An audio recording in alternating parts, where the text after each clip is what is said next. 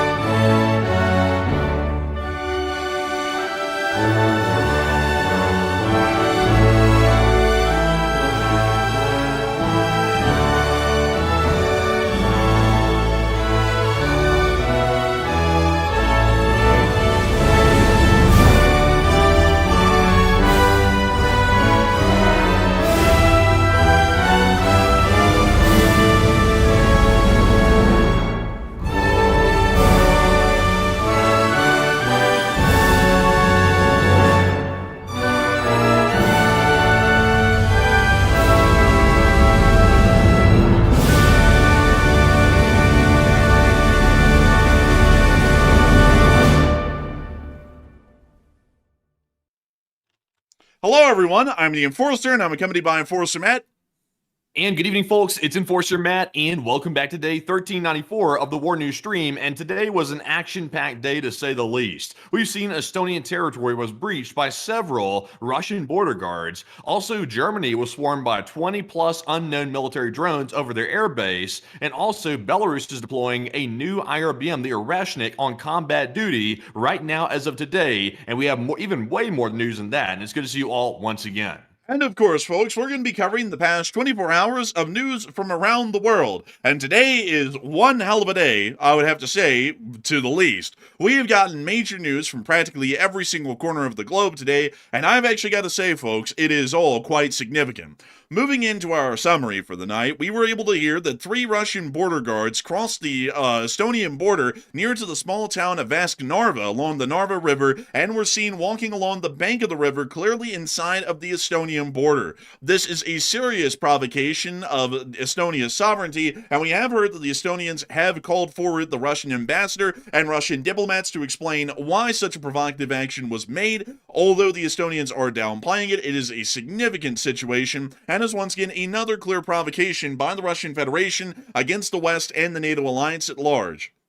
Meanwhile, the Russians are continuing to make further provocations against the West as Lukashenka has stated today that Oreshnik intermediate-range ballistic missiles, and mind you all, they are hypersonic, have been deployed in Belarus and have been deployed inside of Belarus since yesterday in large number. This is the first time that we have heard that Oreshniks are going to be based in Belarus on a permanent basis, and it does appear to be letting us know, at least at the moment, that the Russian Federation and the Republic of Belarus are attempting to once again put more significant pressure pressure and more aggressive actions directed at NATO at the moment, as the war is still going quite poorly for them inside of Ukraine. The Polish do not kid around with this, and not only have started the production of anti-personnel mines just yesterday, along with anti-tank mines, which have been in production for some time, they are now producing thousands of concrete and rebar caltrops in preparations for the Russian Federation's possible war, or generally an inevitable war, that will be occurring with NATO. And it does appear that the Polish have a general theory or plan that they are going to start heavily fortifying their border regions directly along Kaliningrad and also along the Belarusian border as well here within the very near future.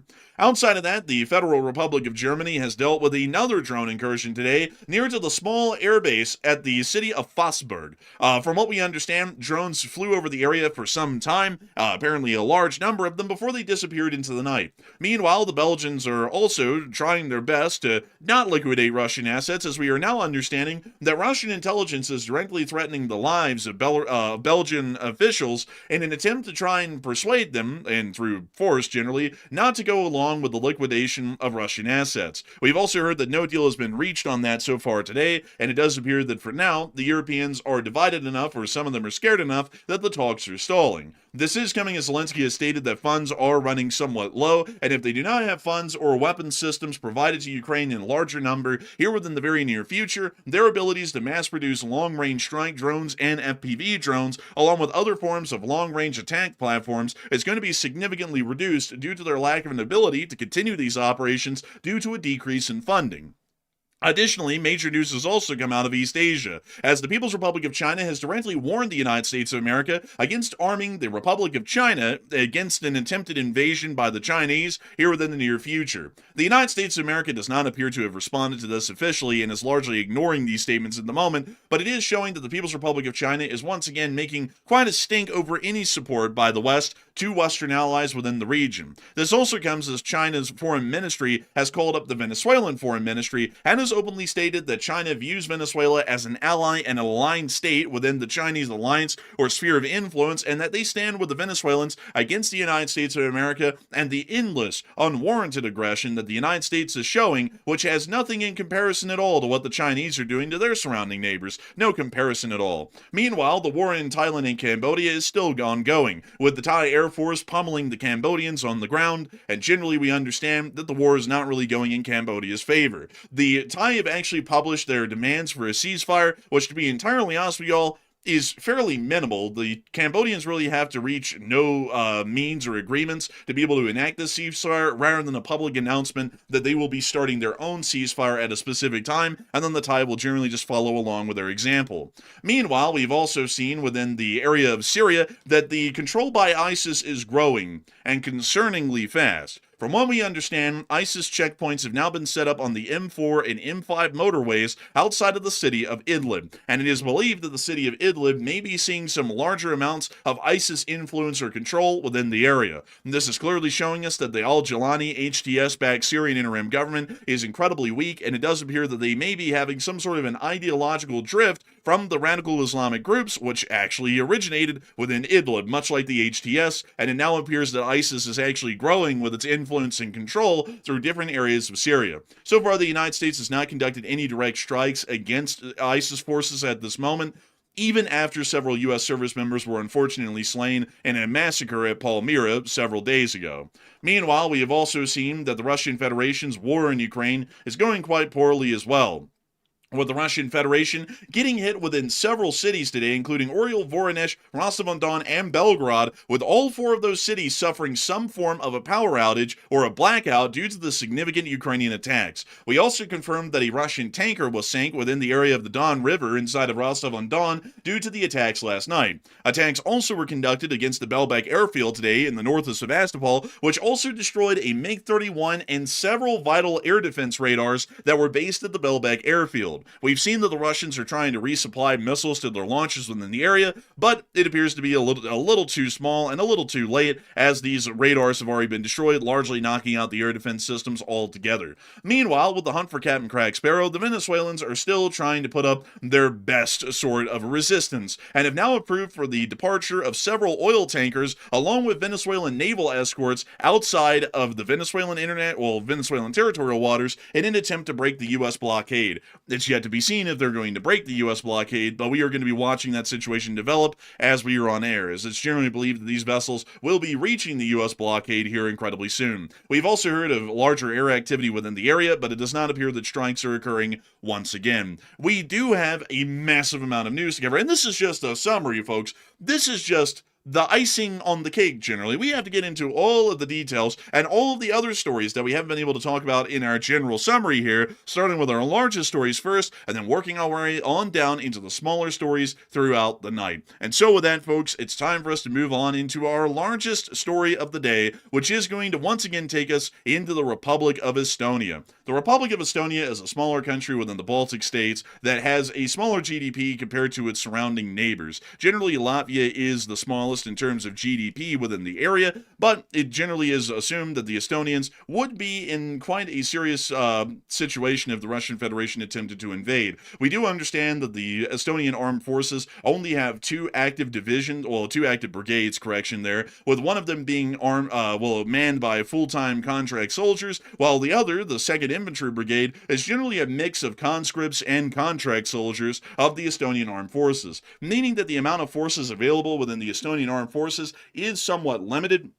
And from what we understand, the Estonians would be a possible weaker link, at least in the Baltic states, if the Russian Federation started a larger war. Because of this, the border situation around Estonia is one that is observed with a great deal of tension, as any actions or any change in the norm between Russia and Estonia could be incredibly dangerous. And once again, considering the fairly weaker position of the Estonian armed forces compared to their counterparts in Latvia and Lithuania, it is something to say that this situation could go quite badly quite quickly, especially if no reinforcements or support was seen from the greater deal of NATO due to a possible besieging of the Baltics in a hypothetical war scenario.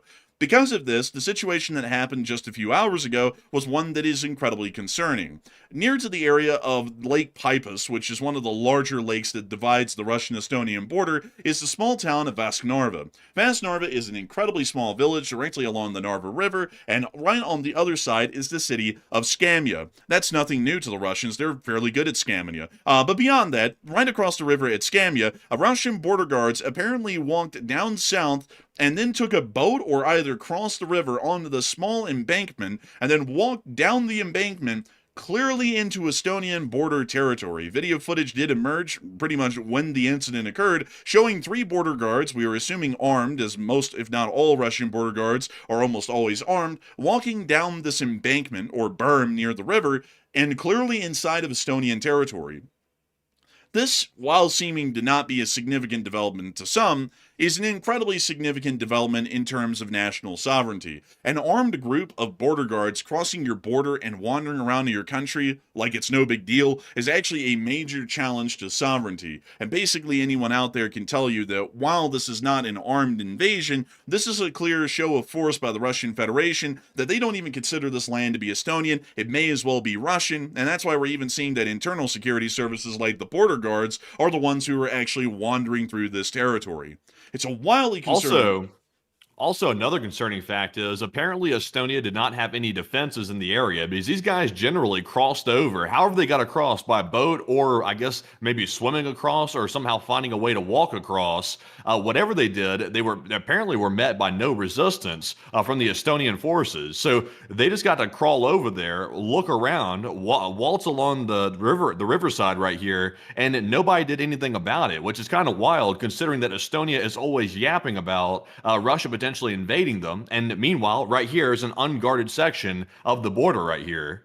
It is a little bit wild, to be entirely honest with y'all, but we do understand that Estonian border guards are not incredibly large in number, so border violations like these actually do have a pretty decent chance of happening. According to the Estonian authorities, they actually stated that apparently, according to their information, I'll show y'all what they have here, today the Estonian police and border guard detected an illegal crossing of a temporary control line between Estonia and Russia on the Narva River breakwater by 3 border guards of the Russian Federation. The Estonian border guard patrols responded to the border incident.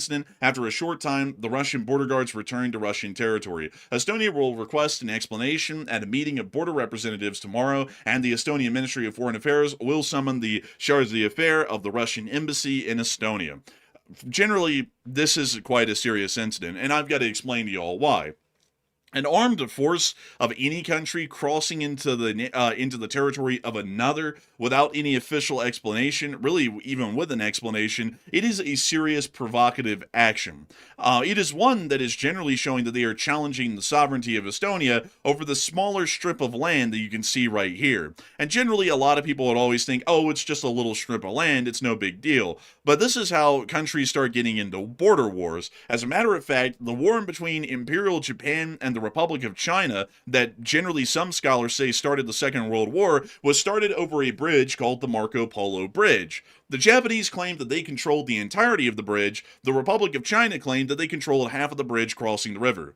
That then led to a border conflict between the two sides, and then that's what led to the Imperial Japanese Army going to war with the Chinese and pretty much starting off the Second World War within the Pacific. So it's clearly not a small deal. You can literally talk about half of a bridge, and half of a bridge can make an entire half of the Second World War a reality. So the fact that the Russian border guards crossed into this area, we're assuming armed, since all Russian border guards are armed, is something that is wildly provocative, and it is challenging the sovereignty of the Estonians and pretty much daring them to make a response to the ongoing violation of sovereignty that occurred within this area. As a matter of fact, I'd be entirely honest with y'all, this is even more concerning than Russian flights violating NATO airspace like the MiG-31s in the past, because manned attempts to go in on the ground and sit inside of another country's borders is clearly showing that they are trying to exhibit or exude some form of control over that small territorial region and pretty much attempt to absorb it back into the Russian Federation in some way, shape, or form. This means that we're probably going to be seeing in the future that there's going to be heightened tensions even further along the Estonian-Russian border, but for now, the Estonians are trying to play it incredibly low-key.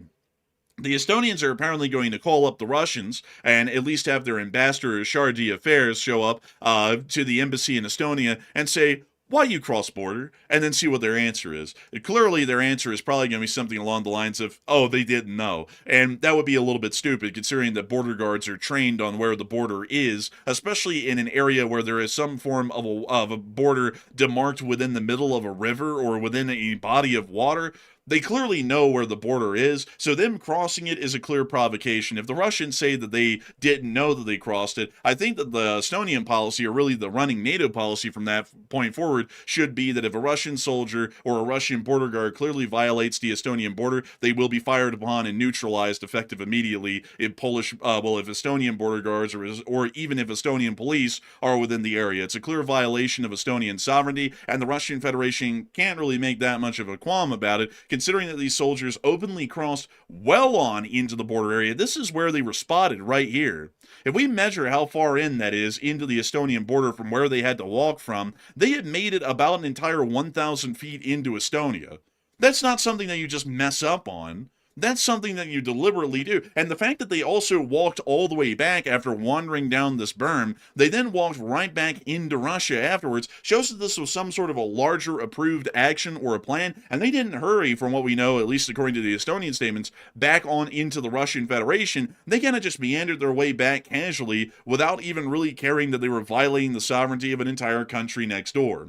So it is showing Also, it seems like, because I really couldn't tell where that video was being filmed from that we got from the Estonians, it clearly appeared to be maybe a border camera or some type of post that was aimed toward the border with Russia for surveillance. But, I really couldn't tell where that was being filmed from. Also, I did see some people in the chat mentioning, they said, well, at least if Estonia doesn't have border guards stationed along the entire border in every single spot, which in my opinion, they should probably have that because, Russia's threatening their sovereignty. But apparently they don't. But it's like, do they have drone flights or something? Like, how are they monitoring the border across the whole thing? I think that's what the Russians were trying to find out by sending those guys across. It seems like a probing attempt. But I'm kind of curious myself what Estonia's doing to actually protect themselves. So to actually show you the angle at which they were filming from here, from what we understand, this camera was mounted onto a building somewhere around here or somewhere within this area bleeding into the marsh, and the camera was looking across the way towards the berm over here. That's generally generally where our camera POV is coming from. It appears to be on some form of a roof, and also that's why the quality of the video is incredibly low, is because the zoom on this video is incredibly high, or at least the frame that we're looking at is very zoomed in onto this specific point, showing that generally the resolution is low because the zoom was so large, or we're looking at a very cropped part of a larger frame that was showing the wider area on the camera. I would assume that the Estonian border guards probably conduct intermittent patrols throughout the border. Let me go and look at this really quickly. The Estonian border guards. Let me go look at the number here really quickly.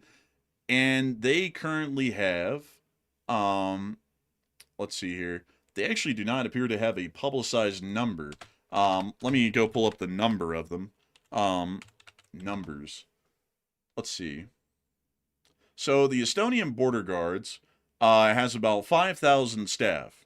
So that's about a very large brigade, or a brigade and a half brigade, or basically a brigade and a couple of battalions worth of border guards. And that's to patrol the borders of their entire country. That would include border patrols in the Gulf of Finland. That would also include border patrols inside the Baltic Sea, and then along their land border with the Russian Federation, where we probably see the highest concentration. I'd assume that they probably use a lot of security cameras like the one we saw at Vasknarva that was being used to try and keep an eye on the border and then respond to incidents whenever they evolve.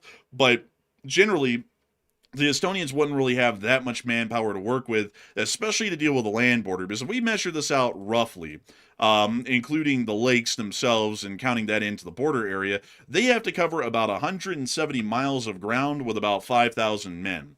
So they're only going to be having maybe a couple of men or a detachment of men within every mile area, or probably a larger concentration around populated areas and border checkpoints. And then there would be a much sparser fielding of men within the more rural areas like that around Vasknarva. So it would be very difficult to deal with this, especially given the Estonian manpower situation in their border guards.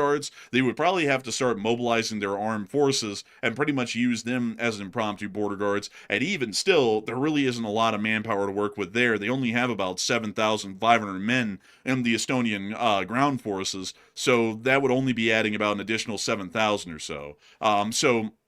With that, I hope that does address that, at least the best I can, in my opinion, on the situation with our border guards and armed forces. But a lot of people are actually talking about what the Russians were trying to do here around Vasknarva, and the reason why their border guards crossed over this area. And Matthew, what are people thinking about that, and what are you thinking about that as well? All right. So, believe it or not, this is a pretty big breach. I see some people saying it's not that big of a deal. It was only 3 soldiers. It's not necessarily about the number of soldiers. It's just the whole concept that Russian soldiers crossed over into a NATO state. That's crazy in itself right there, I would say, to be honest. So, I'm actually with the 48%. I think it was a border probing attempt.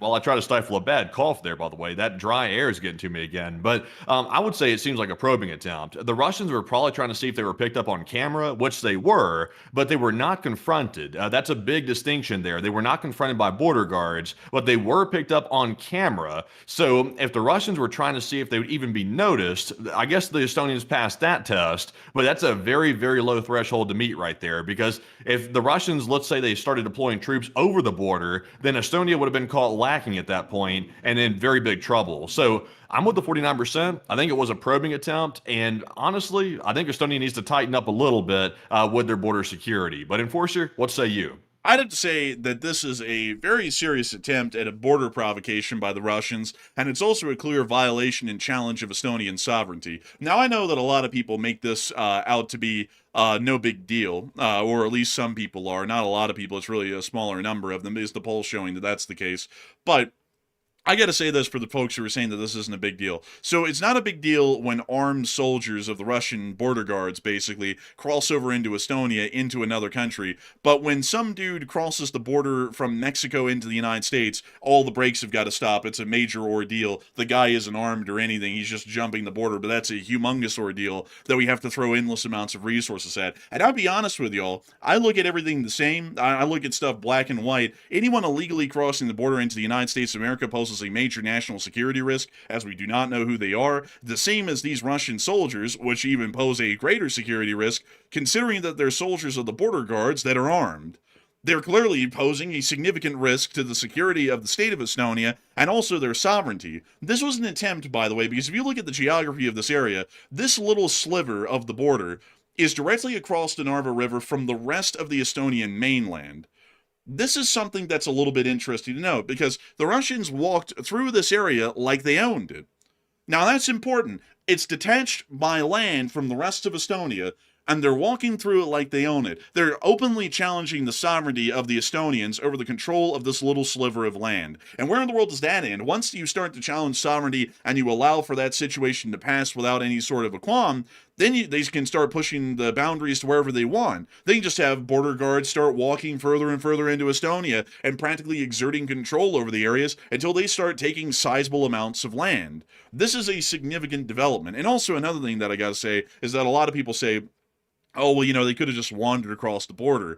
Maybe they could have. But the thing is, folks, is that the border through these areas are marked by border markers. It's not like it's a completely unmarked border. And that's something that a lot of people are also not considering as well. And also, another thing that people aren't considering is that for the Russians who have gotten on that berm where we saw them walking down it, they probably would have had to have taken a little boat hop or at least a crawl through the water to get there. And you would be thinking, now, why in the world would anyone have to crawl through a body of water to get to another part of the country that they claim is a part of theirs, or a part of the territory of the country they claim is theirs?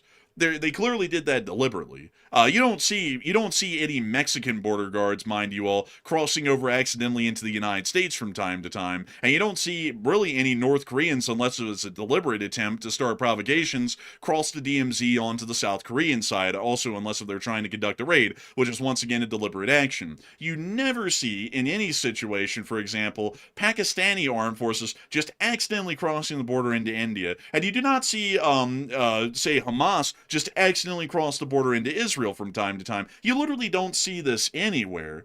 Whenever this happens, even if these guys did this by an accident, it is so rare and it's supposed to be so heavily drilled in where the borders are, especially in these border guard detachments as they're assigned to specific areas of the border.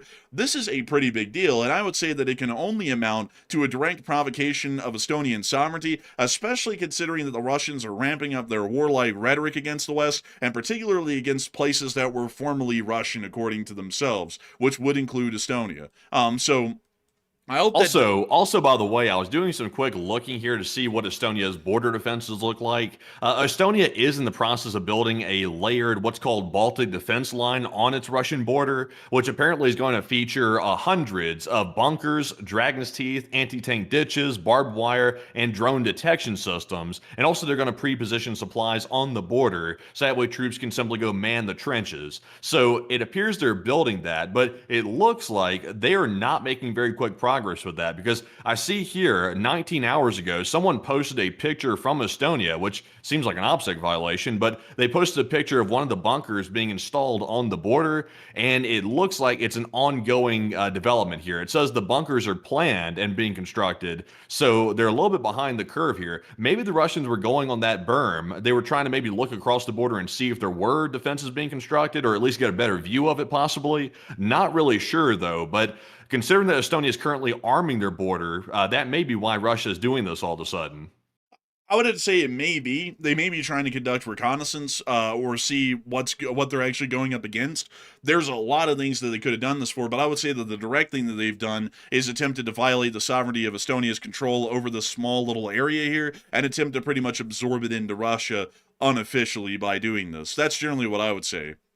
So yeah, I would say so. Also, it looks like 7 days ago, here's an article from 7 days ago. It says Estonia erects first of 600 strong Baltic bunker wall on the Russia border, and it shows a bunch of pieces of assembly sitting at the border. So they are certainly not making fast progress based on what I'm seeing right here. It's wild it took that long to actually start getting around to finalizing this project. It's kind of wild.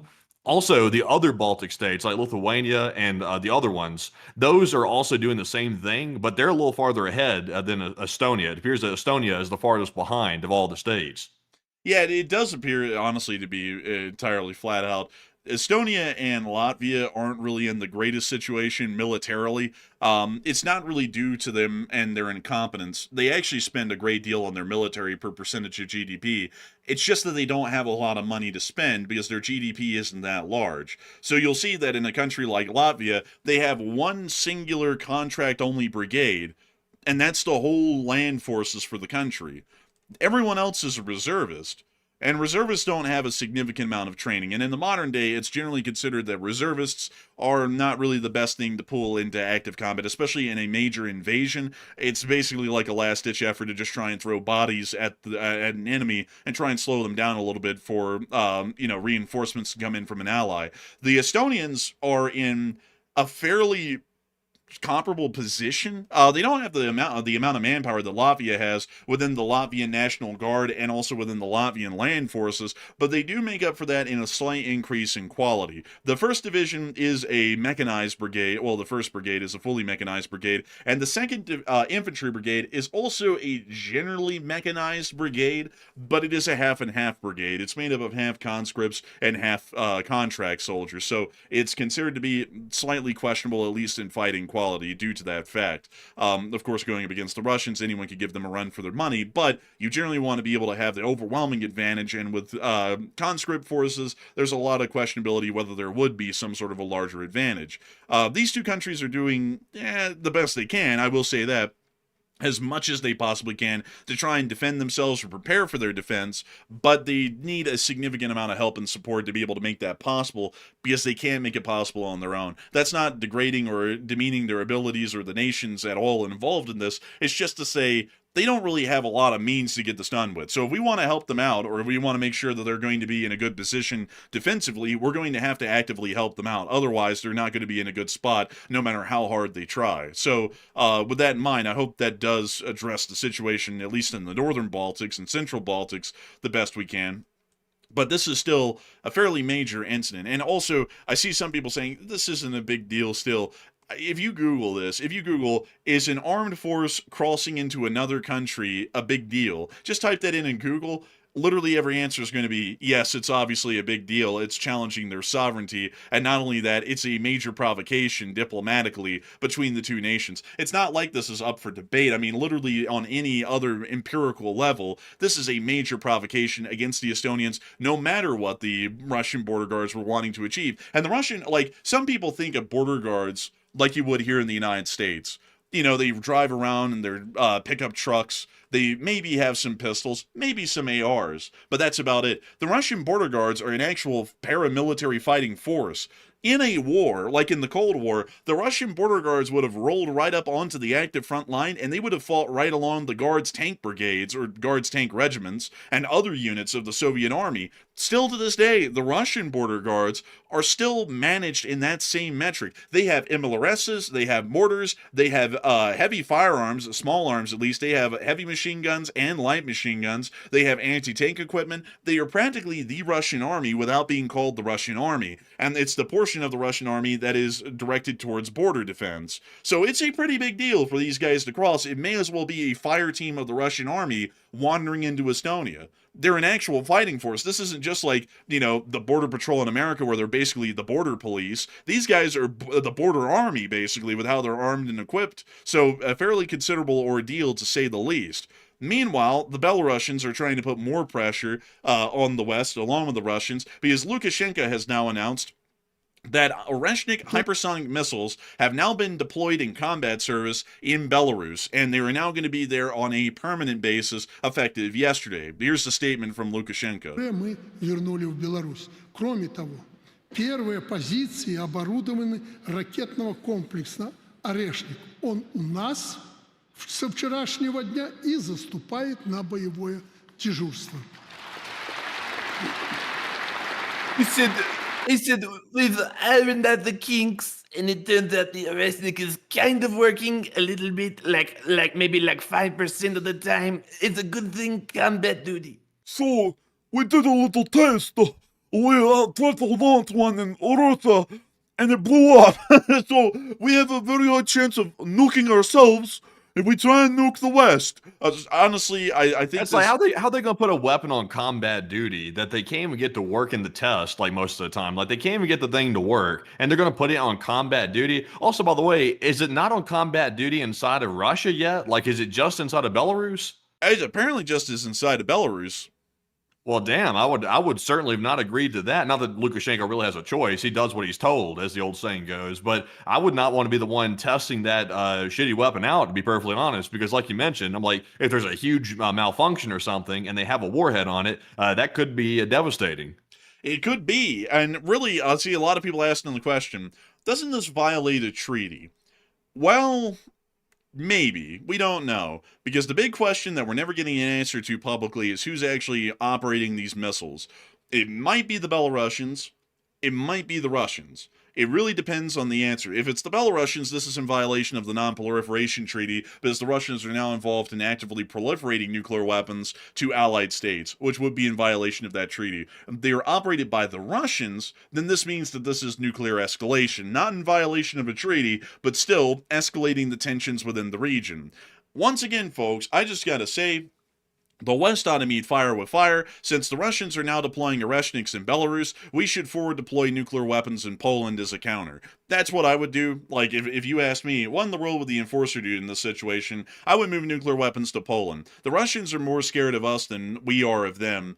Not a lot of people really realize that, because the Russians put on a good strong face when they're in public, but they tremble at the idea of the West actually going to war with them or nuking them. So if we move nuclear weapons to Poland, we're going to obviously escalate the situation temporarily, but we are also going to get the Russians scared enough that they're eventually going to start backing off. So that's what I would do in this situation, instead of what we're doing right now, which is letting them escalate in a nuclear weaponry sense. And we're seeing absolutely no reciprocal response from the West, from any country, whether it be Britain, France, or the United States. We're not seeing a response from any of them as far as nuclear arsenals are concerned right now. The Polish, however, are trying to make sure that if a conventional war starts, not a nuclear one, that they will be in the best position possible. This is a picture that was published today by the Polish Ministry of Defense showing their brand new concrete rebar caltrops. Wow, that's a lot of them too. They got a whole sea full of those right there. So that's really impressive, actually. So Poland's going to be putting the tank traps on the border here. They're going to be putting also the mines on the border. So they're going to actually have a very heavily fortified border, actually. That's going to be even well more done than the Baltic states. And it is quite a formidable effort that the Poles are going under at the moment. Right now, we know that the Poles just started manufacturing anti-personnel mines. Well, they have lifted the restrictions to produce anti-personnel mines yesterday. They may already be producing them. That's a little unclear. They have also been producing anti-tank mines for a while, and they're now producing these concrete rebar caltrops, which are aka tank traps. The general idea behind a defensive fortification that would use these and landmines would be that the Polish are going to mine extensive portions of their border with the Russian Oblast of Kaliningrad and the Belarusian border with minefields that will include anti-personnel and anti-tank mines, most likely within the very same minefields. Then, right behind that, they will have these tank traps, and then behind that, they may have trenches or bunkers or other forms of defensive positions that will be manned by the Polish armed forces if need be. This is a very strong defensive tactic. Crazily enough, the coalition in the Gulf War of 1991 was actually stopped by this very same tactic by the Iraqi armies of Saddam Hussein along the Kuwaiti border and into the border of Iraq. Funnily enough, folks, if we had stopped the war right there and only fought it between Nasab and the Kuwaiti kingdom's borders, we probably would have seen that that war would have gone on a lot longer. Nobody really was able, at least until the very end of the conflict, about 5 months in and about 6 months in, were actually able to break through the minefields and the defenses that the Iraqi army had built in this area. Getting through a minefield and really a well-built defensive position is incredibly difficult. Because to do that, it takes a lot of time. And when we're talking about warfare, which generally revolves around conducting rapid actions at high speeds to be able to try and outmaneuver your enemy, because war is more about maneuvering than actually fixing in place and destroying the enemy, this makes it very difficult to do that. If the Polish mine, let's just take Kaliningrad as a hypothetical example, if the Polish mine and tank trap the entirety of the border, save for a few areas, this is what the Russians would have to do to try and make any sort of speed in an opening attack. The entire border is mined, so there is only a few places that we could go as the Russians. Either down Highway 51, or down Highway E28, Highway 54 over here, or maybe Highway 63 over here. But we're going to have to pick one, or we're going to have to pick a couple. So, because of that, we send the Russian army out of Kaliningrad right down these highways and into literal kill zones, because the Polish army will literally be sitting there on both sides of the highway, basically, and turn the thing into a human gauntlet and wipe out the Russian army when they attempt to attack. If the Russians want to get around that, they have to send combat engineers, which are not really that numerous in the Russian army, out into these more isolated fields to try and break through those minefields. Once that starts to happen, that takes a lot of time. The Polish will just start flying drones through this area or have reconnaissance teams roving around this area, and if they see Russians trying to make their way through a minefield, you just call in artillery on that area, which either wipes them out or they're forced to retreat, and then try and engage your artillery and suppress your guns, and then come back into that minefield and try and clear it out again. It's an incredibly long and laborious process. It slows down offensives greatly, and it also creates a great amount of kill zones, especially along the areas where the Russians would have to funnel in and pretty much get stuck in the middle of a bottleneck. So that's generally the sort of defensive plan that the Polish are trying to go with right now by producing these caltrops, anti-tank mines, and anti-personnel mines, which is an incredibly good defensive action. You do not want to end up like the Ukrainians at the opening part of the war in 2022, when 2 Ukrainian generals actually ordered their units to take out the minefields at Armyansk in the Chanhar Gap, which is what allowed the Russians to rapidly speed directly into Kherson, occupying the city, and also directly into Melitopol and further on to Tokmak, which has made the southern front of Ukraine look a lot less, I guess you could say, fortuitous as it could have been if the Ukrainian minefields had stood around the area of Armyansk and the Chanhar Gap at the Crimean Peninsula. It would have been a lot harder and a much slower battle for the Russians to have ever even made it out of Crimea if those minefields had remained intact. But a lot of people are talking about the fact that the Russians have put Oreshnik missiles inside of Belarus, and a lot of people are wondering if the Russians are trying to see if the Oreshniks won't blow up and make sure that they won't blow up not inside of Russia, instead putting them in Belarus. And Matthew, what are people thinking about that, and what are you thinking about that as well? So Putin put the good old Oreshnik, the missile that seems to really hardly ever work, at least according to reports. He's put that inside of Belarus. He's given Lukashenko his big break, and this could be a very bad break, a very unlucky break if this goes wrong. But what are your thoughts? 55% said Russia is using Belarus as a testing ground for the missile, while 24% said Russia is trying to checkmate NATO with these missile escalations, and 12% said Russia really actually didn't transfer the missiles and is likely all false. And me personally, I would say Russia seems to be using them as a testing ground. Once again, this missile has not really been proven in battle yet. It's still experimental to a large degree, and we've seen before that it's had its fair share of failures in the past. So I think he's given it to Lukashenko, probably in part to checkmate NATO to an extent, but also to basically let them see if it can actually be put on combat duty and not blow up, basically. So, Enforcer, what say you? You have to understand that Oreshnik is a strong missile.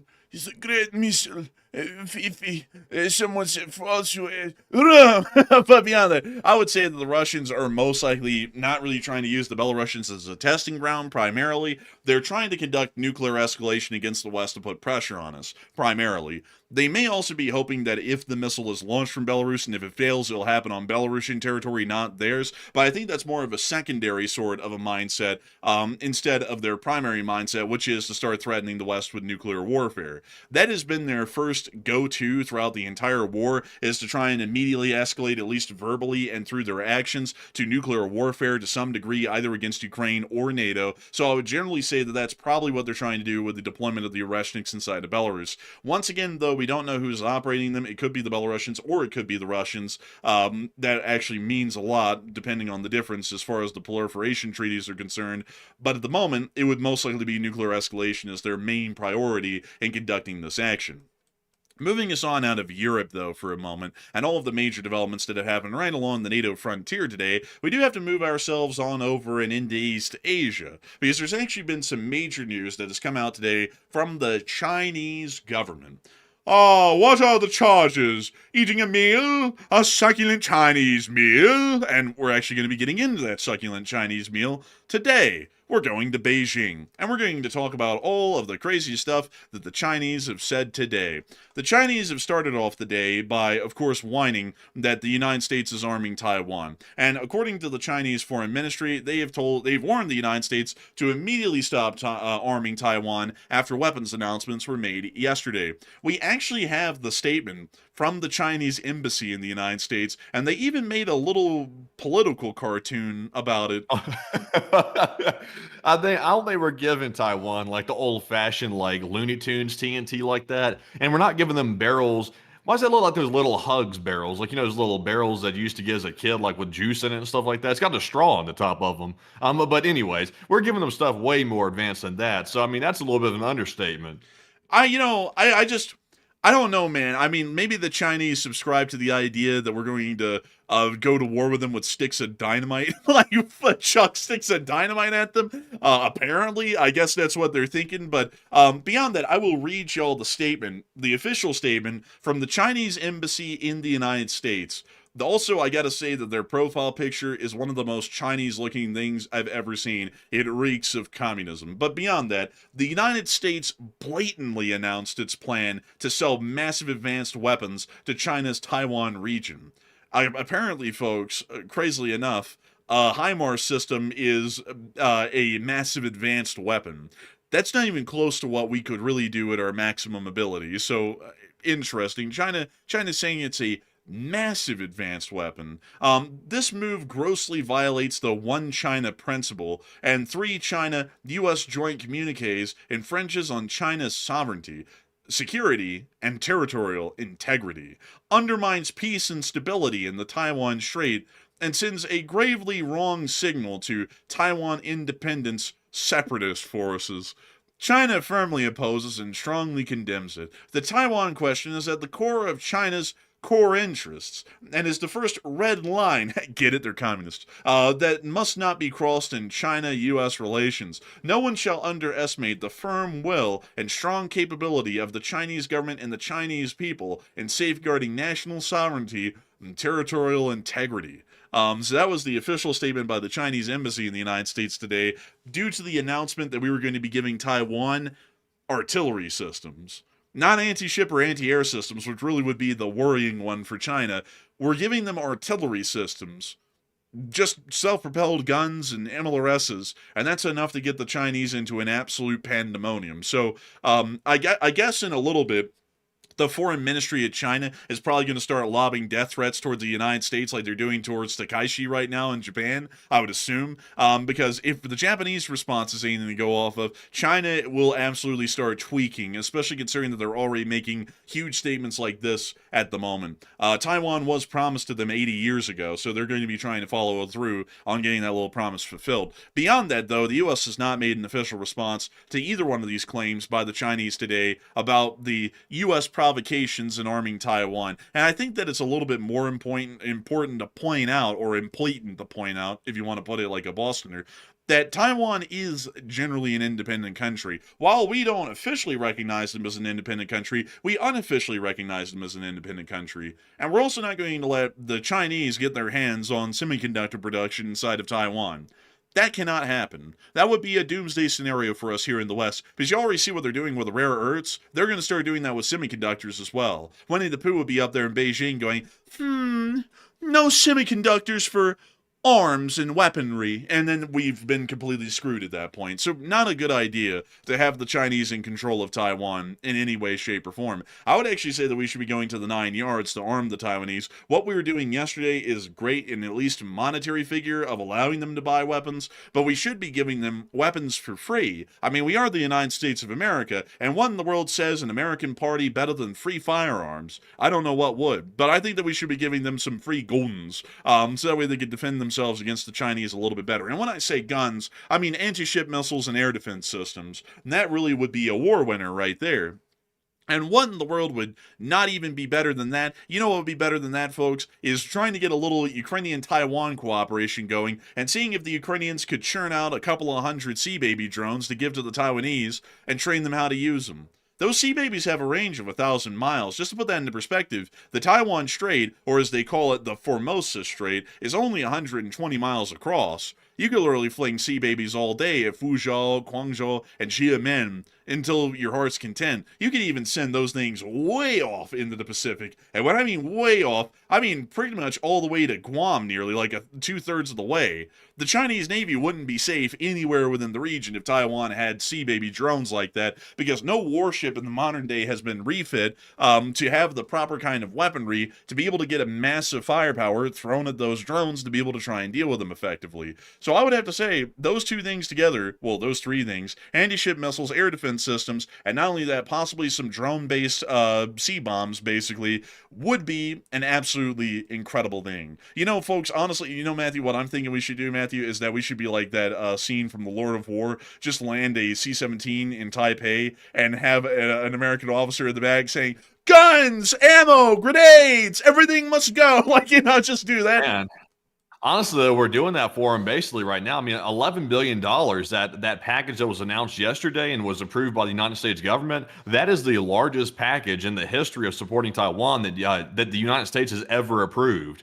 So, I mean, I knew it was going to get China upset, but I didn't know how upset it was going to get them. So I don't think China's really had a chance to retaliate yet. But, you know, when the 100-acre wood starts rocking and Pooh starts getting real shiesty, I think they're going to start moving on a rabbit's tree hut and see if they can try to take it down. They might try to chop the trees down next. And we are not going to let them. We're going to try our best, hopefully, to not let them do that. But also, by the way, we are actually going to be, crazily enough, using the East Asia segment for now to segue on over into the hunt for Captain Crack Sparrow, because I have to cover a major development that happened in foreign policy today as far as the Chinese were talking. And I mean, they were talking a lot. But before we get on into that, I do want to make sure that we talk about the Chinese and their response to the United States announcement that we're going to be allowing the Taiwanese to buy about $11 billion worth of arms and equipment. And so, Matthew, what are people thinking about that? What are you thinking about that as well?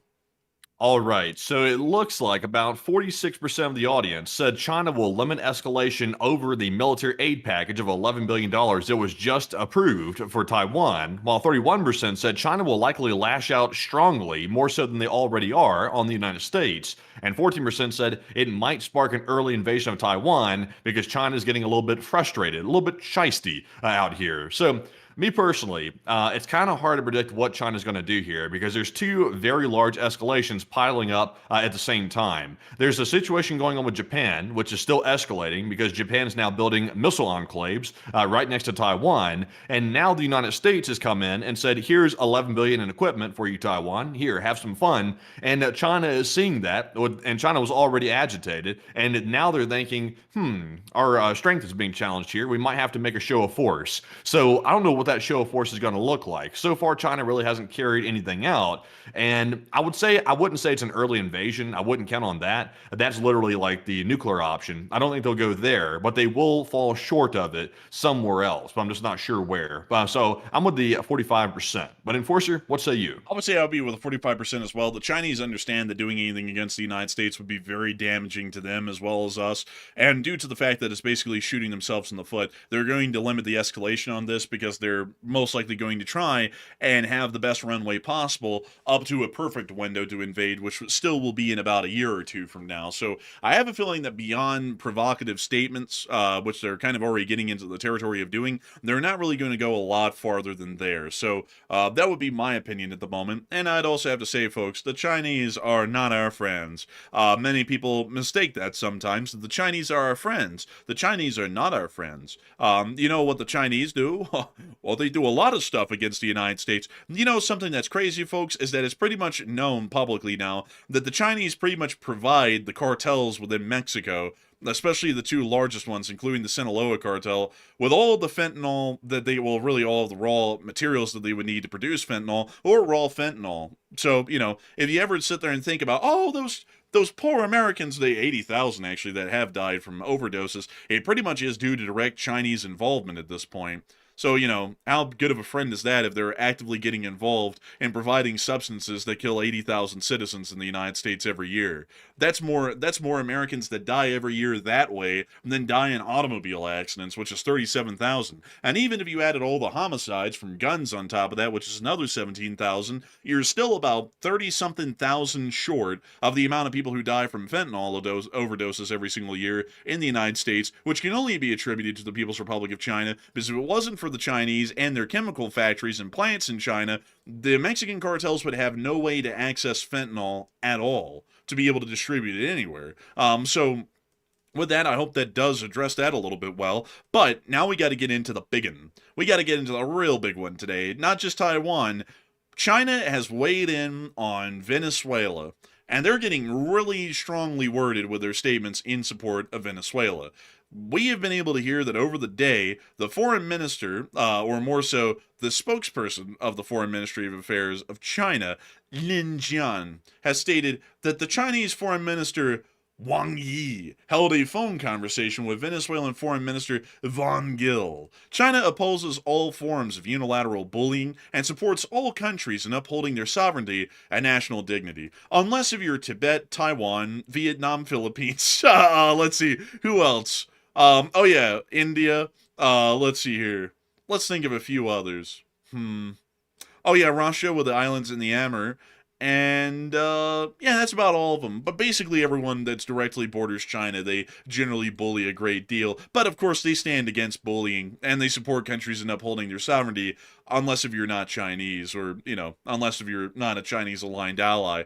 Venezuela has the right to independently develop mutual beneficial cooperations with other countries, aka China. And China believes that the international community understands and supports Venezuela's position in safeguarding its legitimate rights and interests. So now the Chinese are just getting openly involved in saying Venezuela is one of our allies and we completely stand against this action the United States is trying to conduct. That's why we ought to go down there and we ought to deal with Venezuela immediately. It's not a situation that has to deal with drug dealers or any goofiness like that. This has to do with the Chinese building up a base of operations in Venezuela, which isn't just the cartels, which are an unofficial criminal underground syndicate. This is an official government of a country that actually owns sovereign land within northern South America. And the Chinese are openly building themselves a base of operations, basically, within our hemisphere. That should not be allowed, and we should make sure that we deal with this quite swiftly. Whether the U.S. administration is going to do that or not, I don't know. They might sit on this another 4 months and talk about bombing them and then never bomb them. But at this point, we pretty much have to go in there and overthrow the Maduro regime no matter what.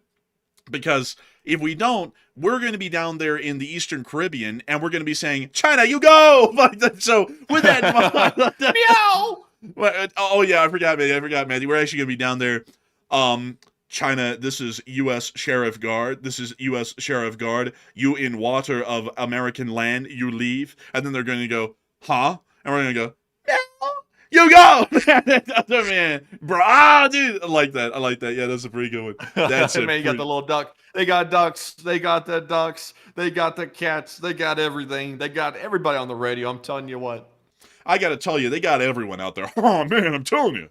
And speaking of the hunt for Captain Craig Sparrow, since we just talked about the Chinese statements on the situation with Venezuela, it's time for us, folks, to move on in to the hunt for Captain Craig Sparrow and his band of 40 thieves. Y'all knew the segment was coming around because we got to keep tabs on this every day these days. Also, by the way, there has been a few statements out of Washington today about sanctions against the Russians, but we'll get to that here in a little bit. It's a part of the Venezuela segment, but it really doesn't have to do with Venezuela. Before we get into that, though, I do have to say that we are quite amazed at the amount of people who have been here tonight. There have been 10,000 people here at the peak, and 47,000 people have watched this show within the first hour. We're entirely honored and greatly appreciative to see that so many people are continuing to watch this channel and consider it to be their primary source of news. We did learn, though, tonight that doing basically the same title for the video and the stream may not be the greatest thing, because a lot of people are missing out on all the other major news that happened after that video went out, and so we are, of course, going to be working on that in the future. But for now, we are going to be getting on into the news for the hunt for Captain Crack Sparrow. But before we do that, I do want to make sure that we give everyone a little bit of a snack break to go get some snacks, maybe go to the restroom, and have a bit of a halftime show. We're going to answer 3 questions out of the chat and then get on into the rest of our news. And make sure to stick around, folks. You better stick around. We're going to be getting into the Venezuelan situation. We're also going to be getting into the Middle East, Southeast Asia with the Thai-Cambodian war, and the war in Ukraine. We've got a lot to go. But Matthew, what do we got? Also, by the way, folks, I think we're coming back around to another Manic Monday. I think the U.S. administration might be about to flip the script again when it comes to the relations with China and Russia. So stick around for that, too. We got some stuff out of Washington that y'all might want to hear about. Washington's getting a little bit crazy. It's getting a little bit confused again, but I think it's flipping back to a good way again. I think they're going to start making enemies of Putin again a little bit for a while, and also maybe making enemies of China. I think they've already done that at this point. But anyways, jumping into our first super chat here, this one goes to none other than Peace with War, who puts in a $100 super chat. A Benjamin. Thank you very much, Peace with War, for that massive support right there and helping to keep the channel running. And they said, hello there, enforcers. And is North Korea still sending soldiers to be trained and fight within Russia while also providing munitions? And is China doing the same?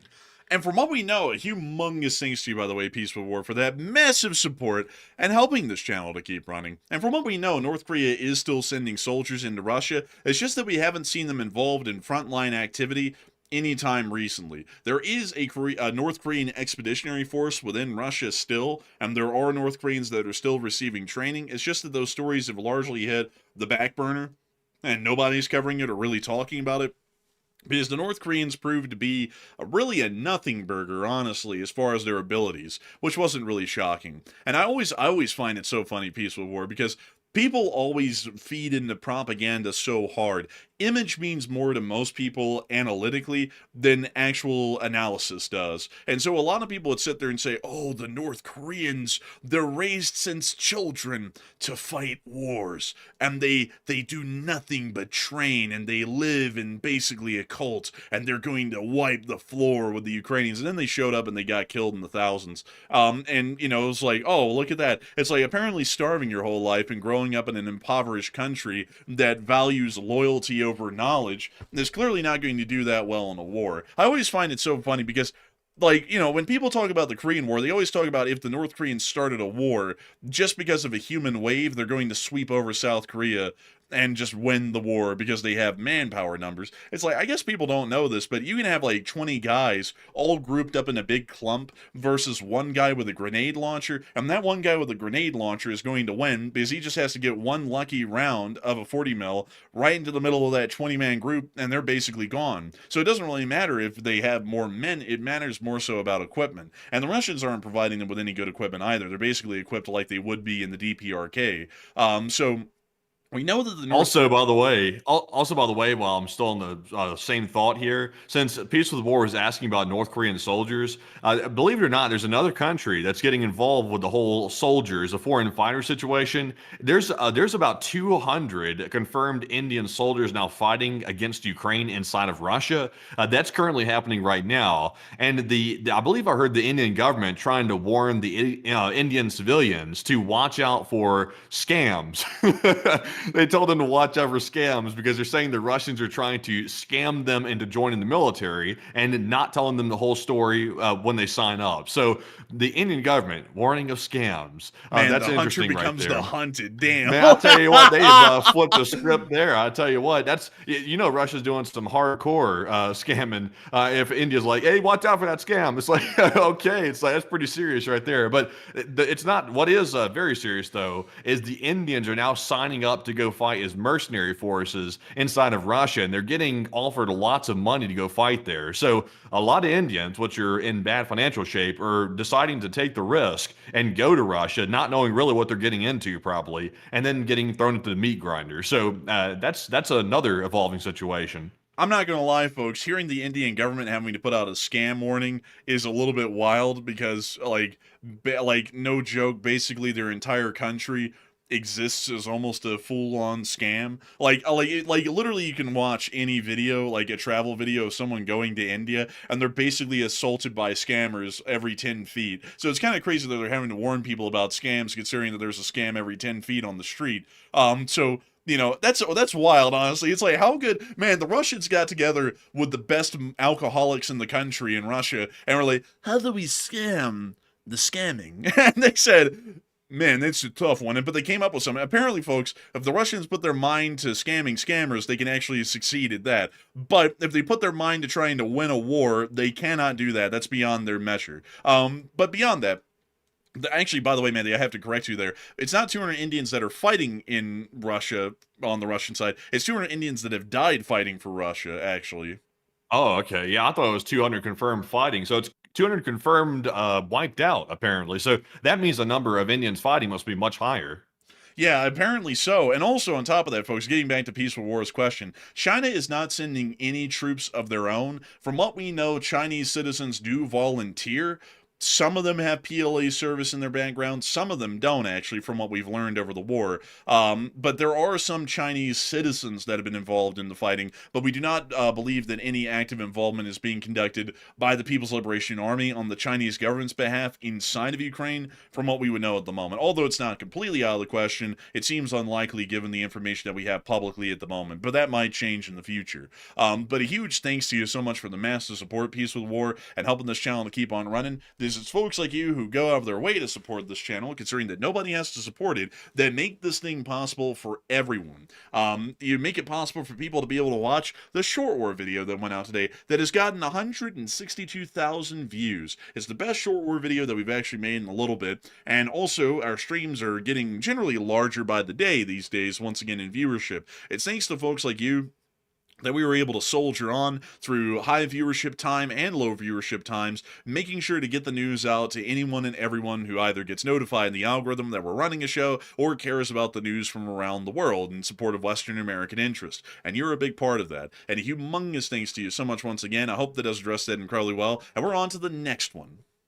Also, by the way, folks, real quick before we get into our last two super chats right quick, we have gotten a very big piece of news. I want to go ahead and announce this because it's very, very positive news for Ukraine. It looks like the EU has approved a financial package for Ukraine of 90 billion euros of an interest-free loan. It's actually been approved, so it's a done deal at this point. Ukraine will get that interest-free loan of 90 billion euros, which, according to Merz of Germany, he's saying that's going to send a clear signal to Putin to let him know that once again, Europe is standing behind Ukraine, and no matter how dedicated he is to fighting the war and trying to take the entirety of Ukraine, Ukraine will still get funded. They're not going to be left out to dry. So that's a huge piece of news right there. Very nice. I will admit, it's not as nice as hearing about the 200 billion frozen Russian assets being liquidated. We're still waiting on that, but at least they have a $90 billion interest-free loan that's sitting there at their disposal. That's massive. Also, by the way, another big announcement, the U.S. president is coming out again tomorrow for another nationwide address at 1 p.m. tomorrow. We're not told what he's going to be talking about, and apparently this just came out about 4 minutes ago. So maybe he remembered he forgot foreign policy in his first speech, so he's coming back out for maybe the second one to address foreign policy. I'm not really sure here, but we'll find out tomorrow, I guess. It was great. It was beautiful. It was incredible. Goodbye, everyone. Wow, that was a great one. Mr. President, you forgot about Venezuela. The what? Like, get me back on air. We got to go talk about the Venezuelans. But beyond that, we'll see what's going on tomorrow. I'll be honest with y'all, folks. I don't really tune into them that much. Because, you know, if I wanted to hear about how bad the last president was, I could have just lived through the last 4 years, and I did! Oh, man! And I could also see the current one, because I'm living through this time, too, so I don't have to hear about it from someone I lived through it. But anyways, with that in mind, we'll just see what's going on with that tomorrow. If something happens that's wild, we'll get on air and cover it, but you know, I'll be honest with y'all, folks, I just don't put a lot of stake in the announcements that there's going to be a national address coming out, because it could be literally anything and everything. It could literally be everything and anything that's spoken about in the address. And, you know, so I just don't really put a lot of stock into being personally honest, at least on that end. But the fact that the Europeans are going to be providing $90 billion to Ukraine over the next 2 years from 2026 to 2027, that's quite a lot of money within a very short time frame. So that's incredibly good for the state of Ukraine. So with that, I hope that does address that the best we can. And also, a humongous thanks. Also, Matthew, did we get to that second question? We haven't gotten to our second or third yet. Oh, so let's get to that second one. So what do we got? All right, so our second super chat goes to Mark Ead, and Mark puts in a $50 support. And thank you very much, Mark, for that generous support as well, and helping to keep the channel going. Hey! And he said, tag 'em, bag 'em, LSA, New Zealand. Hey, and I'd have to say a big thanks to you for the support, Mark Ead, and I believe that should be the border policy on the NATO frontier. Tag them and bag them, you know what I mean? But still, a big thanks to you so much once again for support, all the way from New Zealand, all the way down there in the Pacific, in New Zealand. I got to thank you massively for the support and helping this channel to keep running, because if it wasn't for folks like you, we wouldn't be able to make this channel possible, and we wouldn't have been able to make it a reality for years. So, big thanks to you so much once again. And with that, folks, we are on to the last question of the segment, and then we're going to be getting on into the rest of the news for the night. So what do we got, Matthew?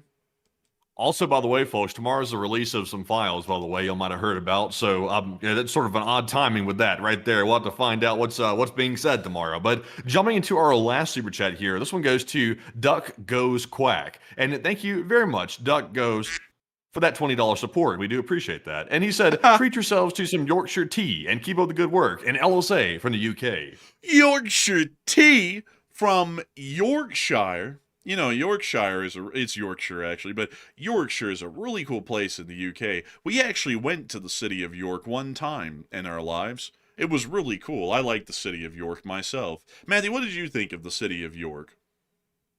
Ah, yes. I see you know your York well. Good one, sir. And get your hands off my peppermint. Get your hands off my New York! These people wanted to touch me on the New York people. Oh, how dare you, sir? What the hell's going on over here? Man, they've got some major construction work going on here. What in the world could it even be? Oh, I think it's like a high-speed rail project or something, I think. But Maybe it's a new park for those ducks that go.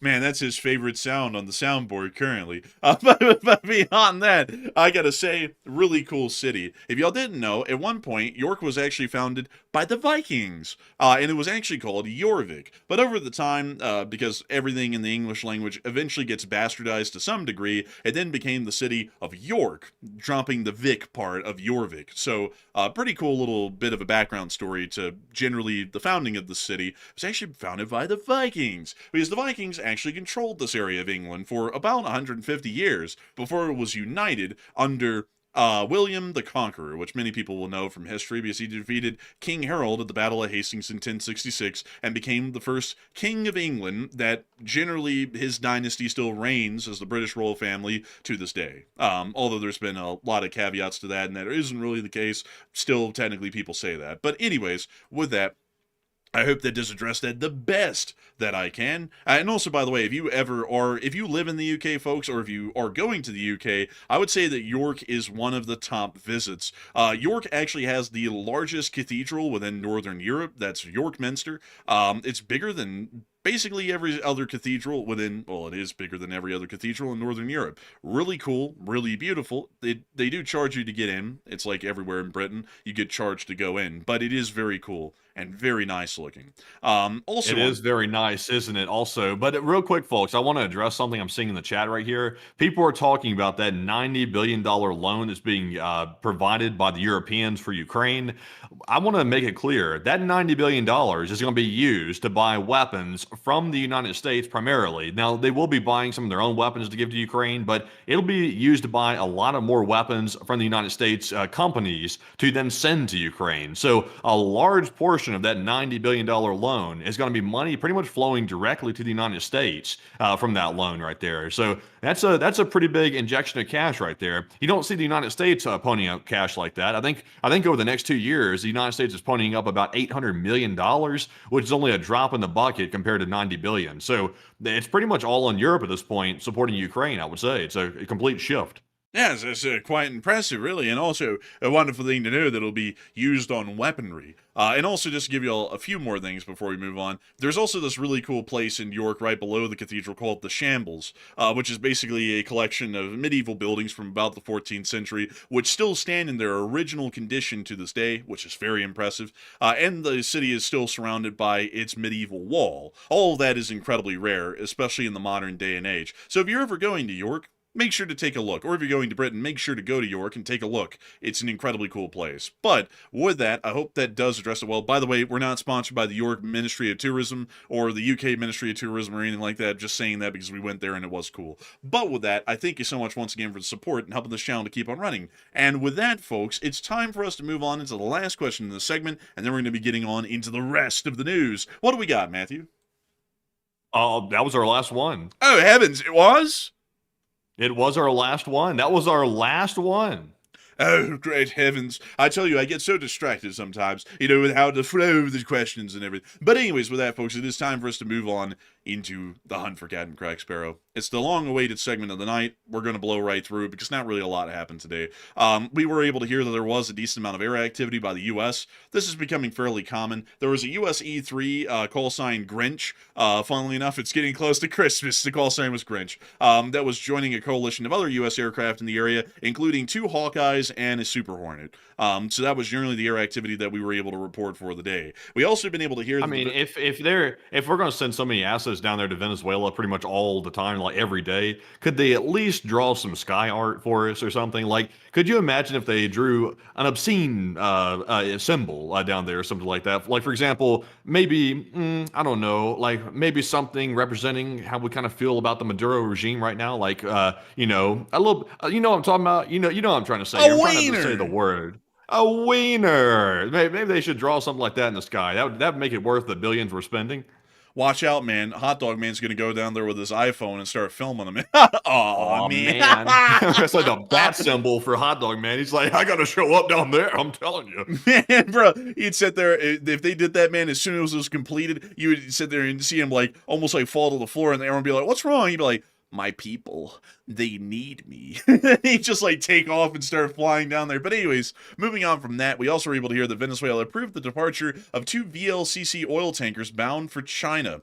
We've also heard that another Chinese tanker, maybe one of the 2 VLCC tankers, which is a very large crude carrier, that's what that stands for, is apparently going to be escorted out of the U.S. blockade by the Venezuelan Navy. So there's a possibility of a confrontation here. We don't know if one's going to happen, but we'll see. Meanwhile, we've also heard that in the Americas news today, the United States has successfully launched its first one-way attack drone from the back of an Independence-class littoral combat ship.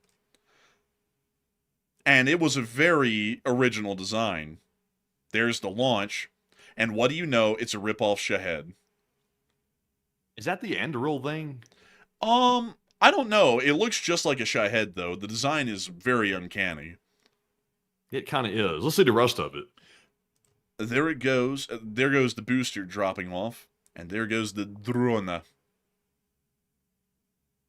I'll be honest with you. The one I want to see demonstrated are those mesh drones. You know the ones I'm talking about? They're like drone swarms. They're like meshed together. Anduril's making some of them. There's some other companies I think working on them as well. And it's like they can all coordinate. There's like a central control panel for them. One software that controls them all. And you can literally like launch drones from all over the place. And they're all meshed together in one big attack net.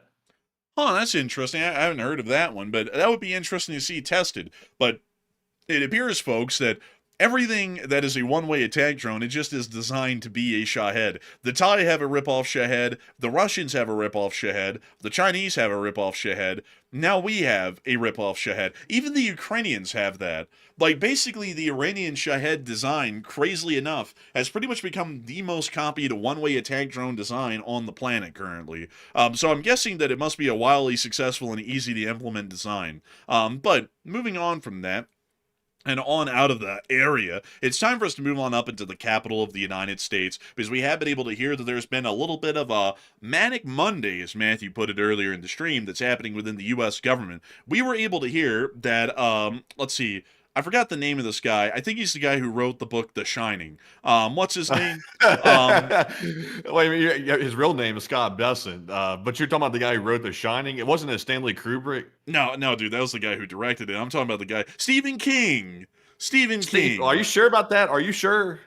Let me go pull up a picture of him.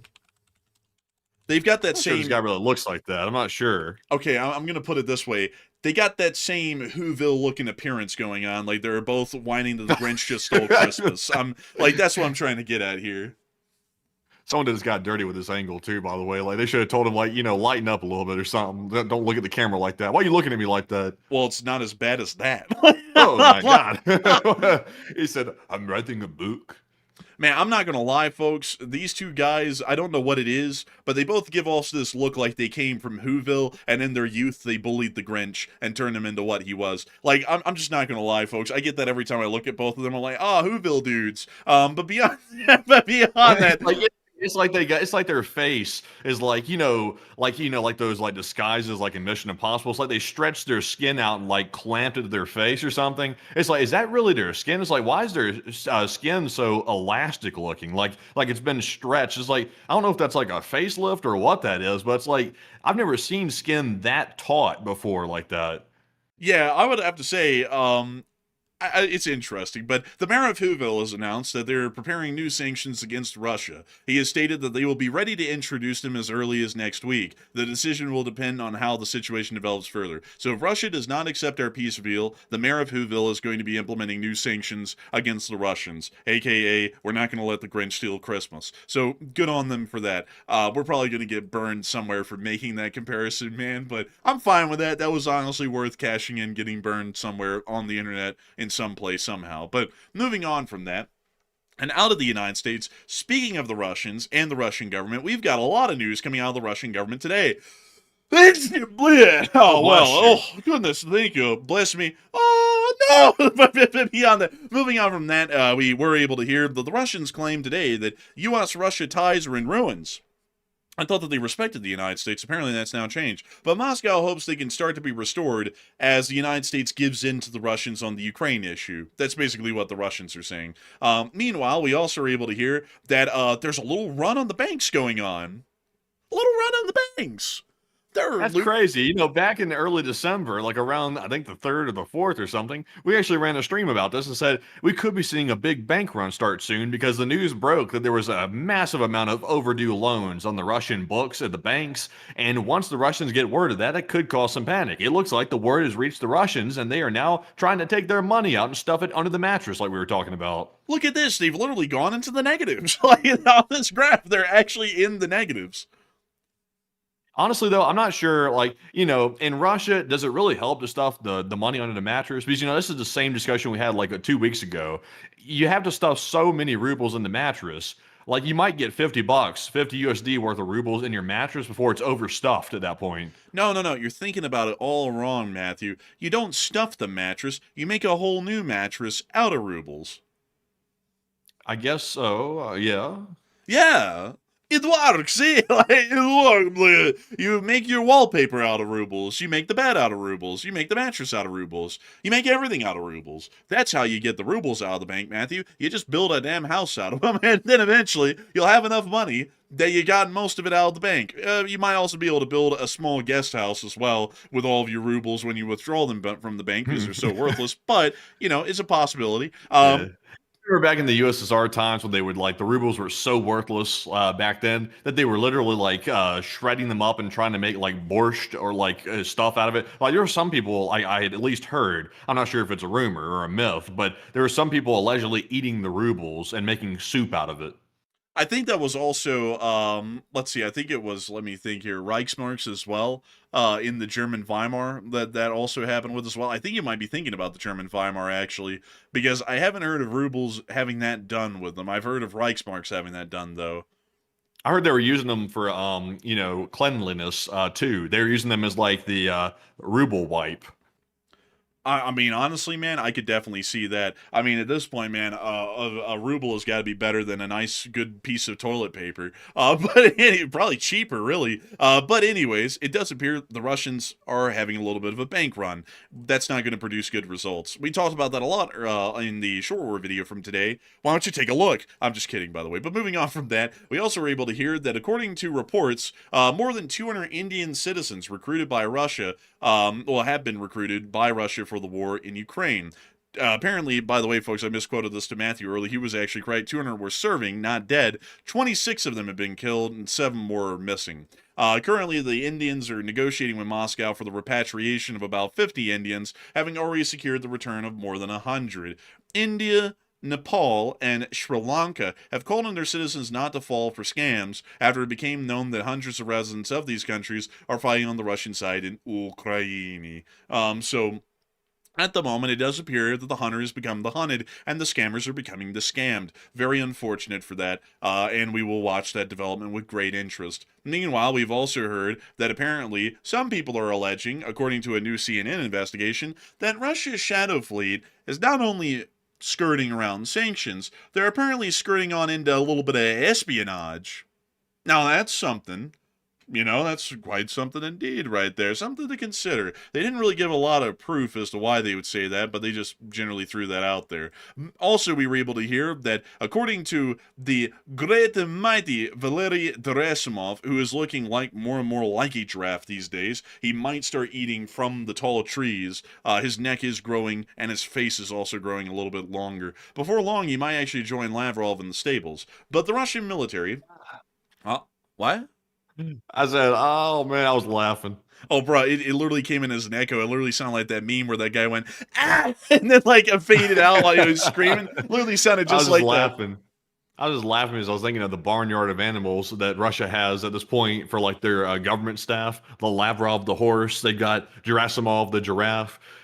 They have the deceased lion, Prigozhin, or deceased nutsack, Prigozhin. And then they had that loony that was with them too, Utkin, that nobody really knew really much about him except he was loony. So they got a barnyard going on here. And also they have that rat too. Don't forget the rat, the Kremlin spokesperson. They've got every type of species. Man, and they even had the nuts. Like, bro, they had everything, including human anatomy. Also, by the way, I do have to say, for those who are very keenly eyed, like spring fauna, this jacket is like 2 sizes too large. Because look at the shoulders here, dude. Like the shoulders this literally is like a Romulan fit from Star Trek: The Next Generation at this point. You know, with like the oversized shoulders. Yeah, it really is. I think he might have shoulder pads under there. Or a lack of. I mean, it's one or the other. I don't know which. But we also were able to hear that Gerasimov stated that the younger Russians are too stupid and fat. I'm sorry, that actually wasn't him. Correction, everyone. That's actually a U.S. official that said that about Americans today. But apparently, Gerasimov stated that the Russian military is focused on capturing the whole Donbass region, as well as the Zaporizhia and Kherson oblasts of Ukraine. The chief of the General Staff of the Russian Armed Forces, Valery Gerasimov, said this Thursday. So it appears that they're still saying they're not going to be giving up any ideas of taking all of the territory of Ukraine that they can, and that they're going to try and take all of it. And that's including the rest of Zaporizhia and the Kherson oblasts. So, you know, keep that in mind. They only control half of those oblasts at the moment, of Zaporizhia and Kherson. So they're demanding the rest of it now as well, not just the rest of the Donbass. So with that, we're going to be moving on out of the Russian governmental news, and we're going to be moving on into the endless blackouts that happened today throughout the entirety of Russia. Oh, by the way, before we get to that, though, I don't want to skirt over the European news. We are going to cover it very quickly, though, because we still have a lot to go. There was another drone sighting that happened over Germany today at the Vosburg Air Base, or the Vosburg Air Base in northern Germany, where helicopter pilots are trained. That's an NH-90 right there. The drones flew off. Nothing really came of it. Not a big deal. And when I say it's not a big deal, obviously it's a big deal. It's been happening a lot.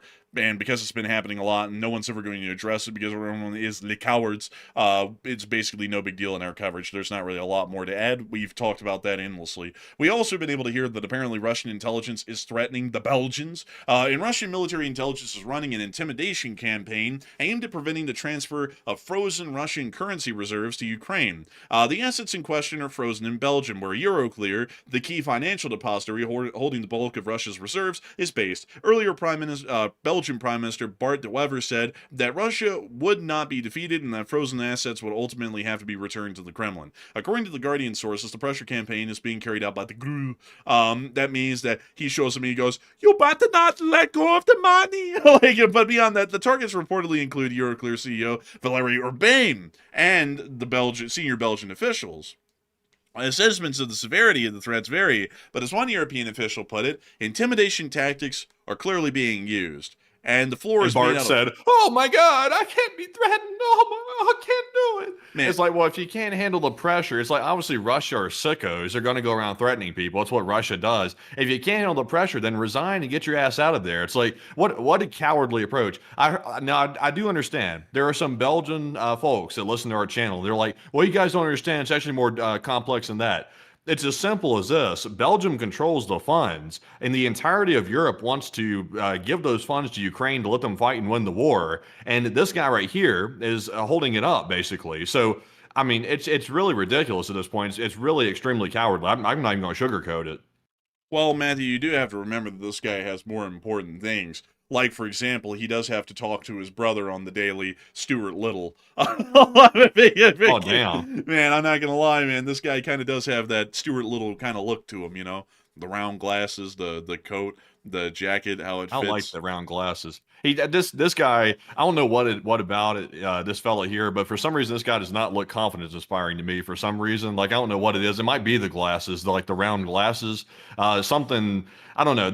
I think also I may be projecting my feelings a little bit here because the guy is really aggravating as hell.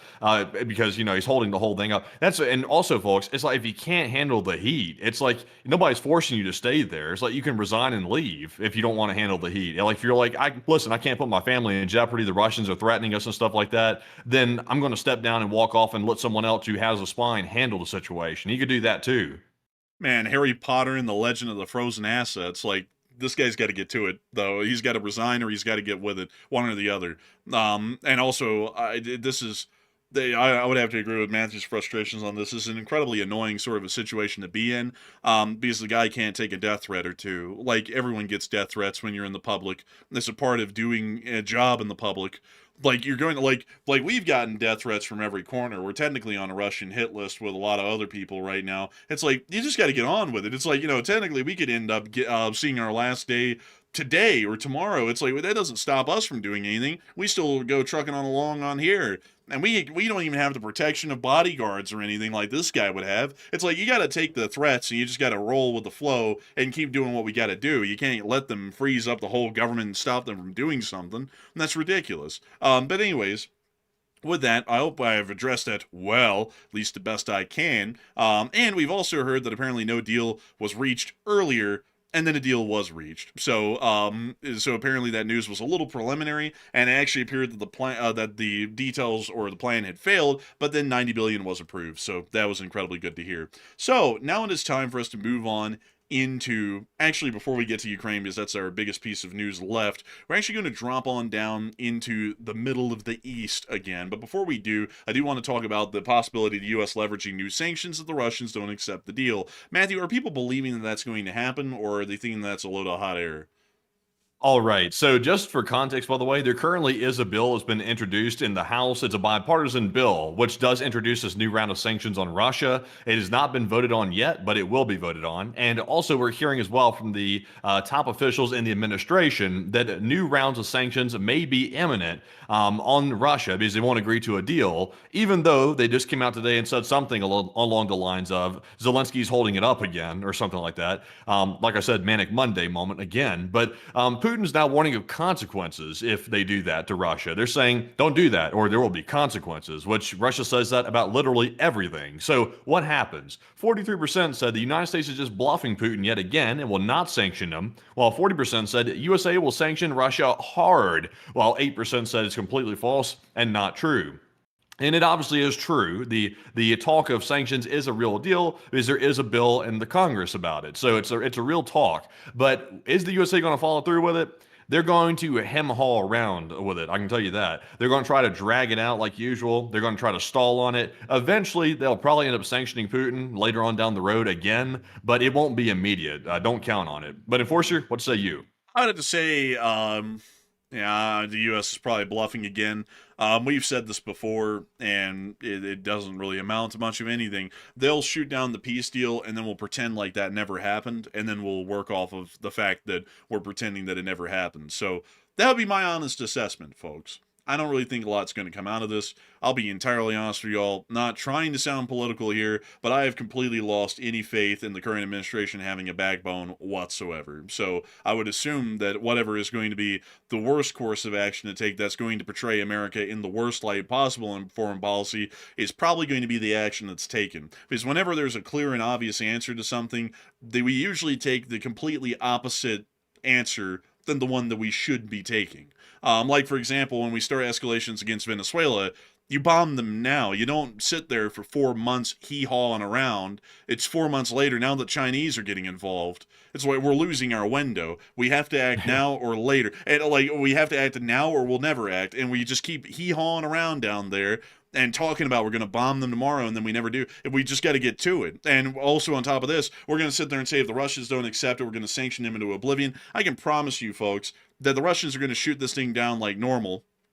Or they're going to come up with some stupid statement like, we need to have talks because we love America. And then the president, oh, okay. And then we're just going to completely forget about sanctions and go through the whole loop of insanity for the 12th time this year. It's going to be one or the other. But I don't have that's all any it high takes to derail something like sanctions. All it takes is, like, number one, Putin can say, we want to restart talks again. Let's have talks. Let's have talks. Or number two, he can say something like, what if we have like business relations, like a business deal or something? How about we reopen like the Arctic or something? That's all he has to do. Like if Putin says something like that, that's like the instant pause button on any type of consequences that Putin deserves. It instantly pauses it, and all of a sudden it turns into, well, you know, Zelensky, what do you have to offer? It's like, well, we're not trying to get them bidding against each other. It's not like we're trying to make, money here. We're trying to support our ally. So that's the only thing that derails it every time is something that simple.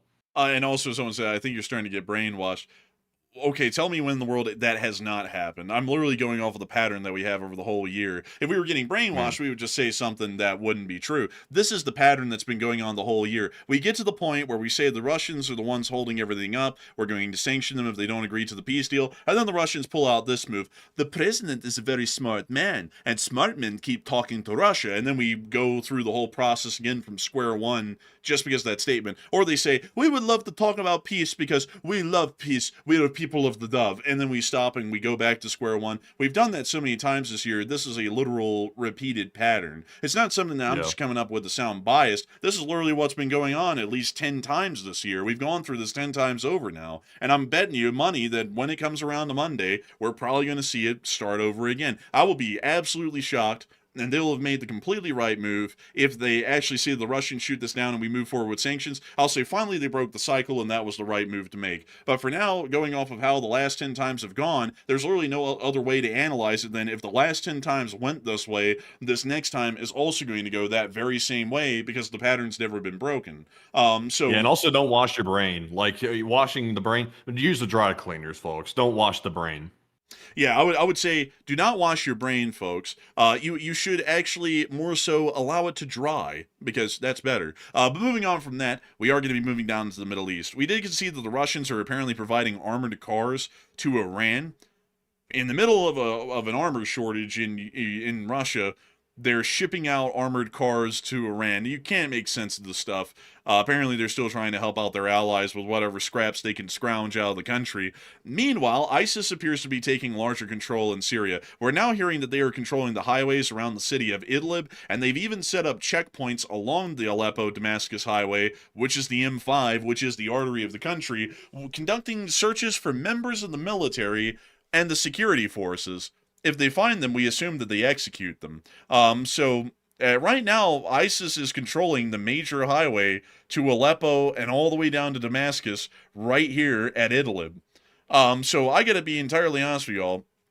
It's not looking good. We're not doing anything to them on top of that either. Like, I kind of want to point that out too. We pledged that we were going to make a response to the 10 U.S. soldiers who were slain in Palmyra in the ambush, and we haven't seen a single U.S. attack yet against an ISIS stronghold in the country. Not a single one. We've seen shows of force, like F-16s and F-15s and A-10s flying over, but we haven't seen any direct armed action being made at this point at all. And they appear to be expanding in their control and their abilities because now they're controlling the highway in Idlib, which means they have to control a populated center somewhere nearby, which most likely is Idlib.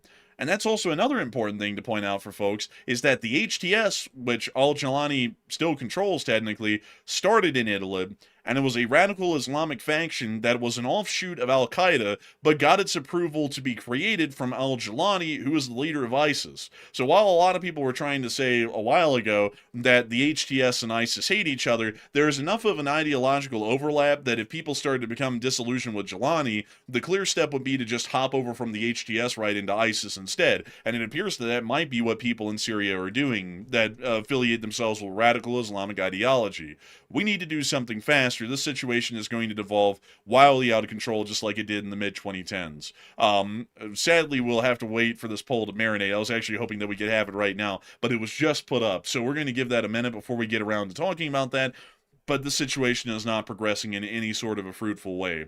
Moving on out of Syria, and now back into the war in Ukraine, it's time for us to go over a couple of Russian strikes before we get on into the big ones down at Rostov and Sevastopol. In Oriel, we were able to hear that there is a limited blackout. Ukrainian drones did hit some of the substations within the area. We could see that from that giant blue glow that was shown on the security clip right there, which shows that a substation was hit by a Ukrainian drone and knocked out within Oriel. It mostly will be back online within the next 2 days, but it is still costing the Russians a lot of money and also a great deal of wasted potential and electricity that could have been used by the citizenry when these substations are hit. In Voronezh, something similar happened. There generally was just a larger attack on Voronezh, but here's the clip. Oh! Oh my god. Man, someone sent a text message. Man, shit's blown up. Like, it's like, yeah.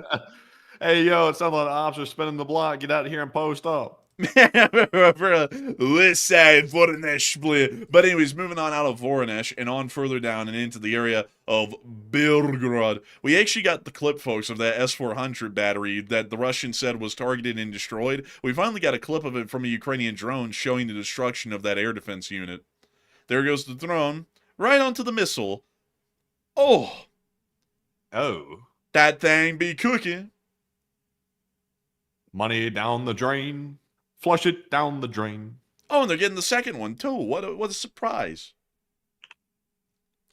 That's why you don't violate OPSEC, folks, when you're in the military. That's why you don't film your movements when they're happening. Meanwhile, down in Belgrade, there was another attack on the city of Belgrade, which we saw in this clip here. Oh, do you hear the sound of the drone? Look at the lights.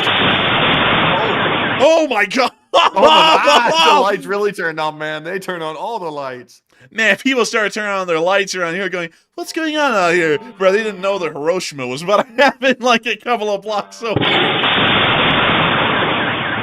Oh my god. It shook the place like an earthquake. I don't know what look they at this had. disco ball. This thing's crazy. Also, by the way, someone was watching a movie up there in that top left corner. That TV turned off quick after that explosion happened. They shut that movie off and ran away. Right here? No, it's that one up there to the left right over here. This one? Yeah, it's like I saw the TV like turn off like when that explosion happened. Let's take a little gander here.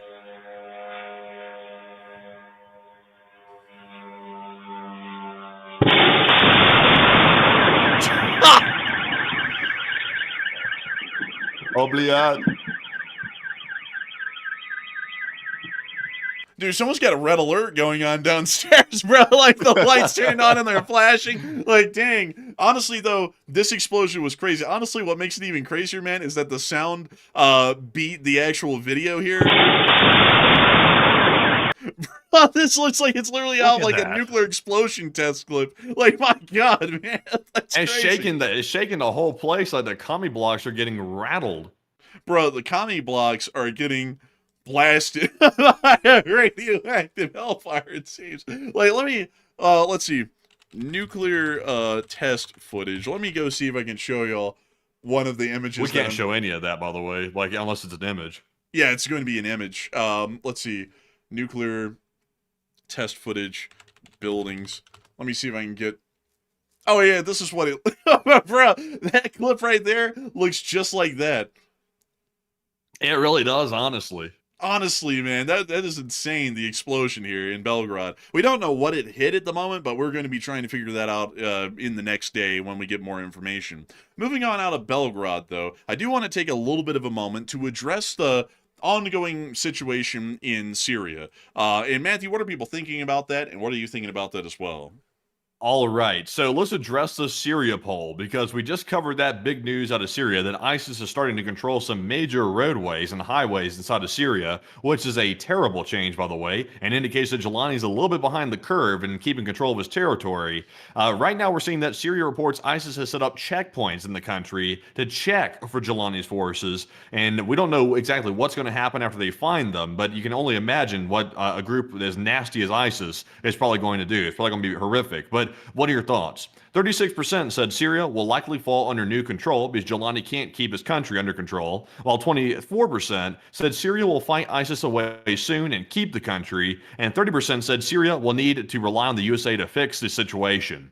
And I'll be honest with you, it's starting to look like Jelani is not coherent enough to actually keep his territory. Also, it's not really just about coherence. It's about having a military that's basically consolidated and everybody's on the same page. It seems like there's so many different factions within the Syrian military that he really can't keep control over his territory. So, to me, it looks like, unfortunately and very terribly, that ISIS is actually more consolidated than the Jelani regime. So that's going to be dangerous. The USA will have to step in if it looks like ISIS starts taking over Syria. That group cannot be allowed to take charge. I think pretty much everybody's on the same page with that one. So I'm with the 30%. The USA is going to be relied on by Jelani to fix this whole situation. But Enforcer, what say you? I had to be honest with y'all. I think that I would really have to go outside of the poll options. I'd have to say that this is definitely going to lead to basically a second Syrian civil war, and this is also going to lead to the rise of ISIS again. The U.S. is not dealing with the situation at all currently, and this is one that you can't really contract out to other people, is the rise of a terrorist faction.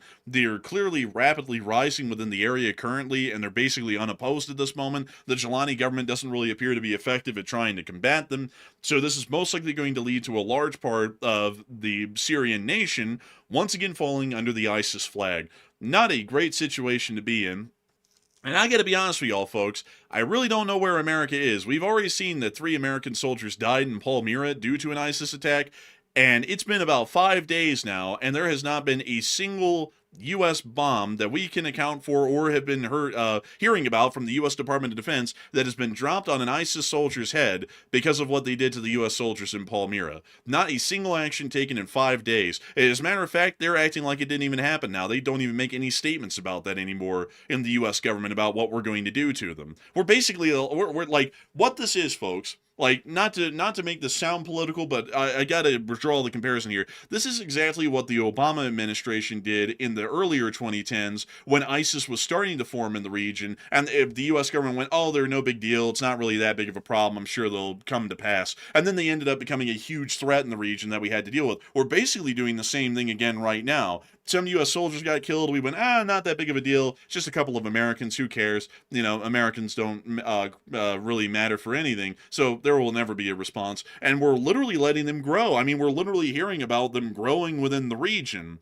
This is as ineffective a response as what we saw in the early 2010s, and it's going to lead to the same sorts of results we saw back then. There's going to be an increase of terror attacks here in the Western nations, including the United States. There's going to be a rise of their ability to fund their operations within the area. This is not going to end well at all. It's going to end poorly. And I've got to say again, folks, why in the world does U.S. foreign policy become so disjointed these days? You can look at the last 15 years, and all the wrong actions are made endlessly in foreign policy. It always ends up resulting in the worst possible outcomes. If we went in there right now and we got heavily involved in conducting counterinsurgency operations, we could put this thing down before it becomes a big deal. But we're going to sit back and let it turn into a big deal, and then dozens of Americans further will have to die inside the United States from these terrorist attacks for us to finally go, oh, now we have to go over there and deal with it. But we will be a couple of dozen Americans short because they'll be 6 feet under at that point when we finally say we're going to go and deal with this, which is absolutely ridiculous. We should be dealing with this right now before Americans get killed, anymore, at least in the 3 that died, unfortunately, in Palmyra. But anyways, with that, we're going to be moving on from the Syrian news and on into the major strikes that happened inside of the Russian Federation. The Ukrainians hit the Belbek airfield overnight, and this was one hell of an attack that was conducted.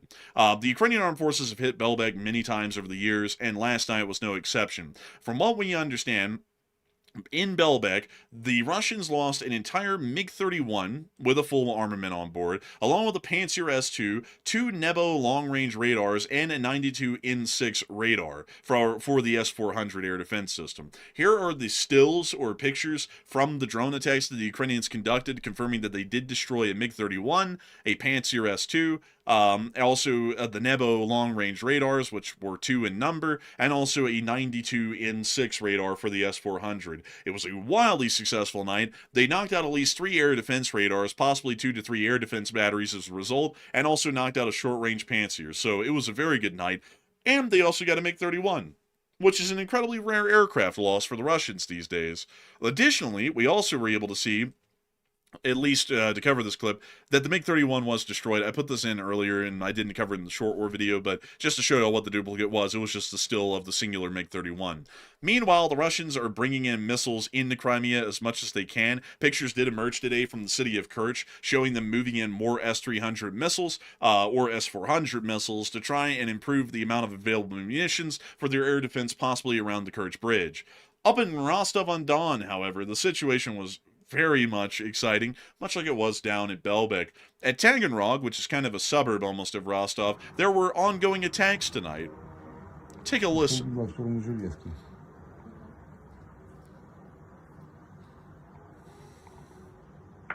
I hear an angry mosquito. Oh, oh, a dog. Bro, why in the world is it always when like light machine gun fire happens, no matter how close it is, there's always a dog that starts running somewhere. Look at him go. He's getting up out of there. Oh, there was an explosion off to the left. Dang!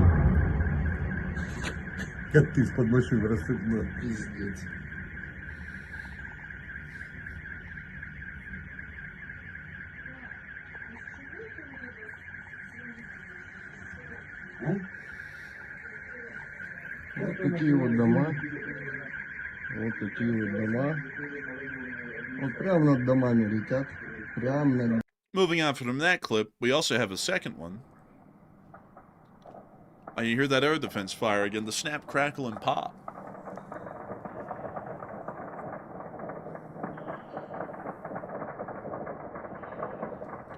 Sounds like pop. Oh. Whoa, whoa. What the hell kind of voice? Man, what the hell is he talking like? As you can see, is the drone in the distance. Oh, wow. Opa. I like that soccer coach said, very erotic voice you have there.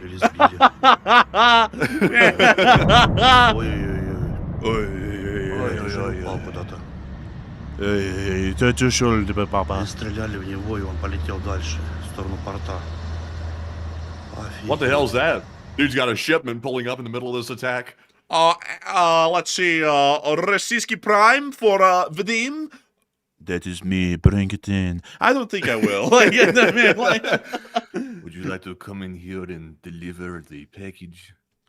Please come inside and let me sign off for the package.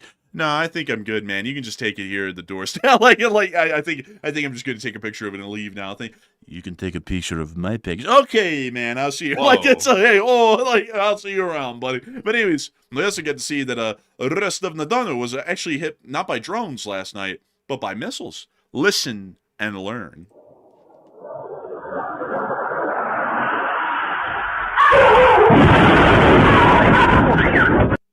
That was What the definitely. hell was that? Is that a dog or a person back there going, like going crazy? Could be a Russian. Like, Let's hear oh, kind of That sound. person sounds like a dog, man. That person, I think that is a person. I think it's a werewolf, man, because it was like half man, half dog. Kind of deal, man. Like it was going, rah, rah, rah, and then it blew up and went, woo! Like, it's like, okay, might be a person. But moving on from that, and out of that clip, we also were able to see that Rostov did go into a blackout as a result. Power's out. Except for on the other side of the river, they still had power. Also, we were finally able to get to the bottom of the mystery, gang. Who in the world was the masked boat that got blown up in the Don River? Like, what is it, Scoob? Well, hang on. Gee, Shaggy, who was it? Like, Zoink Scoob, it was the Valery Gorchakov. Raggy. But beyond that, the Valery Gorchakov was blown up in the Don River near to the port and sank right at the mooring. It's currently sitting on the bottom of the river by the stern, and it's been completely knocked out by a Ukrainian drone attack. So there you have it. That was the ship that was hit that we didn't know a lot about yesterday, but we now know about it today. There it is. Look at it and witness. It was sunk. So the Russians have lost another ship, and also Taganrog and Rostov-on-Don are assumed to be in a blackout currently. Now it is time for us to move on into the frontline news. You know what, folks? I just realized we haven't even covered the Thai-Cambodia war. We have to get to that too after the Ukraine news. There's so much news, folks, that happened today. It's really hard to even keep track of it all. But moving us on into our location unknowns, we did get to see a Russian working on their new supply vehicles.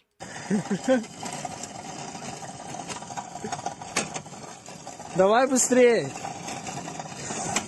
What is this, the crackhead special? Пиздец, бля. Man, this is that crocodile special. Man, that right there is when you know your nation's cooked. It's over. Like, it's just over. Moving on from that, we also were able to see the Russian casualty report for the day. Oh! No Bobcats, but Ms. Decent Keeper of the Record stated that drop in troop losses, but December on track to beat prior month. AFVs is actually 0. Total is correct. Same as yesterday. And over the course of the past 24 hours, 950 Russian soldiers have been wounded and killed, along with 6 APCs, 119 supply trucks, 5 main battle tanks, 27 artillery pieces, and actually, correction folks, the AFVs is actually 0. 330 drones, 2 MLRSs, and 1 anti-aircraft warfare system. All in all, today was a pretty decent day, all things considered. Moving on from that and into the front line of Kupiansk, we were able to hear that Gerasimov has stated that 19 battalions of the Ukrainian armed forces were surrounded and destroyed in Kupiansk. I think he's living in the Twilight Zone or something, because right now the Russian army is surrounded and being destroyed in Kupiansk currently. So I don't know where in the world Gerasimov's living, but he's apparently living in a whole other world. I don't think that's that hard to say because it looks like he really is. You know, folks, he kind of looks like that stop-motion dude from that Rankin Bass movie, Santa Claus is Coming to Town. You know, the postman? He's like, Santa has his sleigh. You better watch out. You better not cry. You know who I'm talking about, Matthew? Yeah, this guy is soulless looking right here. Like, he looks like he's in need of like a blood transfusion. Like his skin is so pale, and look at his eyes drooping like that and stuff. Even his face is kind of drooping. Like, this guy has nothing left. Like, he's no energy. Man, I gotta be honest with you, man. This guy, he might already be dead. They might just be lugging around his corpse at this point. Moving on down to Lehman, speaking of that, we also got to see the Russians getting slammed in the area by the 63rd Brigade, nonetheless. Oh, Ukubata! Obliterate the races. We see the Agoza and the Pobelny Dreva. Oh, there they go. Ding, ding, ding. Jackpot. Look at that number 300 right here. Look, this guy's trying to make a break for it. I think he was actually trying to break it down. Look at him. He's not really going anywhere. Like, he's just kind of spinning around in circles. Well, they're going to have to end the jiggy. And there it goes. The dancing's over now. It's finally the rest bleed. Moving on out of that area of the front, further on down towards Konstantinivka, we also were able to see the 8th Special Purpose Regiment taking on some Russians. Is that a Tranchikon ACOG? Wow, that's classy. It does. It looks like it. Hey, so this is the multi-purpose unit, you say? This is the special forces. Oh, wow. See, they got the whole camouflage smock and everything. I mean, they really got it going. As the ghillie. Пацики, заберіть ліво, нахуй. Хтось справа, один, нахуй. Давай, крий її, нахуй. As the Ukrainians move in, they yell out to the Russians, "Chili boy." Oh. Пішли до кабінету. Пацики, крийте, нахуй. And that chili bowl was vile. Apparently, Matthew went, "Oh." I was like, It scared me there for a minute. I was like, what was that?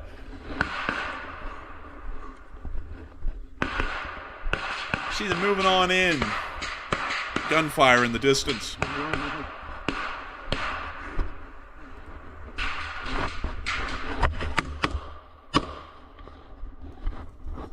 Oh, they contact. Oh, contact. А другий йде.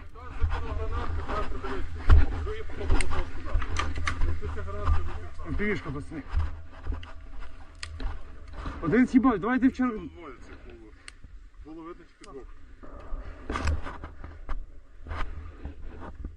Гніда їбана. Oh, and we can see here a backpack. And another, just a couple of backpacks, of course, folks. That's why they blur them out. Sometimes there's sensitive equipment on them, and, you know, they don't want to show that to everyone. But moving on from that and down into the Novopavlivka area and the Pokrovsk area, we also got to see some more Russians, apparently getting theirs from the 225th Assault Regiment.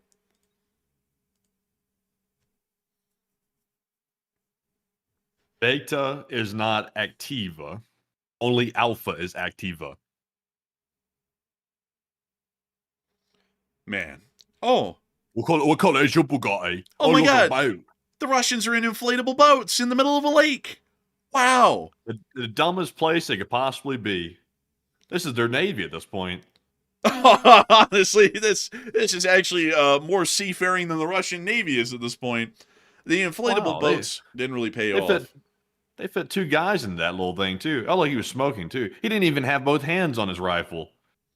Man, he was just trying to give it like a token resistance, honestly. I don't really think he was into it too much. Moving on from that and into the city of Pokrovsk, we also got to see the 68th Jaegers using their drones to clear the Russians out of some of the buildings that they had occupied in the southern area of the city. While the Ukrainians must be getting short on cash, they're leasing their fuses now. It says lease fuse. Man, you have to call the warranty department to get it replaced. Oh, man, it's under warranty, you see. Gotta make sure you follow the terms of the lease. People love the Russian Navy joke right there. Honestly, the inflatable boats is pretty much all they have left at this point. Everything else is trapped or destroyed, sunk, leaking, breached. I mean, pick your adjective. It's screwed. Derelict. That's another one. Derelict. Crappy, shitty, bad. Absolutely effed up. Screwed. And the 155th was also doing their part against the Russians today, too.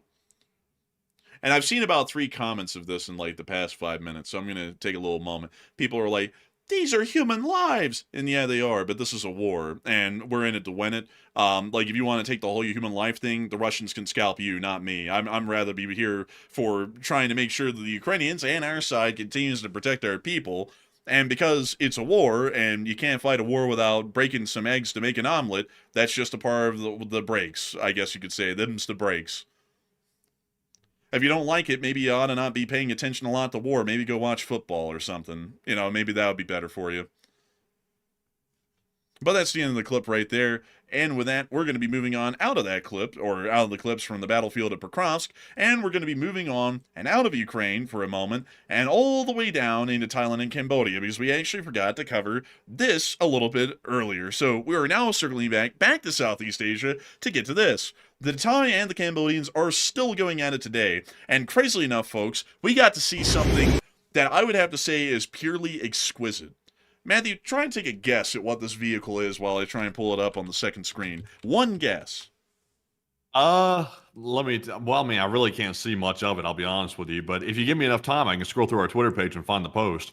Well, that is incorrect. Like, that is wrong, Matthew, wrong. It is an M42 Duster. And you know what they dusting? They dusting them O's, because this thing's got a dual Bofors gun, and this thing was in service in the U.S. Army in 1952.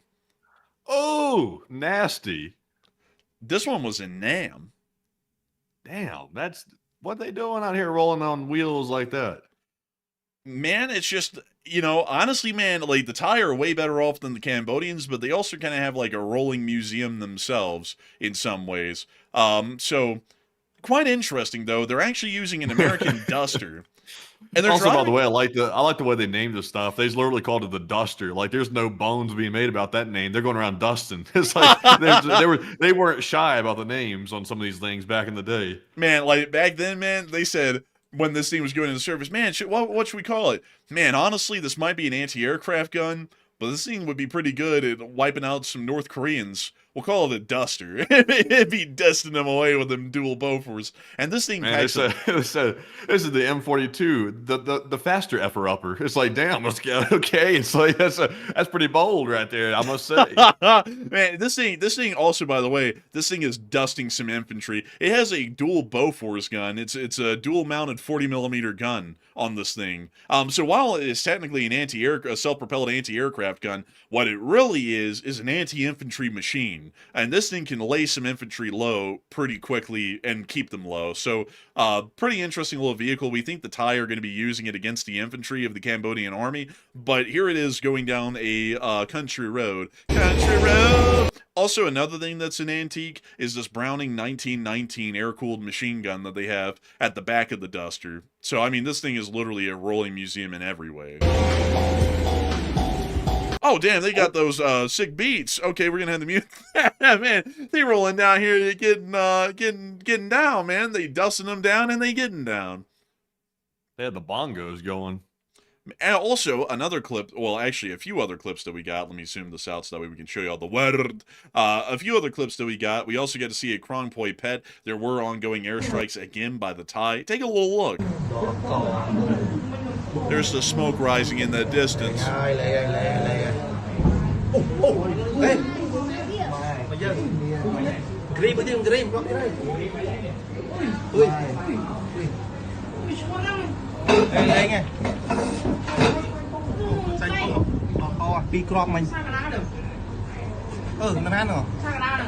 They're all just looking out the distance at that smoke.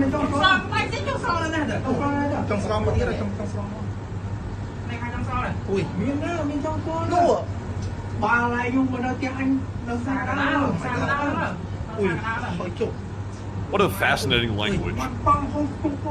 It is a very fascinating language, I will admit.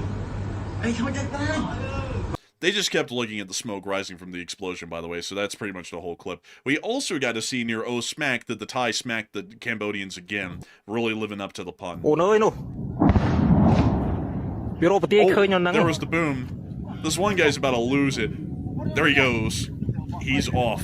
This guy was fishing, apparently. Like, I guess you're on a fishing trip and there's a giant airstrike that happens about a mile away. I guess that is pretty unnerving.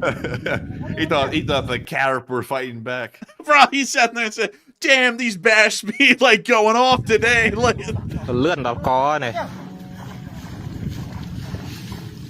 he's gone. He's got that cigarette in his mouth, too. ក្នុងកង្វះភ្នំបរោនៅខាងសេរីសុផាន់ដល់កហើយលឺទៅស្លេងមកដូចជាពីរគ្រឿងមកបងមកលឺទៅស្លេងតែអស់ធ្លាក់ I don't even know, man.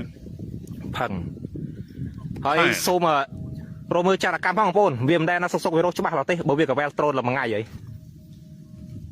I felt that one in my soul. I don't know what he said, but I felt that one. I gotta be honest with you, folks. Like, I can generally pick up a few words here and there in most languages. Most Southeast Asian languages, I cannot even begin to wrap my head around how that actually linguistically works. Very interesting sounding language. Very, well, basically language family. Very distinct sounding, but I don't think I'll ever be able to really even get a good wrap around it. I can get a good understanding on Mandarin. Like okay enough to pick up words here and there, and on Russian and Ukrainian it's gotten pretty good, and on a lot of European languages it's pretty decent, but on Cambodian and Vietnamese and also Thai, that's a miss for me. I don't think I'll what is the language? What, like, is it different languages in all three countries, or are they speaking Vietnamese? Well, I don't think they're speaking Vietnamese. Let me go check. Let's see here. We've got a map of the languages. So, here we are. These are the languages. So, the Kra Dai is the language of the Laotians and the Thai. Both the Vietnamese, they speak Khmer and Vietnamese, but they're both generally a part of the same language family. The Sino-Tibetans speak Burmese and Mandarin, which is basically a part of their language tree. And then everyone else speaks Austronesian. So that would be Bahasa Indonesia, Bahasa Malayo, Filipino, and Tetum. So that's basically the language families of the area and all the different languages. So basically every country within the area has a different language. Yeah, there's no hope in hell of figuring that out. That's too many dialects, too many different languages. That's a diverse like language set for that one little area. And here's another map of it. Good God. Yeah, I don't think too much. My God, how do people come up with this many languages in that small geographic area? I guess it's like Europe, I suppose. Highly populated, very centralized populations that didn't really travel around a lot for centuries, so they developed their own languages. That is wild, though. That is about as varied and diverse as European languages go. So I think, folks, we're going to be heavily amiss at understanding hardly anything that they say, because that it would be a lot to wrap our heads around. Basically as much that we would have to wrap our heads around in Europe, we'd have to do that for just Southeast Asia. Pretty impressive, though, that they have that many languages. But the Thai, in their own words and in their own language today, have put out the conditions for a ceasefire. Honestly, it was quite simple. These are the conditions. Cambodia must publicly announce the ceasefire must be implemented and maintained, and Cambodia must fully cooperate in demining efforts.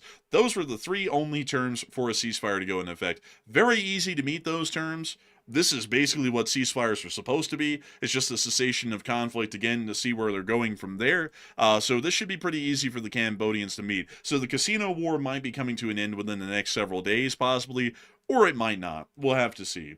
But that's all of the news out of Thailand and Cambodia and the ongoing casino war. And with that, folks, we're now going to be moving on into Ukraine for one last piece of news. We do not have a speech for tonight. Zelensky was once again busy on national affairs, but we did hear that Zelensky did make statements today stating, and we cannot play that video, that without funding in the spring, Ukraine will reduce drone production several times over. He also stated that Ukraine's long-range capabilities will decrease, and the president also added that there's already no missiles left for some of their air defense systems. So funding was desperately needed, and luckily the European Union is going to be providing $90 billion in funding. So that should avoid the crisis that was going to develop in the spring if funding did not coalesce. Funding has coalesced, so this situation will now be completely avoided, and Zelensky's words now mean nothing, thankfully, at least within this particularly grim scenario. But with that, I hope that does address our last piece of news well, and it's time for us to move on into our second segment of the stream, where we get to talk to each and every single one of y'all. And it's an incredibly fun segment. We get to talk about all kinds of fun stuff. Literally anything and everything, except for religion, politics, climate change, or whether the A-10's relevant in modern warfare or not. Everything else is on the table. And Matthew, what do we have? All right, so it's time to get into this poll. It's addressing the Russian Delulu syndrome. It says Putin's generals continue to insist that Kupiansk is under control and Ukraine has been defeated in Kupiansk.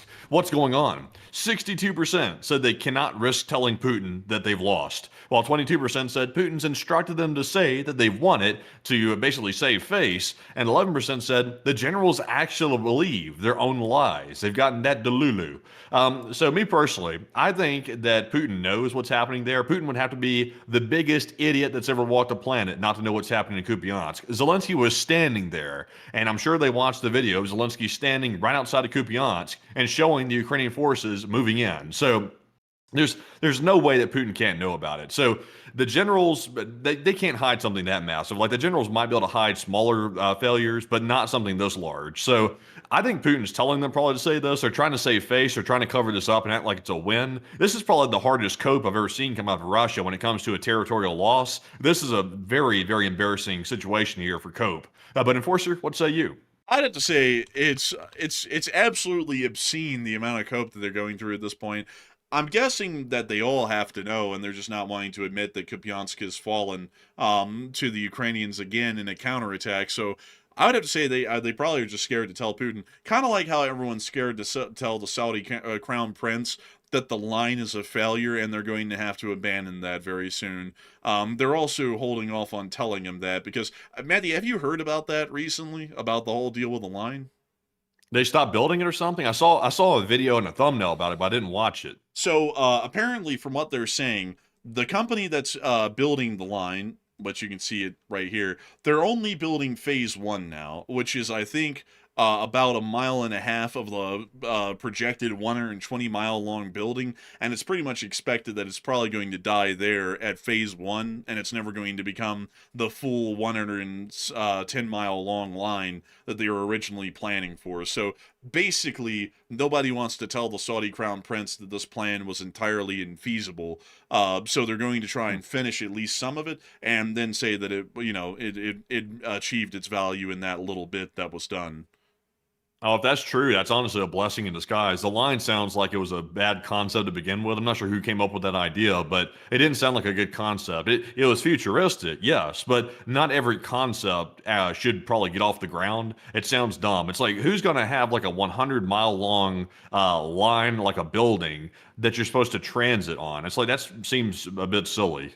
Yeah, I mean, that was really silly. Like, you know what would have made a lot more sense, folks, and probably would have been even more impressive, is if they made a circular city with multiple connected rings around each other, kind of like the line, but a lot more compact and covering a very smaller land area. It would be a lot easier to get around it, because this is something that a lot of people never really thought of when they talked about the line, and this is something you got to think about with city planning. If you live on the eastern side of the line and you have to go to the hospital, you have to get on a train and ride it 110 miles to the western side of the line to get to the hospital. And it's like that with everything. So it's just completely infeasible to do anything on a daily basis, because most of all the major institutions are at some extreme in one area or the other, and you've got to travel dozens of miles to get there. Somehow, some way, like a very infeasible sort of an idea for what is going to be a city.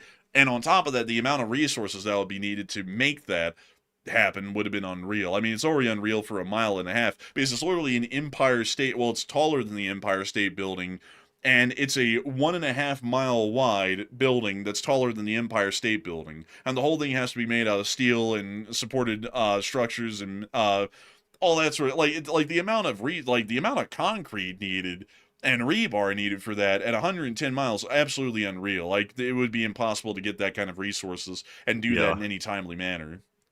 There's a lot of silly ideas out there. Like, governments come up with all kinds of crazy ideas. Like the line, that was a crazy idea that probably should never have gotten off the ground because it simply wasn't feasible. But like, for example, like even the United States, like the United States is trying to start the Hunger Games, by the way. They're trying to have like a 4-day event where people from around the country go to compete. Like, they choose the best of the best to go compete in this in these games that last for like a week.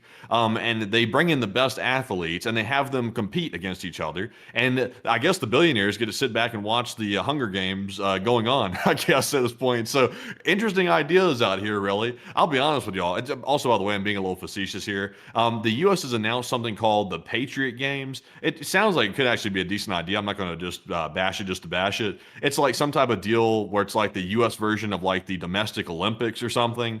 Sounds like it could be a good idea, but hopefully it doesn't turn into like some type of self-promotion or something like that. I have a feeling it might, but if it's actually as wholesome as it sounds, then it should be okay. Yeah, we'll see. It could turn into anything at this point. But a fairly interesting sort of a thing, nonetheless. But with that, let's get on into some questions, Matthew. What do we got?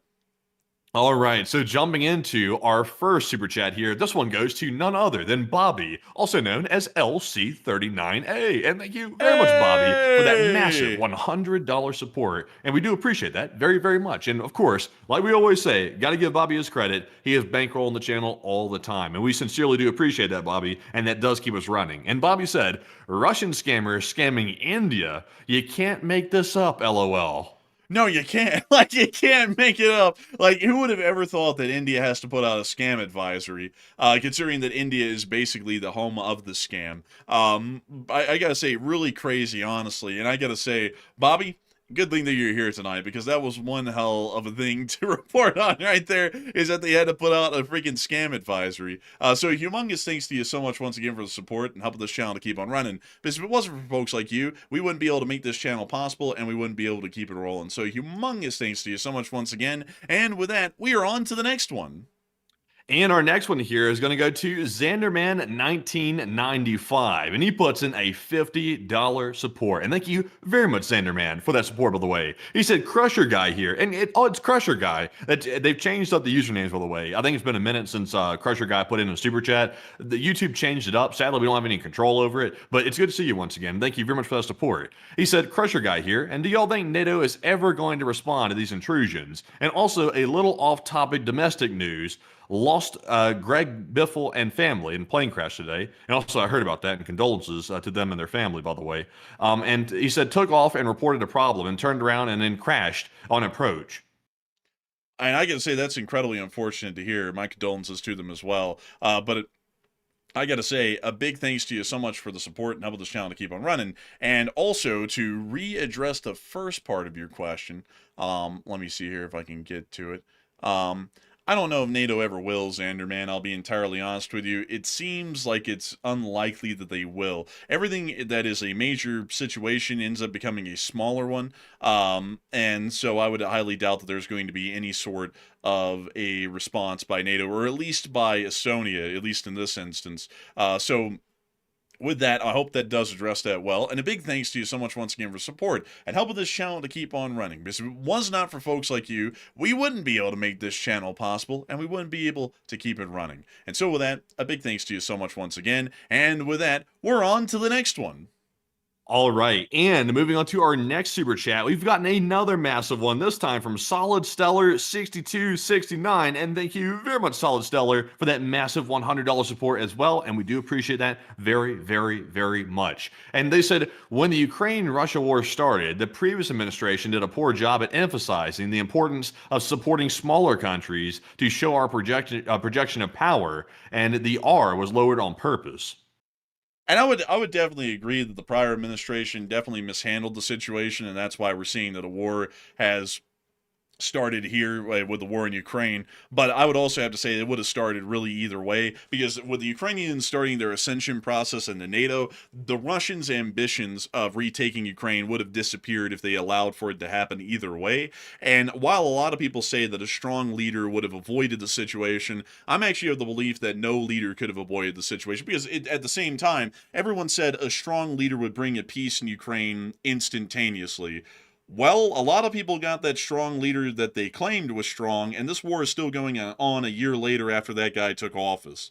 So I would actually say, to be entirely honest, and this is another thing that I got to say, as far as it goes with foreign policy, it doesn't really matter if you think the guy sounds competent or that he talks really smooth. That doesn't matter. It just really matters if he makes the right calls. Like, nobody respects anybody in foreign policy. Anyone could give a damn. I mean, you could have literal a glowing golden man become the president of the United States of America. The Chinese are still going to take the same approach to the United States, even if this is a literal glowing man of gold that was in the office. That's generally how that would go. I mean, and so I would say that I definitely agree. The last administration definitely did mishandle the situation. I think they could have done a lot better. But at the same time, I think that this would have started either way. To be entirely, well, actually, I don't know. Maybe the current president would have just sold off the Ukrainians wholesale, to the Russians off the bat, and then the war would have been avoided because we would have literally appeased them off the bat. But with that, I hope that does address that the best I can. A big thanks to you once again for the support and helping this channel to keep on running. Because if it wasn't for folks like you, we wouldn't be able to make this thing possible, and we wouldn't be able to keep it running. And so with that, we're on to the next one. All right, and our next one here goes to Ross Nib, and Ross puts in a $50 support as well. And thank you very much, Ross, for also helping to keep the channel running. And he said, Enforcer, when you're reading out the Ruski losses, you could finish up by saying, and a partridge in a pear tree. Ha ha ha ha ha ha. Actually, we've done that a couple of times before, Ross. You know what? It is the Christmas season. I'll start doing that as we count down the days to Christmas Eve, which is, actually, Matthew, I think we need to consider how we do our Christmas break, because we get 2 days off for Christmas.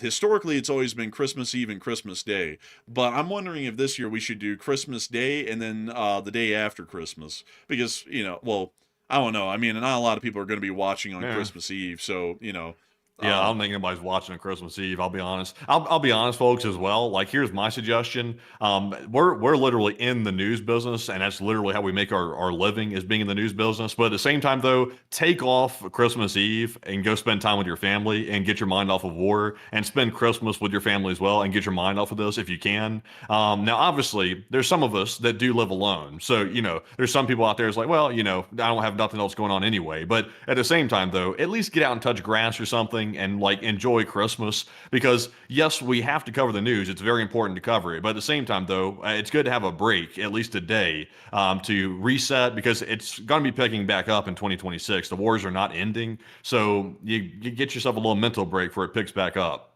Nothing ends. The world is always turning. So there will always be news to cover. So I will just stay with our traditional days off. Christmas Eve and Christmas Day, we won't be running shows. Probably not even videos unless it's something absolutely crazy is happening. And then we'll be back on air on the 26th. Because the only days we get off, folks, I believe, if I remember correctly, the 4th of July is the day we get off. We then get off Thanksgiving, and then we get off 2 days for Christmas. And those are the only days that we guaranteed get off through the whole year, except for Mondays. That's it. And we don't even get Mondays off, really. That's more so just the day we don't run a show. But anyways, with that, I hope that does address that the best we can. And with that, we're on to the next one. All right, in our next one here, I've been waiting for this one. I've been excited. I've been excited to get this one. I've been itching to get to, but I had to go in order though. This one goes to Gary S. He paid $50 to tell us off. Fair play. But Gary said, I gotta love how you assholes blow me off. Urgh. He said, I am NSA. That's what he said. That's what he's claiming, by the way. He said, I told you the facts. Yet if it isn't on Reddit or X, you just don't want to hear about it and ban me. I haven't banned him yet, by the way. I've let him stay. And he said, shame on you dudes.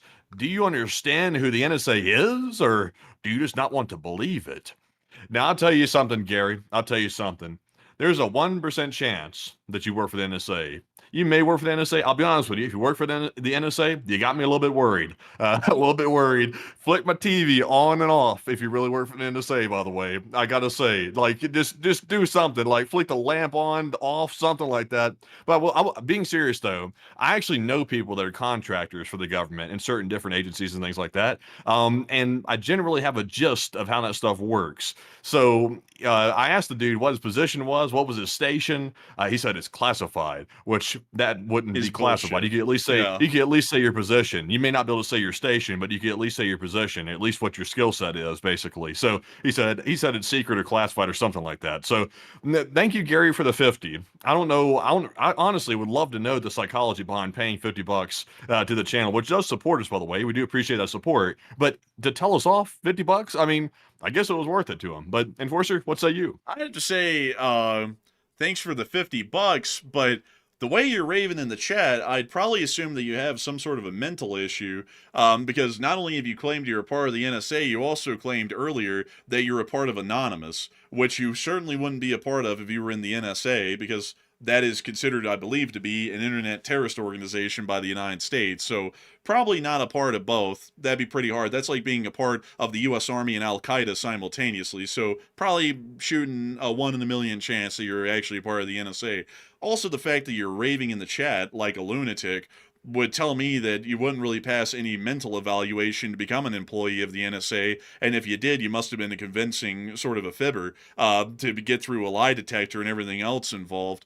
Allegedly. All allegedly. But at the same time, I mean, that's and also on top of that, you haven't even disclosed at all what in the world you have an issue with. You've been in the chat for 10 minutes raving about how much you hate us, and you still haven't told.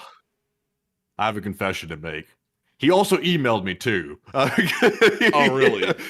Yes, he emailed me before. I saw the message and I was like, what is this? I'll be honest with you folks. I give everybody a response. Like if you email me, technically the email's only for business inquiries, but I'm not a cruel person. I'm nice. I'm Matt. So I read the messages and I respond to 99% of them. The 1% I did not respond to was actually Gary's because he wrote something very similar in his email and it started off very rough. It started off saying something you don't listen to me, you're just blowing me off or something like that. And I was like, well, I'm gonna have to let this one slide under the radar here. So I let it go. You know, man, like, we get like 30,000 messages a night. We're not blowing you off. We literally just don't have the wavelength to talk to everyone. And I hate to tell you, you're not really the most important person on the planet. Like, I hate to tell you that. So you're not really on our top priority list to respond to everything you say. So, I gotta say, you got quite a fragile ego to be working for the NSA if you do.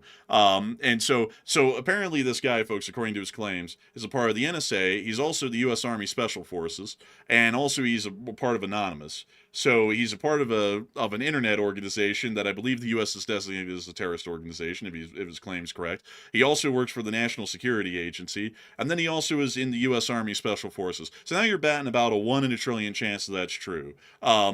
So gotta say, little bit wild. And now he's saying, don't mock me. Well, hell, you're making it hard not to, because how the hell can you be a part of all three at the same time? I mean, I'm the God Emperor of mankind. I'm also the enforcer, and I also happen to be a janitor. And also, by the way, I'm an advisor to the president as well. We'll just throw that in on top of that. And that's about as...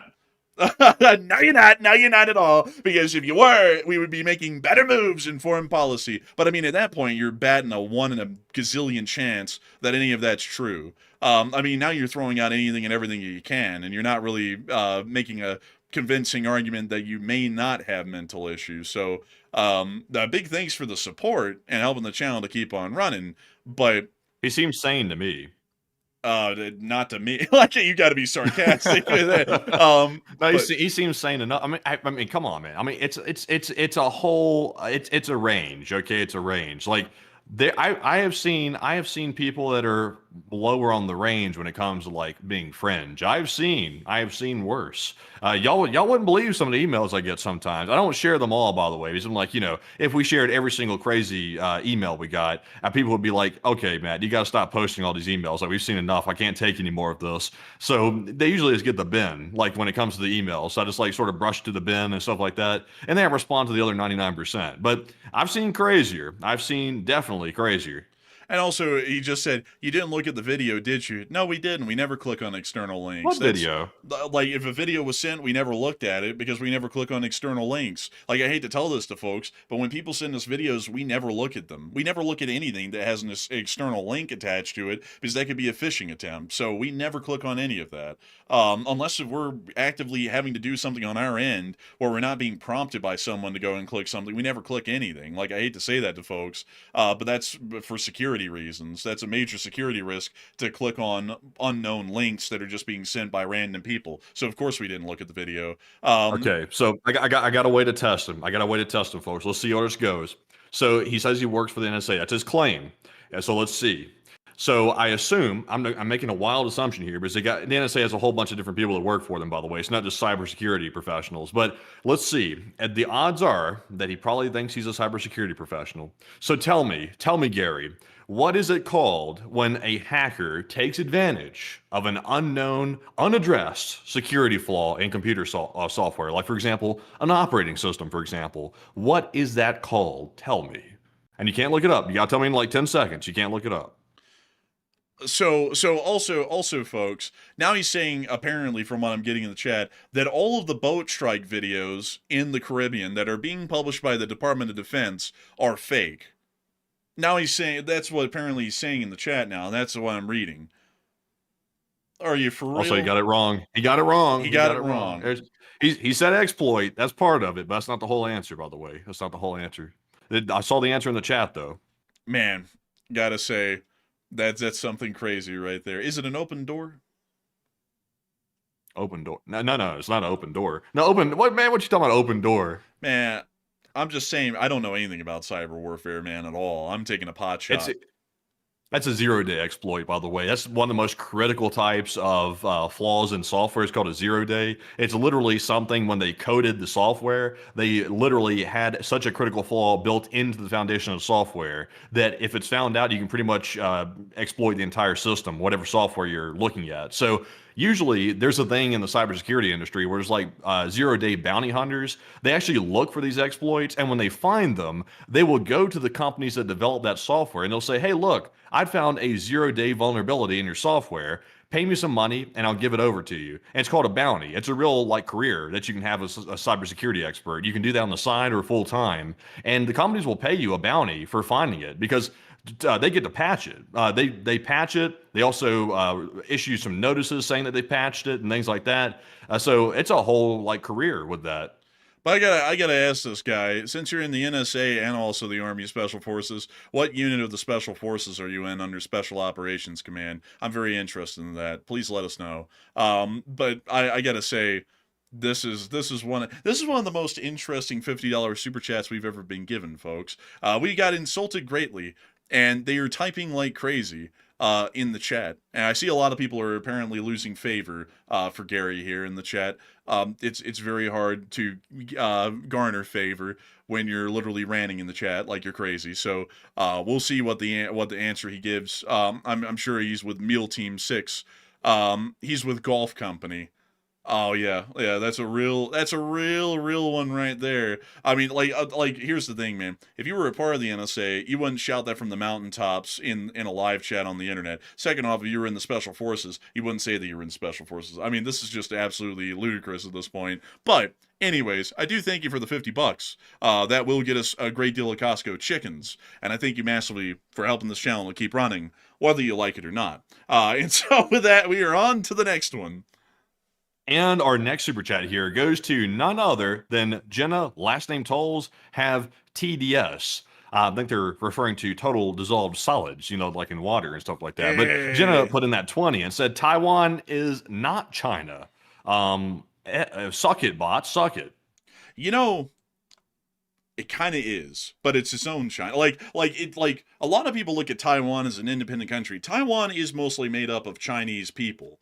But the thing about it is that it's the Republic of China. I would say if we're talking about this in a historical perspective, Taiwan is China, and it's the legitimate China between the two. We should have not recognized Communist China as a legitimate state. We should have continued to recognize the Republic of China on the island of Taiwan as the legitimate state, but due to some actions in countering the Soviets, we decided that it would be better to align with the Communist Chinese against the Soviets than it was to continue on with the Taiwanese as a legitimate state that was recognized by the United States of America. But I would say that in the realistic perspective, outside of our strategic finagling that we did in the 70s, I would say that Taiwan is the true China, and that generally should be the sort of foreign policy approach that we take, is that the Republic of China on the island of Taiwan is the legitimate China of the two, and the People's Republic of China is an illegitimate state. That generally would be my perfect utopian sort of a foreign policy approach, but the reality is incredibly complex, and to be entirely honest with y'all, even though that would be the approach I would love to take, we really could never take that approach, sadly. So with that, I hope that does address it the best I can. A big thanks to you so much once again for support and helping this channel to keep on running. And with that, we're on to the next one. Also, by the way, folks, we are actually going to address another piece of breaking news. Zelensky has just commented, he has just weighed in on the massive positive news that the EU has agreed to a $90 billion interest-free loan to provide to Ukraine to fund the war over the next 2 years at least. Zelensky says, I am grateful to all leaders of the European Union for the European Council's decision on the 90 billion euros in financial support for Ukraine in 2026 and 2027, and this is significant support that truly strengthens our resilience, and it's important that Russian assets remain immobilized and that Ukraine has received a financial security guarantee for the coming years. And thank you for the result and for the unity, and together we are defending the future of the continent.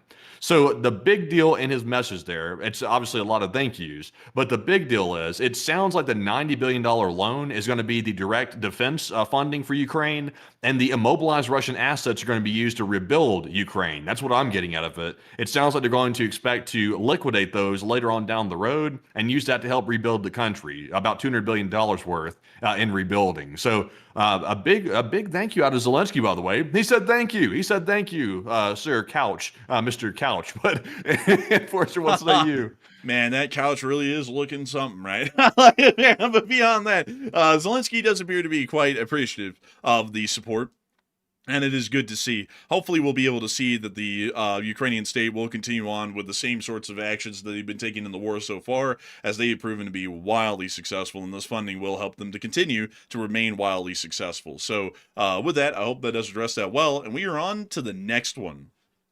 All right, and our next one here is going to go to none other than WKR Penn Salt Lake City, who puts in a $20 support. And thank you for that support. And also, he's in Salt Lake City, which is where we are. But he said, "Are you worried about a nuclear conflict?" And love ya.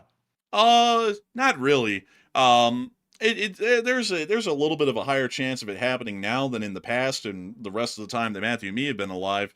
But I really don't worry about it too much, because if it happens, it was completely unavoidable, and there was nothing anyone could have done to try and stop it. So, I don't really worry about it too much. I don't really worry about things that kind of are out of our control. Like, for example, if for some reason this channel failed and it completely flopped overnight, I really can't worry about that a lot. Like, I think about it a bit, but if it just happened, I really can't freak out about it too much, because it's like, oh, well, it happened. What can I do? It was out of my control. And that's generally how I look at stuff that's out of my control. I don't really worry about it all too much, because if I can't directly affect the situation to change the outcome, it's out of my hands. However it goes, or whatever happens, it is what it is. That's kind of how I look at it. But a big thanks to you for the support and helping this channel to keep on running. And with that, we are on to the next one. And we also have a $20 support from Chef Danny B, and he puts in a $20 support. And thank you very much, Danny, for that support as well. And he said, "Good evening, Enforcers. Chef Danny here, and I got great news today. A mining company here in Colorado wants to sign my catering company to a contract, and we sit down after the first of the year, and they want me to cater 2 times a week." Now, that's crazy, honestly, Danny. That is actually really good news, and congrats, and I hope it works out. Honestly, I didn't know that companies did routine catering like that. I didn't know about that. So that's a hell of a contract to get right there. I'd imagine that's some good money probably in that contract, actually. But Enforcer, what say you? I gotta say, that is really cool, actually. A mining company getting catering. That is so neat. I think mining companies are really...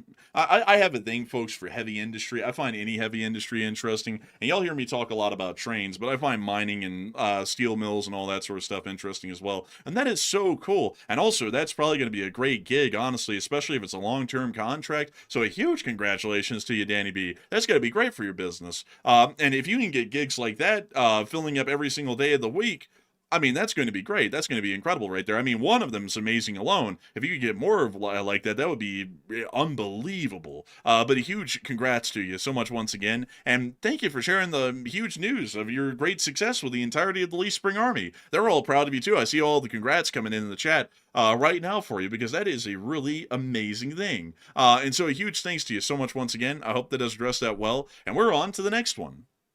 And our next one goes to Bob Anon, who puts in a 15. And thank you very much, Bob, as well. He said, "With everything Russia has spent to conquer Ukraine, how do you think the geopolitical situation would look today if they had invested that much money into Ukraine?" I think... Let's see, reread that again, because I'm not understanding. Are they talking about the Russians or the Europeans?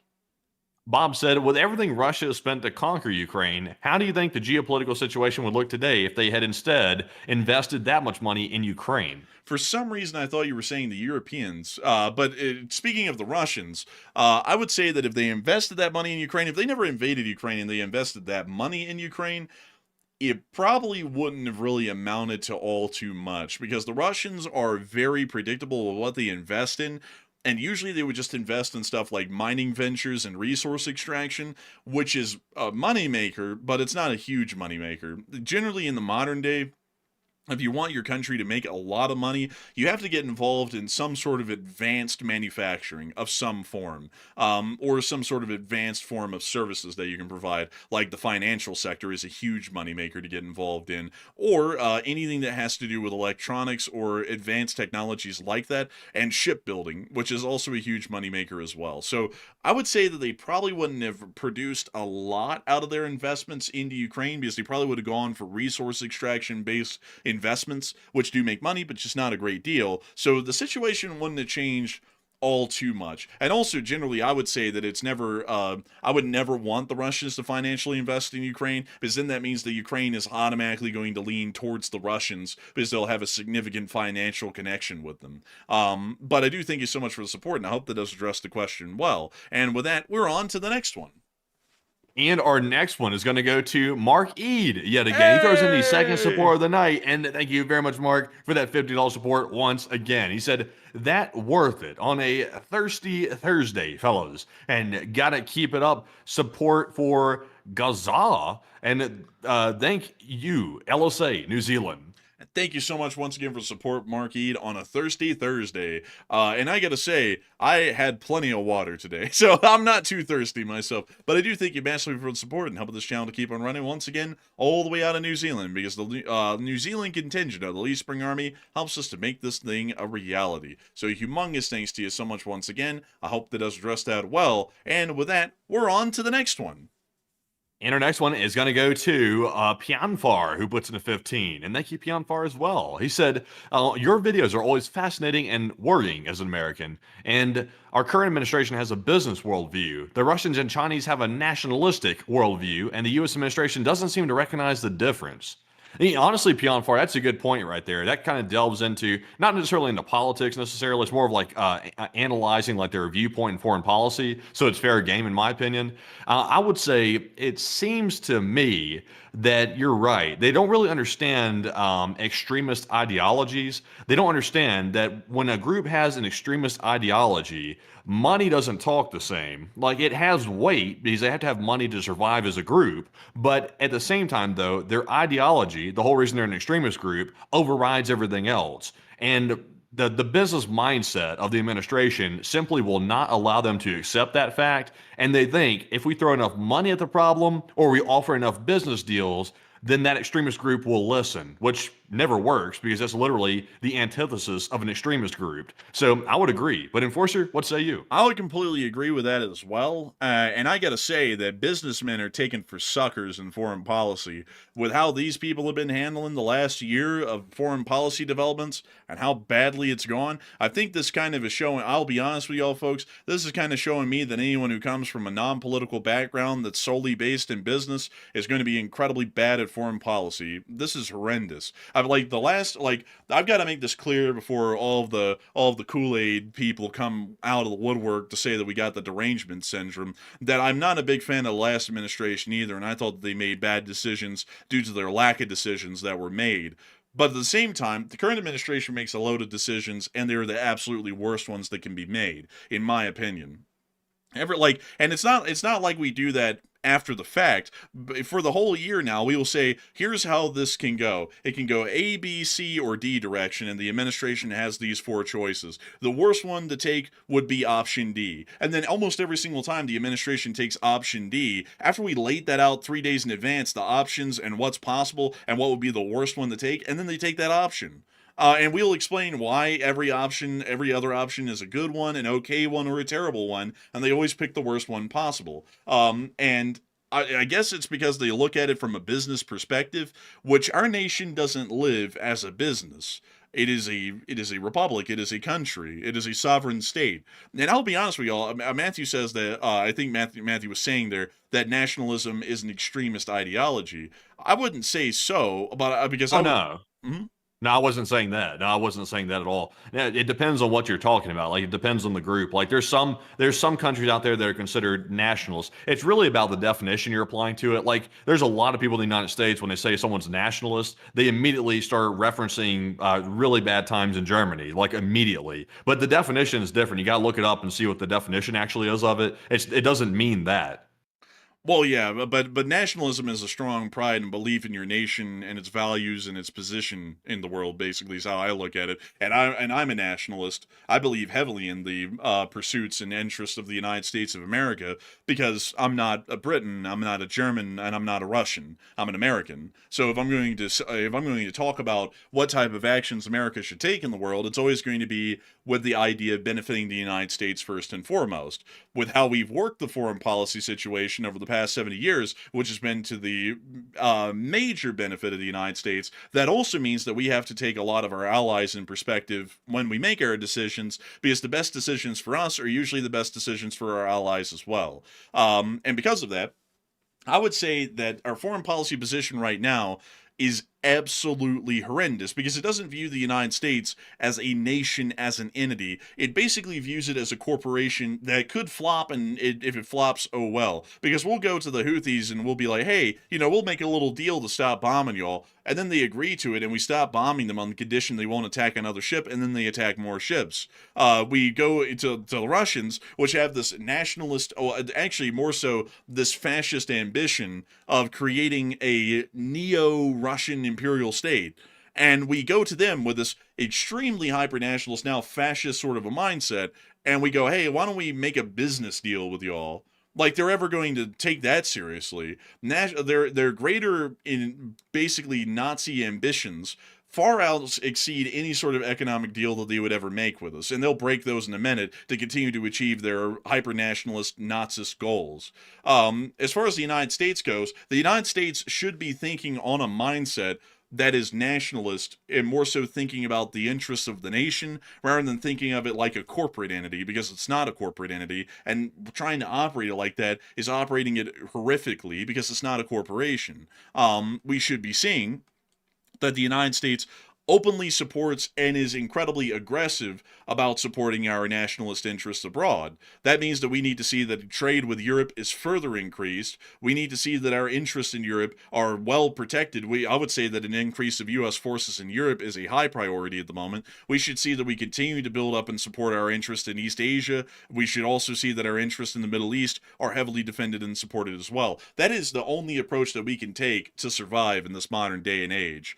That's the only thing that can be done, because if we do not support our nation and view it as a long-term interest, we are going to end up losing everything, because we will only focus on short-term gains and short-term interests. And while that may be beneficial at a shareholders meeting, this nation doesn't have a board of shareholders or a board of directors. We have a citizenry that we have to tend to and look after to ensure their well-being, and that is the nation and the government's number one responsibility and priority.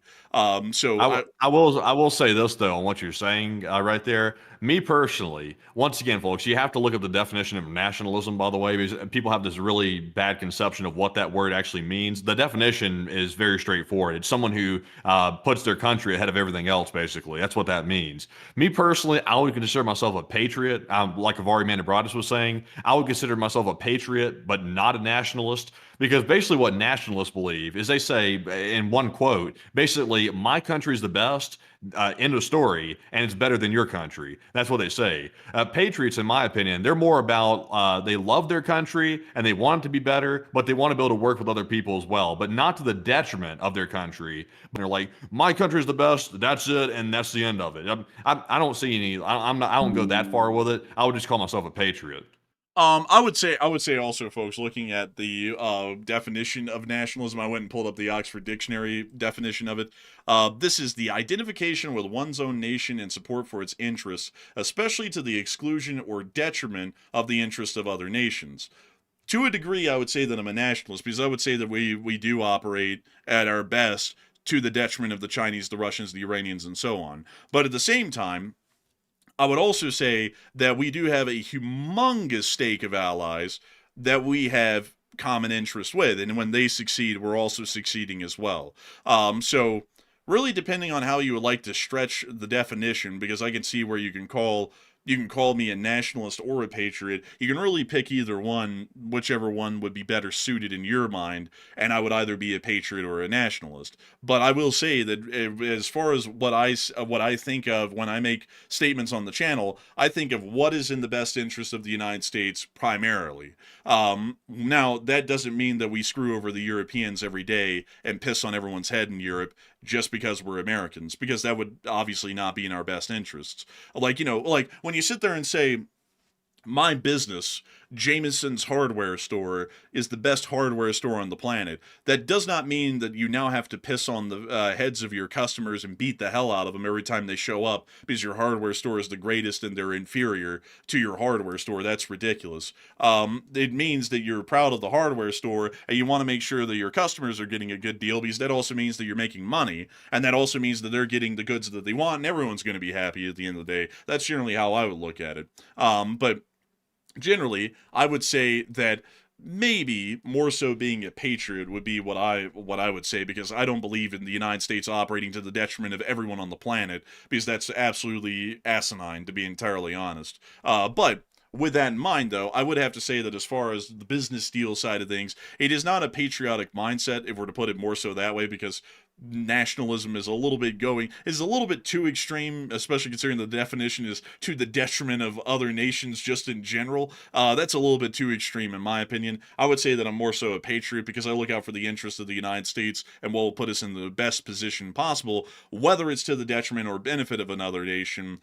That being up to the question, what would benefit the United States the most in that particular instance, and it might be either. So with that, also, nationalism is not about racial superiority. That's ethnoism, or an ethnostate. An ethnostate is when you say that this particular race of people is superior to everyone else. Nationalism has nothing to do with that, because nationalism existed in the United States at the very turn of last century, and that's actually where we got the term melting pot from, was during the nationalist period in the United States, because in the United States there isn't a well, back then there technically was a ethnic and religious majority by far, but still there was a huge amount of immigrants with different ethnicities and different religions, and because we wanted to say that the United States is all these people combined together as an American nation, we came up with the idea or the concept of the melting pot, which we still generally talk about in this country to this day, is that the United States is the melting pot of an endless stream of immigrants that have come from abroad from many other countries and have generally added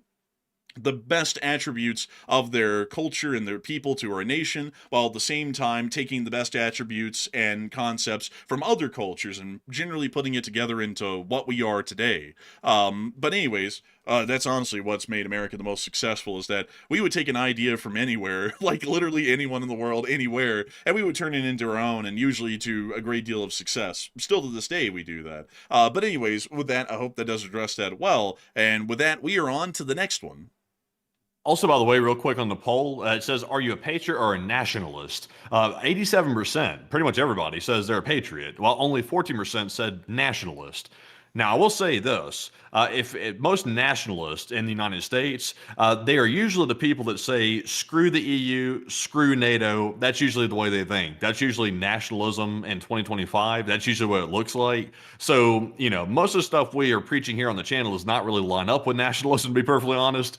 It would more line up with being definitely more so a patriot. So, I think maybe it might have been a misunderstanding of how far that term went. Now, once again, it has nothing to do with race, by the way. Like, I see people, there was one person that said that. That's the modern like spin that people were putting on it. It has zero to do with race, like nothing. In a purely political science sense, a nationalist is someone who puts their country over everything else from all other countries around the world. That's as simple as it gets. There's nothing else onto it. People will try to tack on all kinds of other derogatory things to it. It does not have that with it if you're looking at the real definition of it. So the U.S. has been actually nationalist for a periods of time. Like, it's come and gone here and there, but I would say we've returned back to it in the modern day. We weren't like that for the past decade before the current leadership. We weren't like that, but we're returning back to it at an exponential rate, which, as you can see, it doesn't really work that well in the modern day. It's almost synonymous with isolationism to a certain degree, which is not very helpful right now. But but the thing is though about that is that nationalism rose as an ideology because it only came around recently in the very late 1800s, and it took hold in the United States. But like people try and say, oh, nationalism is racism, and that's just not the case at all. It has nothing to do with nationalism. That would actually be more so along the lines of fascism, which is moving on into the extreme of like being hyper nationalist to the point it's pretty much transcended nationalism. It's moved on to something else completely different. That's fascism. But nationalism is more so just a pride for a country. Like, for example, the Chinese are made up of a load of different ethnic groups. You have the Manchus of the north in Manchuria. You then have I forgot the name. It's like the Gangxi people of southern China. You then have the Han Chinese of central China, and then you have the Tibetans, and then you have the not to be mentioned ones from western China because YouTube absolutely hates when anyone mentions them. So you have all those groups, and yet China is a very nationalist country, and they lean into the concept of China is ruled by the Chinese peoples as an independent Chinese state, independent from everyone else. No one else is going to get involved in our internal affairs. And that's generally a concept of nationalism. You can be a communist country, by the way, and also be nationalist simultaneously, because nationalism is a idea of a unified nation and a pride in that nation, more so than an economic or governmental system. So you can actually be both. The Soviet Union was also heavily nationalist as well, and portrayed itself as a union of Soviet peoples and a nation to be proud of. Many countries. Well, I think you're getting a little bit confused there a little bit.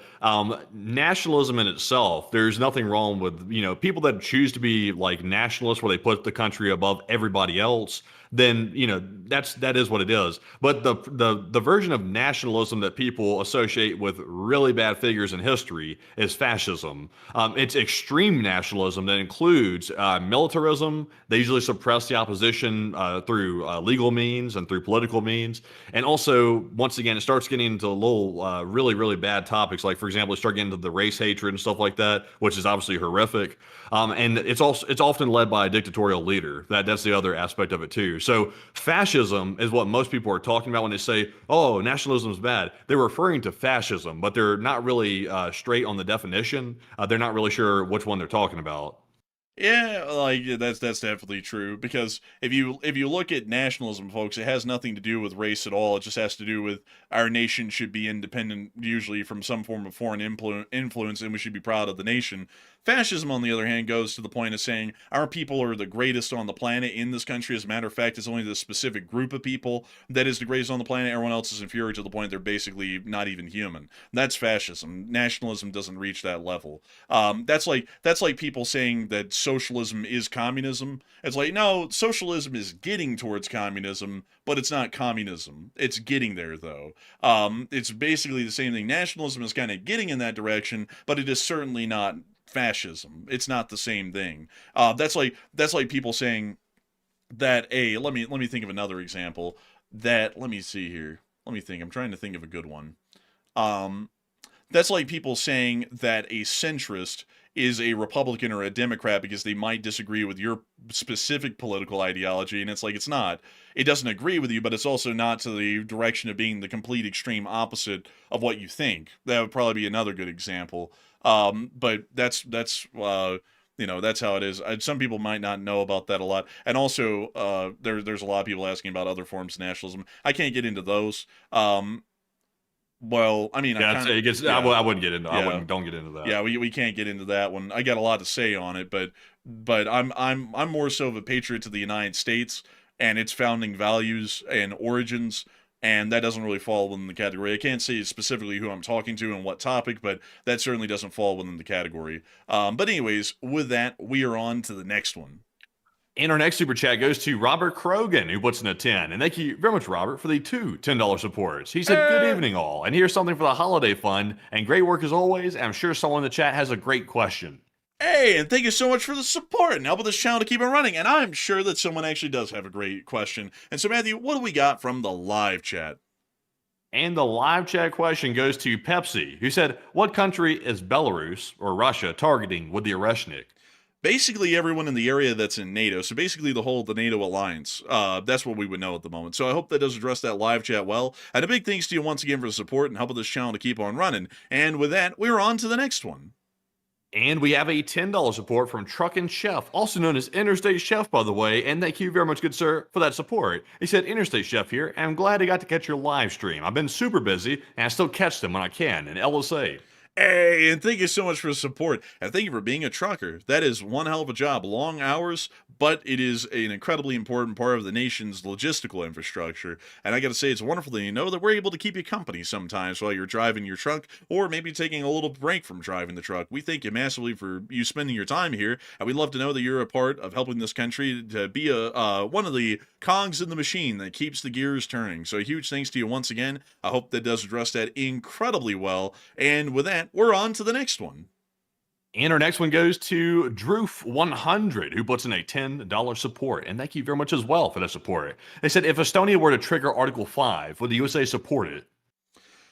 I don't know. I would honestly say probably not. Like, I don't mean to just be completely negative and give the bad answers, but probably not, in my opinion. But I do thank you for the support and helping this channel to keep on running, because if it wasn't for folks like you, we wouldn't be able to make this channel possible and keep it running. And also, I see someone saying, let's see. Someone said, well, socialism is a stepping stone to communism. Yeah, but you could also make that argument that patriotism is a stepping stone to fascism, because patriotism, in a sense, is moving into nationalism, so then it's not that far away from that either. I think you could say that capitalism is a step to oligarchy. You could say that about everything. I mean, everything is a stepping stone to some extreme somewhere. I mean, you know, like eating a meal, you could end up becoming a binge eater and become obese, or, you know, you could stop eating meals and you could become anorexic and go to an extreme there as well, and everything's a stepping stone at that point.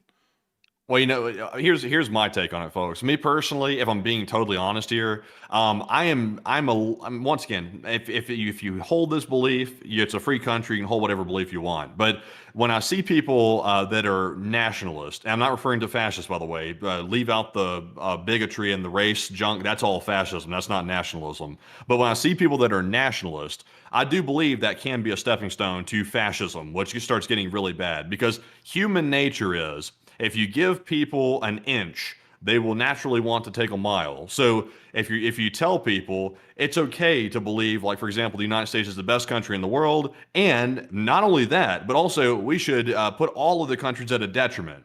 Naturally, there are going to be a small group of people that come along and say, well, I can take that even a step further, and then they start delving into fascism. So, I mean, it can be a stepping stone to an extremist ideology like fascism. So you got to be careful about how far you push an envelope, even with things that are straightforward, like, you know, being proud of your country. You got to be careful about how far you take it, because some people get berserk with it, and then sometimes it ends up really bad. It's moderation with everything, folks. You can't go berserk with one side or the other. You got to keep it somewhere in the middle and keep guardrails in the whole thing, or otherwise people will naturally take it too far. I would agree, but at the same time, that's with everything, though. That's not just with nationalism. That's with anything, really. I mean, you know, if you look at it, people always try and take something to an extreme and act like they only achieve something when it's made it to the farthest point it can, and it literally can't go farther.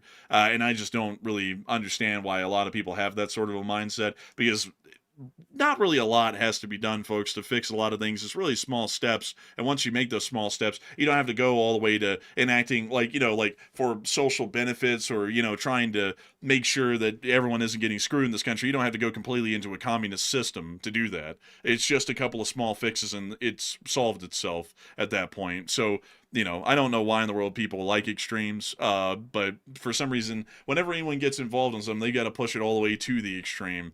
But let's see here. I saw someone say, I saw someone say something about America's going to be declared a certain kind of country because it is.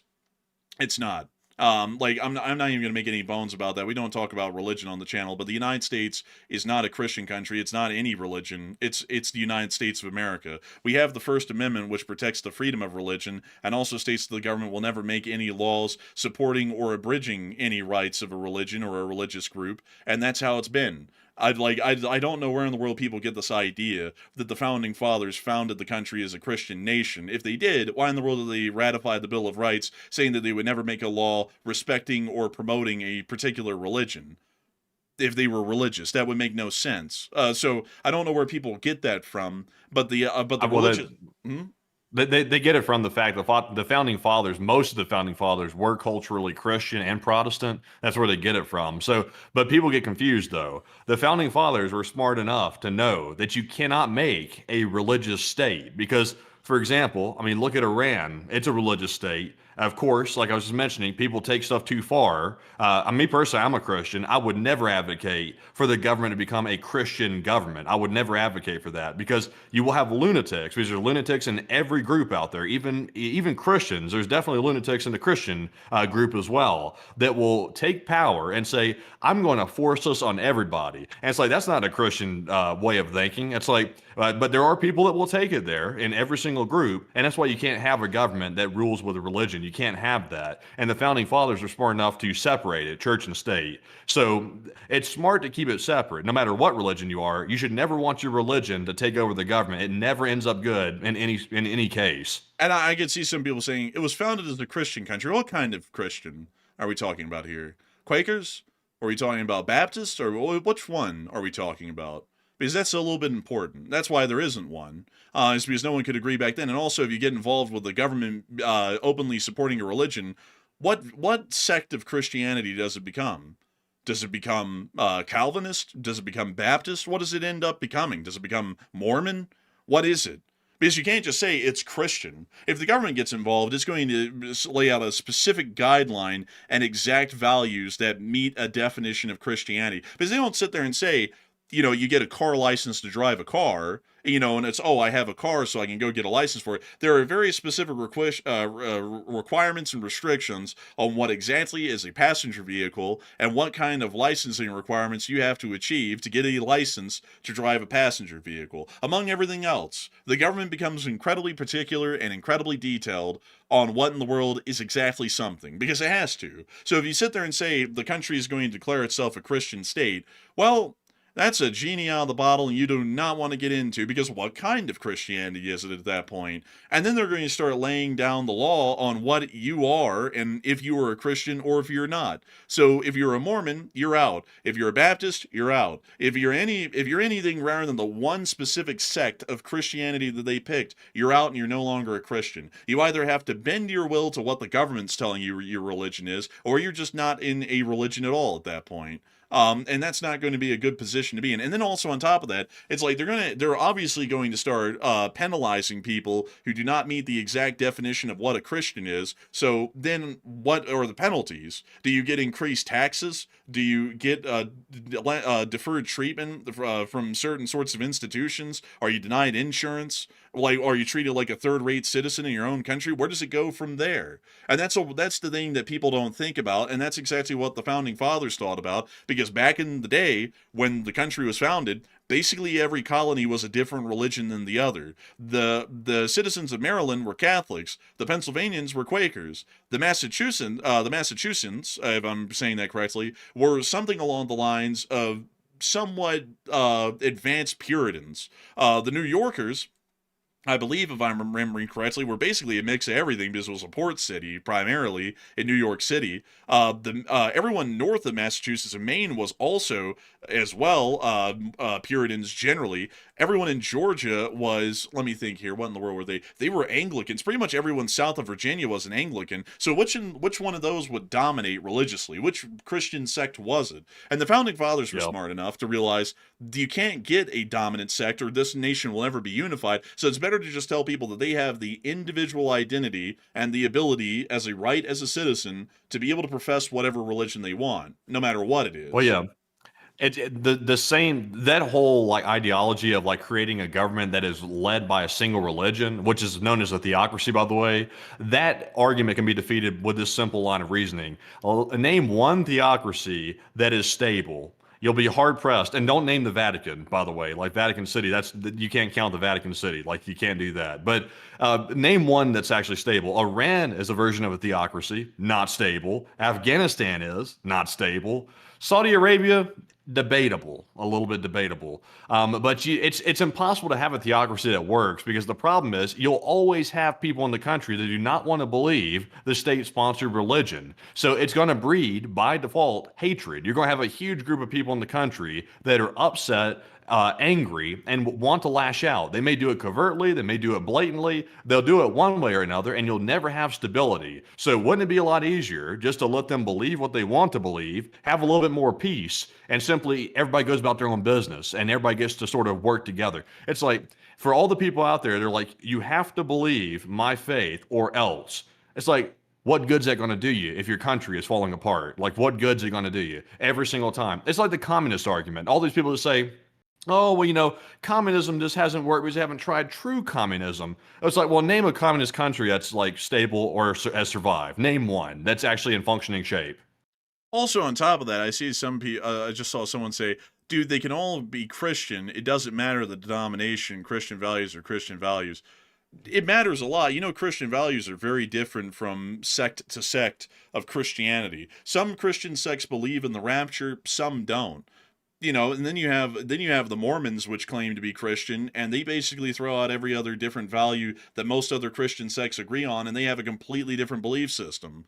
So we're like the government, like what you're not understanding is that the government would have to get involved in saying exactly what a Christian is and defining that very particularly. There is nothing in America, as far as the law is concerned, that leaves ambiguity, where it's just, as long as it meets this very broad criteria, it's okay. No law in America operates like that. There are very stringent requirements and definitions of what is what. Because at that point, you could say that the Islamic faith is a technical Christian faith because they believe in Islam that Jesus was a prophet foretelling the arrival of Muhammad. So then you could get into, well, are they Christian or are they not? I mean, they do believe that Jesus existed and he was a religious figure that was incredibly important. So maybe they're Christians too. And then you end up opening that can of worms, and then someone's going to sue over that, and then the court's going to have to decide what the actual definition of a Christian is, and then it's going to get further and further cramped down from there and on, because there's going to be endless lawsuits brought up, and courts are going to have to start defining farther and farther what exactly Christianity is. Like I don't know if y'all know that, but that's how the legal system works in this country. Because back in the day, things used to be quite vague, and over the years, enough lawsuits and enough challenges and enough appeals were conducted in the courts that there are specific definitions to everything now, and they are incredibly specific. There are tests, there are rules that you have to reach. Nothing is just, this broad thing. As long as you think Jesus was real, you're a Christian. I mean, hell, everyone could be included in that almost. So at that point, you can't even, technically at that point, you could actually argue Islam is a form of Christianity. And then a lot of people are going to lose their minds over that one, and then you're going to have a court decide if it is or isn't, and then they can decide that it is, and then at that point, for the people who are trying to achieve something here, you've completely defeated your own argument, your own point. And on top of that, it'll never happen because the First Amendment exists, and the courts will always shoot down any action that tries to define a specific religion of the nation. But anyways, with that, we are on to the next one. Also, by the way, there's two guys in the chat which are confused a little bit. The founding fathers did not intend to make the country a religious state. They never did. It's literally written into the First Amendment in the Establishment Clause. It says Congress shall make no law respecting an establishment of religion that establish a separation of church and state. So they literally wrote it into the founding document. So there's no argument to be made on that side that you're making. But jumping into our next super chat, though, because we are rabbit holing like hell on that topic. We are digging trenches. This one goes to Kachulian343, who puts in a $10 support. And thank you very much, Kachulian, for that support. He said, honestly, guys, I'm disappointed right now with America. The USA is my home, but if we were the beacon of freedom, how we're treating Ukraine cast an ugly shadow. I feel like the country is selling its soul right this second. I would say that the foreign policy decisions are certainly bad, but I always have a great deal of pride in the country. Even right now, I have a great deal of pride in the country because my pride never really lies within the U.S. government or its actions, because there is very little pride to be found. But my pride lies within the people that make this nation what it is, which is just the nameless mass, including us ourselves, that make up this country, that really make it what it is. And so I got to say, huge thanks to you for the support. I would say don't be too discouraged. Be proud of the country. We have a lot to be proud for here. It's just that we don't always make the right moves and the right decisions all the time. But through our combined efforts and our combined conviction, we will eventually make those right choices and calls someday. But a big thanks to you so much once again for the support. I hope that does address that incredibly well. And with that, we are on to the next one. And our next one goes to Kachulian yet again, who put in 10 and said, I asked the Belgian politicians this, which do you prefer? maybe getting into some trouble with the Russians for doing the right thing, or getting into trouble with the Russians after Putin invades. That's what Zelensky said, like pretty much. And I would have to say, I think the Belgians are a little bit confused and they're having to find the answer to that. But still, a big thanks to you so much once again for support and helping this channel to keep on running. Because if it wasn't for folks like you, we wouldn't be able to make this channel possible, and we wouldn't be able to keep it running. I see. Don't fall for it. Don't fall for it. Don't fall for it. Man, I'm telling you, man. I'm sorry. I fall for stuff like that quick. It's the lack of historical context that people have got that really gets me there, folks. It gets me. It gets me because I see people say stuff, and I'm like, that's just historically untrue. I guess these people don't realize that the Enlightenment era was a thing. I guess they just don't know what that meant. But anyways, with that, we're on to the next one. I'm feeling real enlightened right now by jumping right into our next super chat, which goes to Julian 343. He said, if they think by not poking the bear that they're staying safe, they are wrong. Putin is vindictive and hate loose ends. He said this is cowardice, and that's going to get them in deep shit. And I would agree. The way Matthew read that off really had some flair. But still, a big thanks to you for the support and helping this channel to keep on running, because if it wasn't for folks like you, we wouldn't be able to make this channel possible, and we wouldn't be able to keep it running. And so a big thanks to you so much once again. I hope that does address that well. And with that, we're on to the next one. And our next one goes to Rye Guy SR, who puts in a $10 support as well. And thank you very much, Rye Guy, for that support. He said, y'all keep rocking on and doing what you're doing. LLT, LOSA. And thank you to all the veterans, present and past. And take one from the chat. Hey, and thank you so much for the support. And a big congrats, well, not congrats, but a big thanks to all the veterans who are here. A large part of our viewership is actually veterans. And so with that, I hope that does address that the best I can. A big thanks to you once again for support and helping the channel to keep it running. And to round this whole thing out, folks, I wanted to say this. Now, a lot of people are bringing it up in the chat right now. They're like, man, the no religion rule as a conversational piece of this channel is a great rule, because even just bringing up the founding principles of the United States starts a firestorm these days for some reason. I think that's a great way to highlight the point. When a authoritative voice, which is us, we're basically the government of the channel, gets involved in talking about it at all, look at the shitstorm it causes in people agreeing and disagreeing. When the authoritative body, say us as the government on the channel, back off and just say, we're not talking about it and addressing it, and to each their own, things are a lot more peaceful and get by a lot better. That's literally the founding principle of this country. It's not for the government to discuss. That's why we have the no religion rule on this channel. It's not for us to discuss either as the authoritative voice on the channel. To each their own, it is what it is. And we're not going to get involved in telling y'all whether you're right or wrong. We're personally Christians, but that's for our own selves. If you're not a Christian, that's fine. If you're a Christian, that's fine too. But that's your own individual decision and your own individual destiny to make, whatever you believe.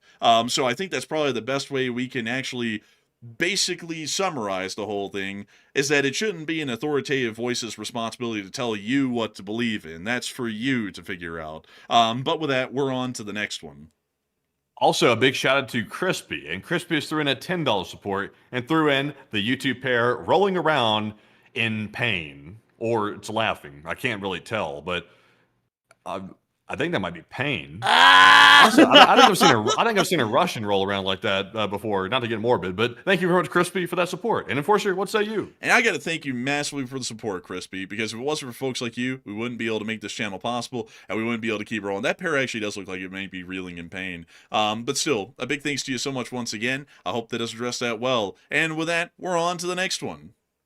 And our next one goes to Henka Official, who puts in a 6 and said, "Hello from Finland." Oh, and hello. He hello. said, "Can you tell us more about the Rinky Dink the Wise?"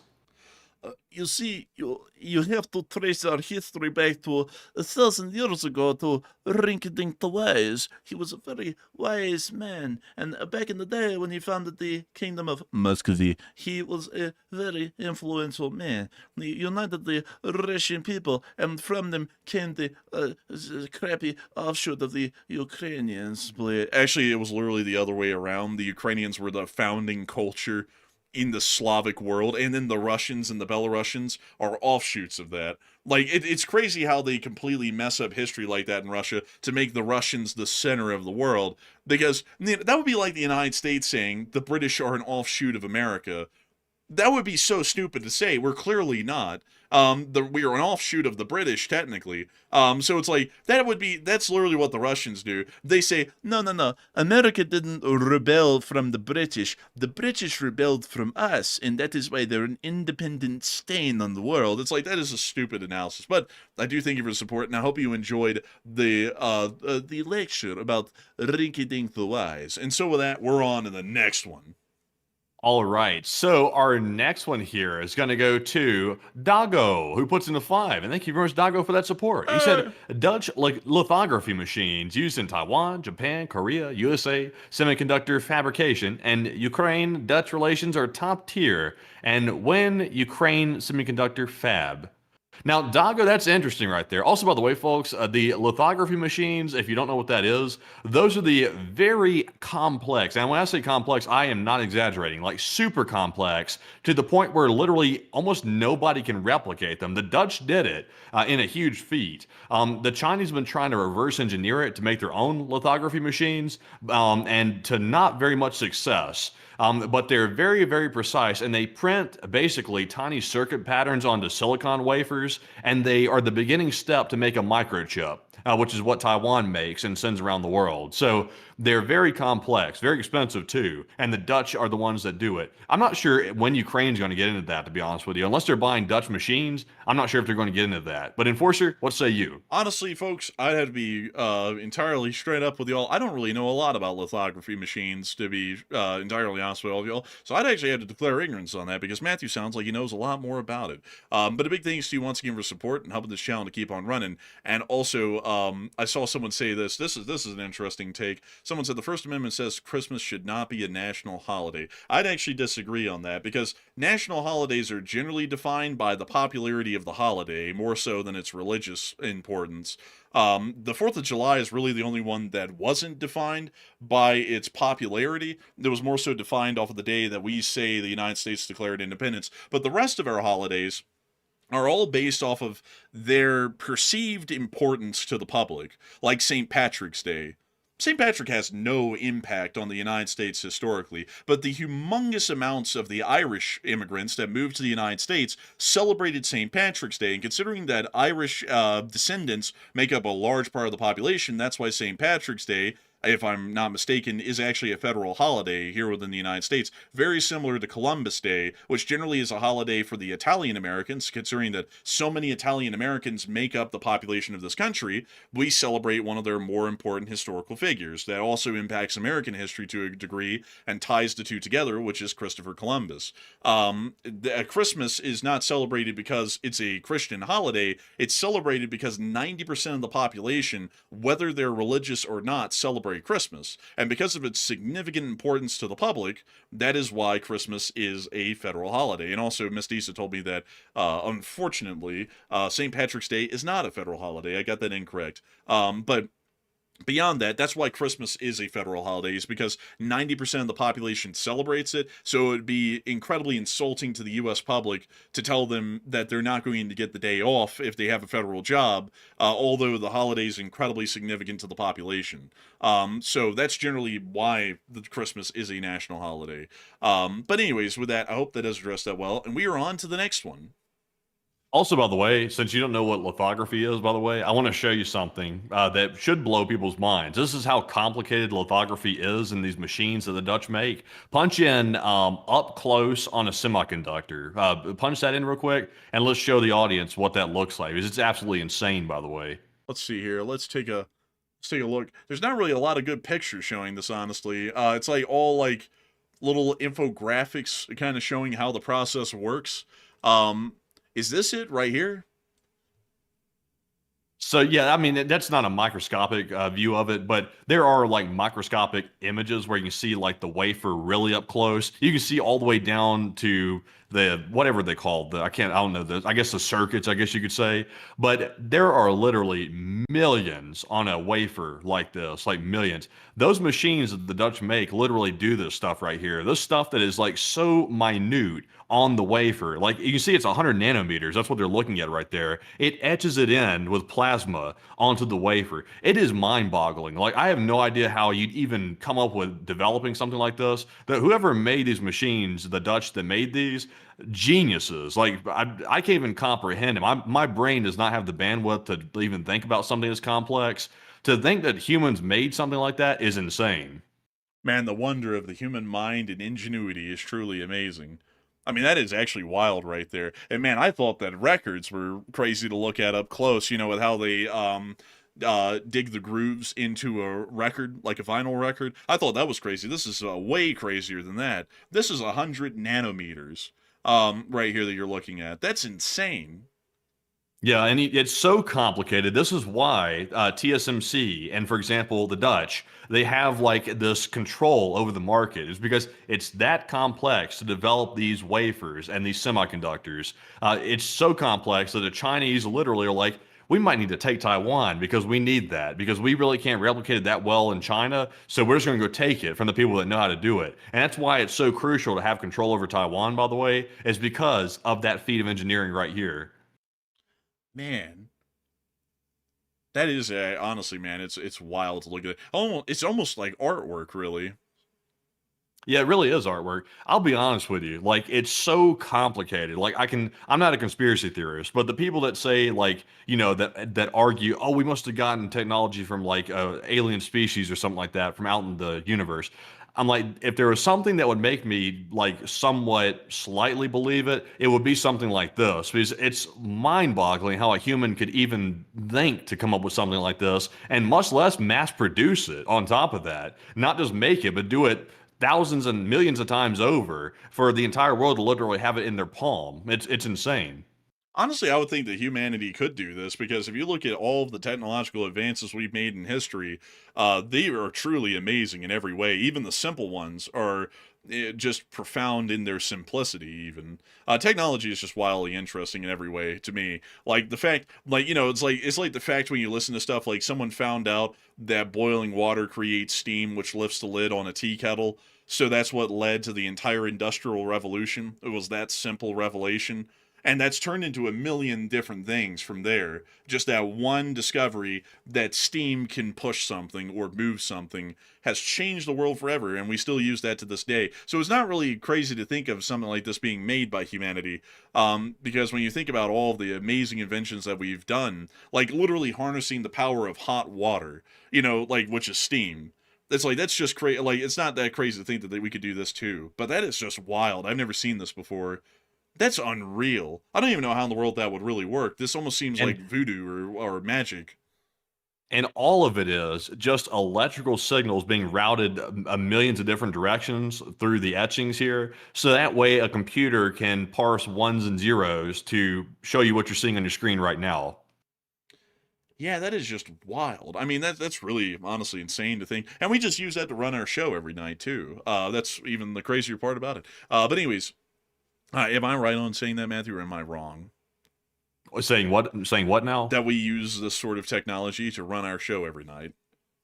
Oh, yeah. I mean, your computer has a CPU in it, and your CPU is a semiconductor. Good. Okay, I was just making sure. GPU is as well. Like, actually, there's a lot of semiconductors in a computer. It's not just a CPU. Oh, well, we use this every night to run the show. That's kind of honestly crazy. But with that, folks, we are on... How many super chats do we have left, by the way, Matthew? We have 4 left. Oh, not too bad, not too bad. And so with that, we're on to the next one.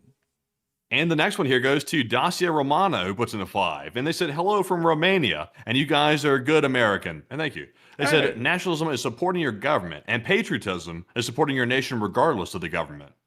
You know, I like the way you put that. And putting it that way, I would be a patriot for sure. And a huge thanks to you so much for support. Thank you for saying that we're good Americans. We try our best to be, and we try to be good allies, because we have a lot to get. Well, we have a lot to gain together and a lot to lose together as allies.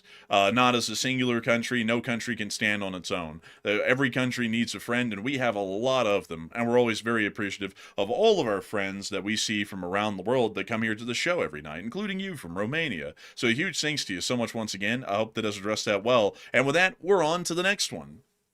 And our next one goes to Jack Ray, who puts in a 5. And Jack said, so at the Patriot games, will there be, well, unfortunately, I can't read this one, Jack, but you never can tell. You never can tell what's going to be. Honestly, like my serious question is, what type of sports are they going to have at this event? Like, I guess it's like the American version of the Olympics, I guess. So I guess everything. But Enforcer, what say you? I would have to say, I do thank you for the support. I don't know what the Patriot games are going to be, really, but a big thanks to you so much once again, and we are on to the next one. And we have a $4 super chat from Plazoth, and thank you very much, Plazoth, as well, for, as always, supporting the channel, and we do appreciate that. And we also have a 2 from Destroyer of Planets, who said, lots of schizos think they do secret work for the NSA.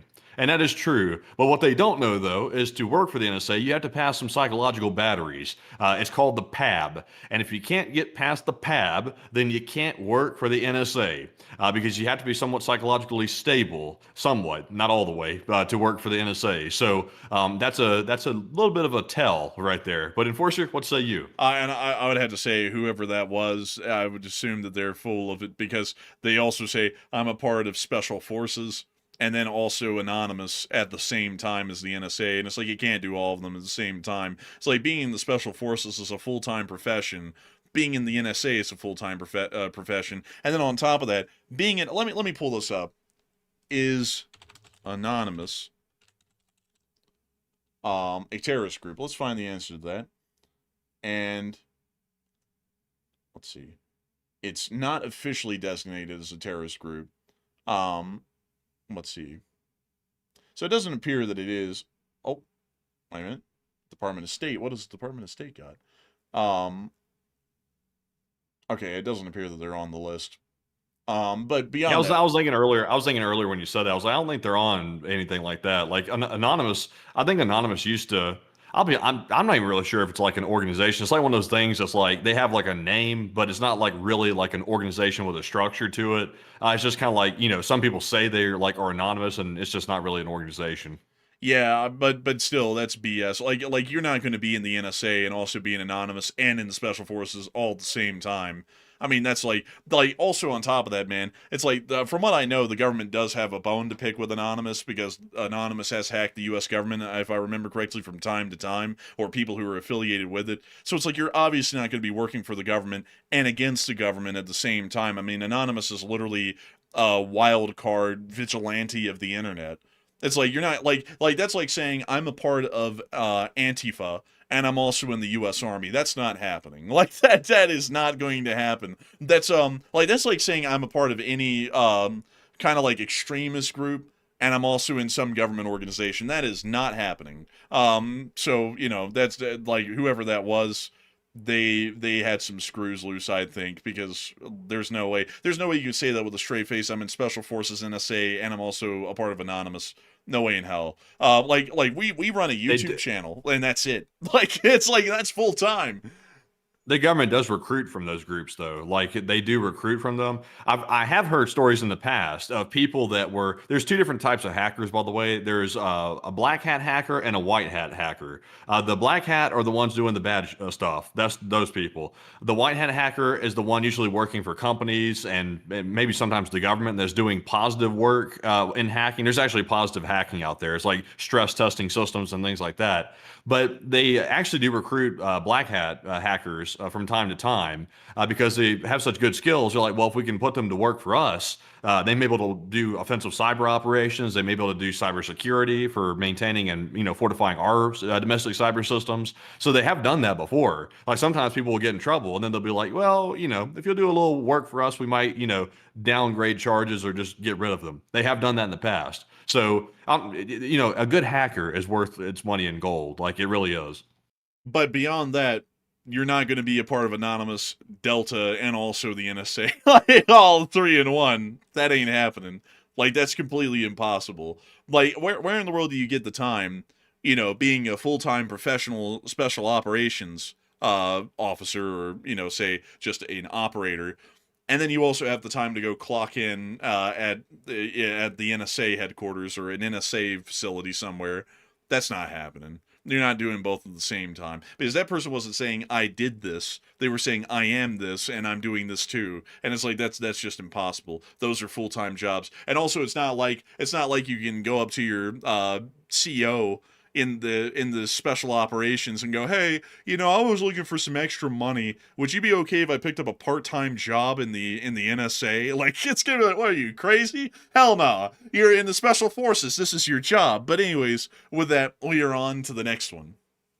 All right, so our next one here goes to Crispy, who puts in a 10 once again, and thank you very much, Crispy, for the second support of the night, and we do appreciate it. Hey, and thank you so much for the support, and we do greatly appreciate it. And with that, we're on to the next one. And folks, it's now time to jump into our live chats of the night. In our Morse code decoders too. But tonight we had Paul Schultz, Kevin J, Mason Miami, Johnny Dog, Norm Pritchett, Arabo Garbo, Her Royal Fluffiness, Coach Copper, Terry Sire, and Brian Blairstown. And they said tonight's LSA Morse code says Russia losing all of its money, and then they're trying to start a war. Dang, LLT LSA. And a humongous congrats and shout out to each and every single one of yous that were in the Lee Springer Recital Corps tonight that got that correct. You all got that dead on the nail. And it's always an impressive and wonderful thing to see that y'all continue to get that correct time and time again. And so with that, a massive shout out to Lee Springer Recital Corps. And folks, unfortunately, also, did we miss Octavian's super chat? Yeah, I saw him say that. The moment you saw that instant. And yes, Octavian just threw one in, apparently 2 super chats ago, right before Crispy. Somehow I missed. I must have been yapping up a storm. But Octavian did throw in a €5 super chat. And thank you very much, Octavian. And sorry for missing, by the way. He said, what is your take on the Belgian Prime Minister allegedly facing threats from Russia and the United States pressure not to send frozen assets to Ukraine? It sounds accurate to me, but I think that the Belgians shouldn't fall to that sort of pressure, because it's that's all that it is. It really is just pressure. And also, don't be sorry, Octavian. We're very sorry for missing that, as a matter of fact. I don't know how we missed that, but we were going to conduct an internal investigation and figure out why and hold someone accountable. Like, we're going to give the official government response to every single slip up. That is the response. But a big thanks to you so much for the support, Octavian, and I hope that has addressed that well. And with that, we are on to the next one. And our next one goes to Dago once again, who puts in a 5. He said, why doesn't Europe invest heavily in a battery company like Lucid Motors or Tesla to curb Russian oil imports? And isn't it an issue of national security? Let's see. Let me see here. Also, was that a live chat? That was a super chat. Can you reread that? Dago said, why doesn't Europe invest heavily in a battery company like Lucid Motors or Tesla to curb Russian oil imports? Isn't it an issue of national security? Because it wouldn't really limit the oil imports. Battery storage doesn't generate electricity, it just stores electricity, and it's not even really that efficient over a long period of time, or for larger voltage. So for that reason, that's generally why it wouldn't really help them. But a big thanks to you for the support. I hope that has addressed that well. And with that, we're on to the next one. Also, by the way, very interesting. I saw CIA accounts payable Black Ops accounting, by the way. He said military personnel are most of the staff of the NSA. The MILPers are also the only ones authorized to conduct cyber attacks. I'll be honest with you, I did not know that right there. I thought that anybody that was a qualified cybersecurity professional that knew how to launch offensive cyber attacks was able to do it. I didn't know you had to be active duty military to launch the cyber attack. That's news to me, but I actually did not know that fact. That's actually quite interesting too. I didn't know that as well. You're teaching us something. CAA accounts payable, Black Ops accounting. Very interesting, and we thank you for sharing. Maybe he's not joking. Well, I mean, with it being that unhinged, so I mean, you know. No, I'm talking about CIA accounts payable. Maybe he wasn't joking the whole time. I was laughing and joking, talking about, oh, like I said, CIA accounts payable. Oh, wait a minute, now I get it. Now, I thought you were talking about the other dude that he was talking about. I was like, man, being that unhinged, probably not. Because everyone, folks, that I've ever run into that's ever done a great deal in the military and has been in there for a while, they all have a very certain, they all have a particular countenance to themselves, and they're very well-rounded and mentally sound, which someone raving in a live chat is not really fitting that description. Like being that hot-headed, that doesn't really make it that far in the military from what I've seen. Like that, like you might see that though in like like in some people. Like the only time I've seen this, folks, is like in people who went to, like, say, Afghanistan, and they were in like a Connex box that was air conditioned playing Xbox all the time, and they did their 4 years and they got out and they maybe made it to like a specialist or something, and then they come back and they're like, you've got to be tough as nails. And you'll be like, well, what do you do? I was in a Connex box playing Xbox for a deployment in Afghanistan. I was like, did you ever get shot at? No. I'll be like, why are you acting like that? like why are you acting like you went through hell? You play Call of Duty in a container. It's like, then you didn't even, nothing even happened to you. Like the guy literally said nothing happened, and that's the only guy I've ever seen who's acted absolutely hot-headed, and then it turns out that he only did the minimum contract time and got out, and he technically was deployed, but he didn't see any action over there. He just literally sat around, even according to his own account. But anyways, with that, we're on to the next one. And our next one goes to Mechtild. I also got caught lacking on Mechtild super chat as well. I don't know what's going on. I think it's the yapping. It's the combination of me not looking at the chat, and it's the combination of me getting ratted by somebody earlier who threw in that 50. But jumping into this next one here, which goes to Mechtild, who puts in that 10. They said, do Ukrainians celebrate Christmas on December 25th and Santa Claus Day on December 6th? From Barbara. Actually, they do. They used to celebrate Christmas on the Orthodox calendar, which actually came in January, in early January. But during the war in Ukraine, as a part of their de-Russification, because the Russians, over the time of the Soviet Union, tried to wipe out Ukrainian culture, the Ukrainians went to celebrating the westernized version of Christmas, which is on the 25th of December. So it used to be, just a couple of years ago, that was not the case, and they celebrated Christmas in early December. Now they celebrate it on the 25th of December. I think their Christmas originally fell on January 7th, if I'm not mistaken, but now it's on the 25th. So I hope that does answer your question well. We're sorry that we missed that super chat, and a big thanks to you for the support and helping this channel to keep running. And with that, we're on to the next one. And our next one goes to not Hideo Cruz, who puts in a 5. He said, it's possible half of the NSA is active duty military, and anonymous is a self-prescribed thing, so it's sort of possible. But they said they don't believe him. I don't either. It's like maybe, but also a part of the special forces as well. Like, you know, they're like, it's starting to push it at that point. I'm special forces working for the NSA, and I'm also a part of Anonymous. It's like you got to be a unicorn at that point to be that. It's like next thing you know, the guy's going to tell us he charged up San Juan Hill with Teddy back in the Spanish-American War. But a big thanks to you for the support and helping this channel to keep on running. And with that, we're on to the next one.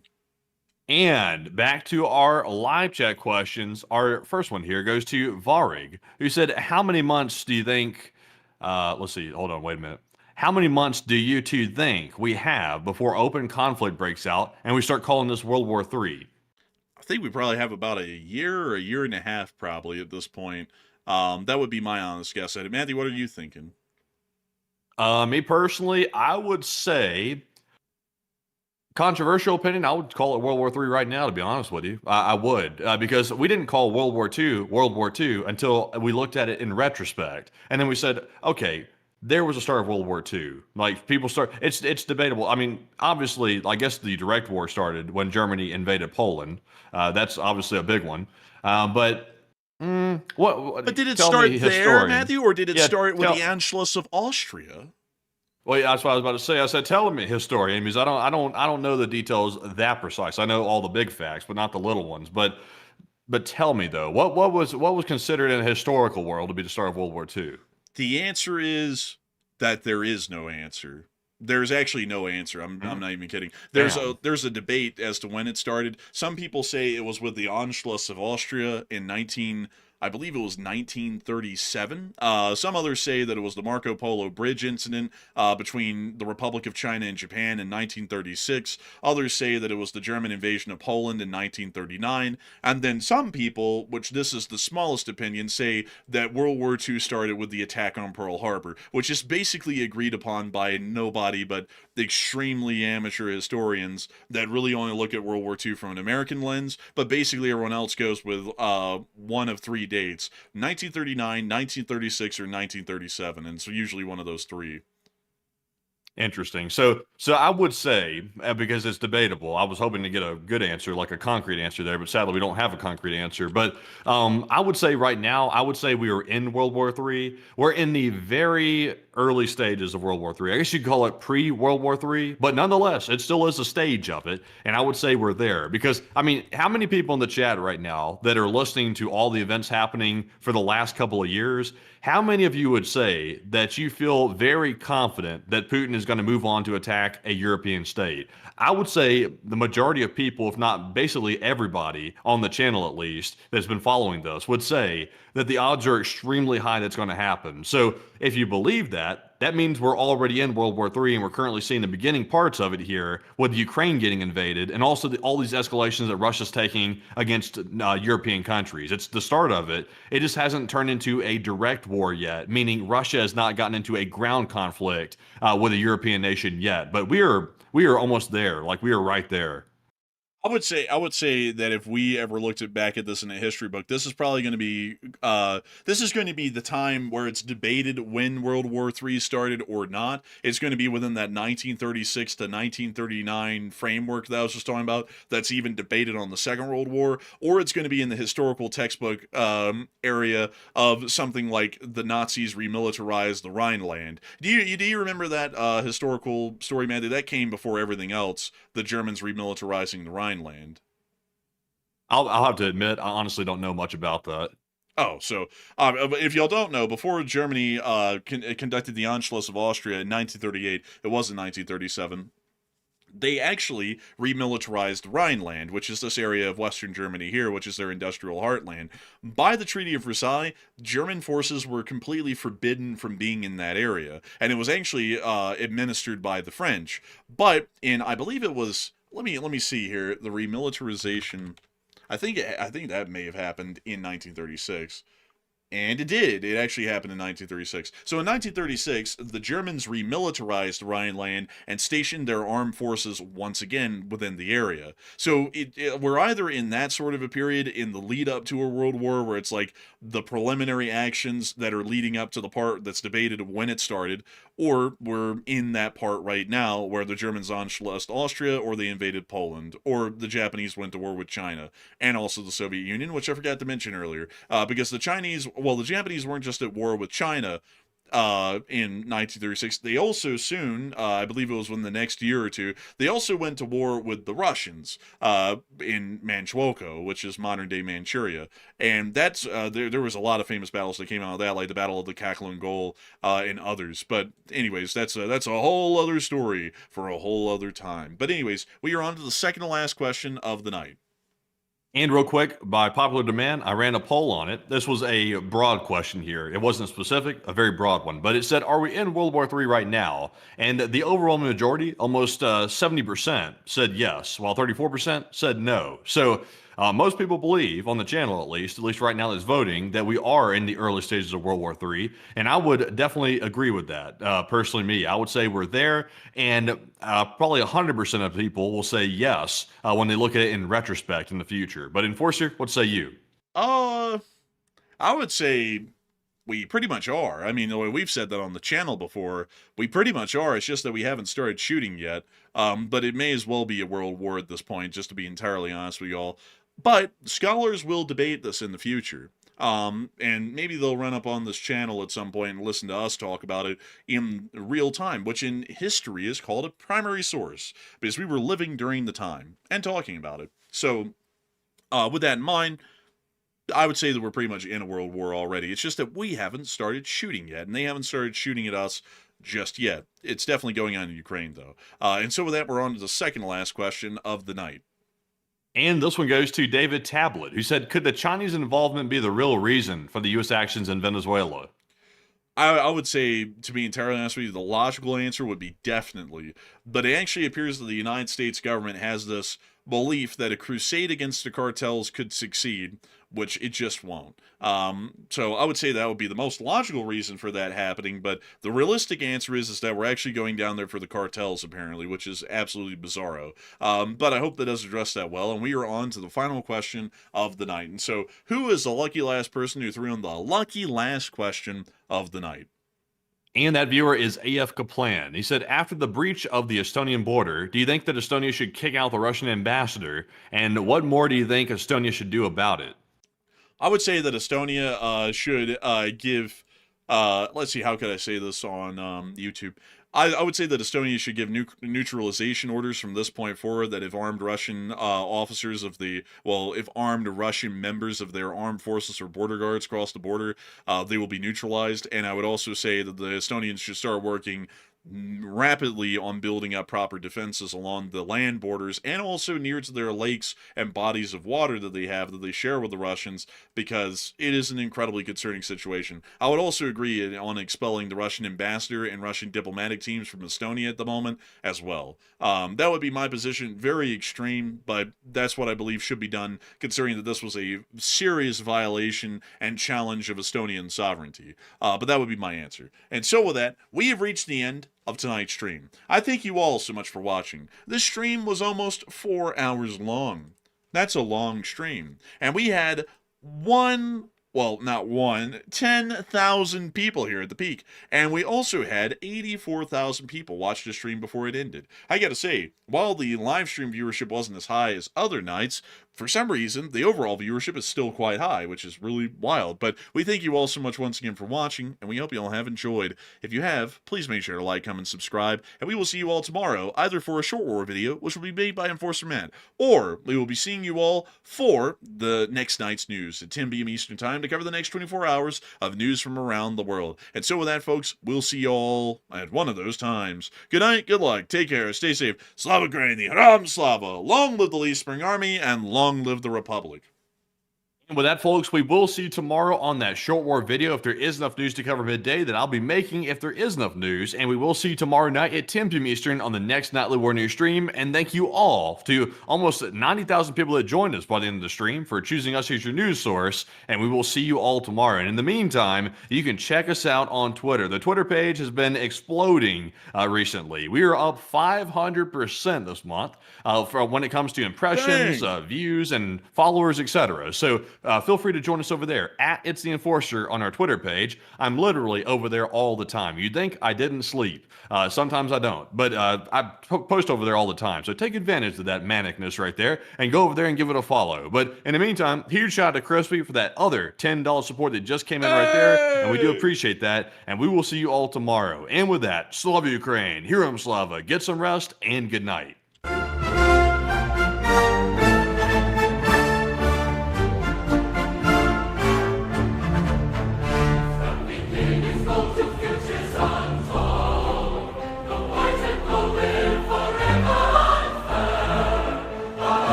Army shall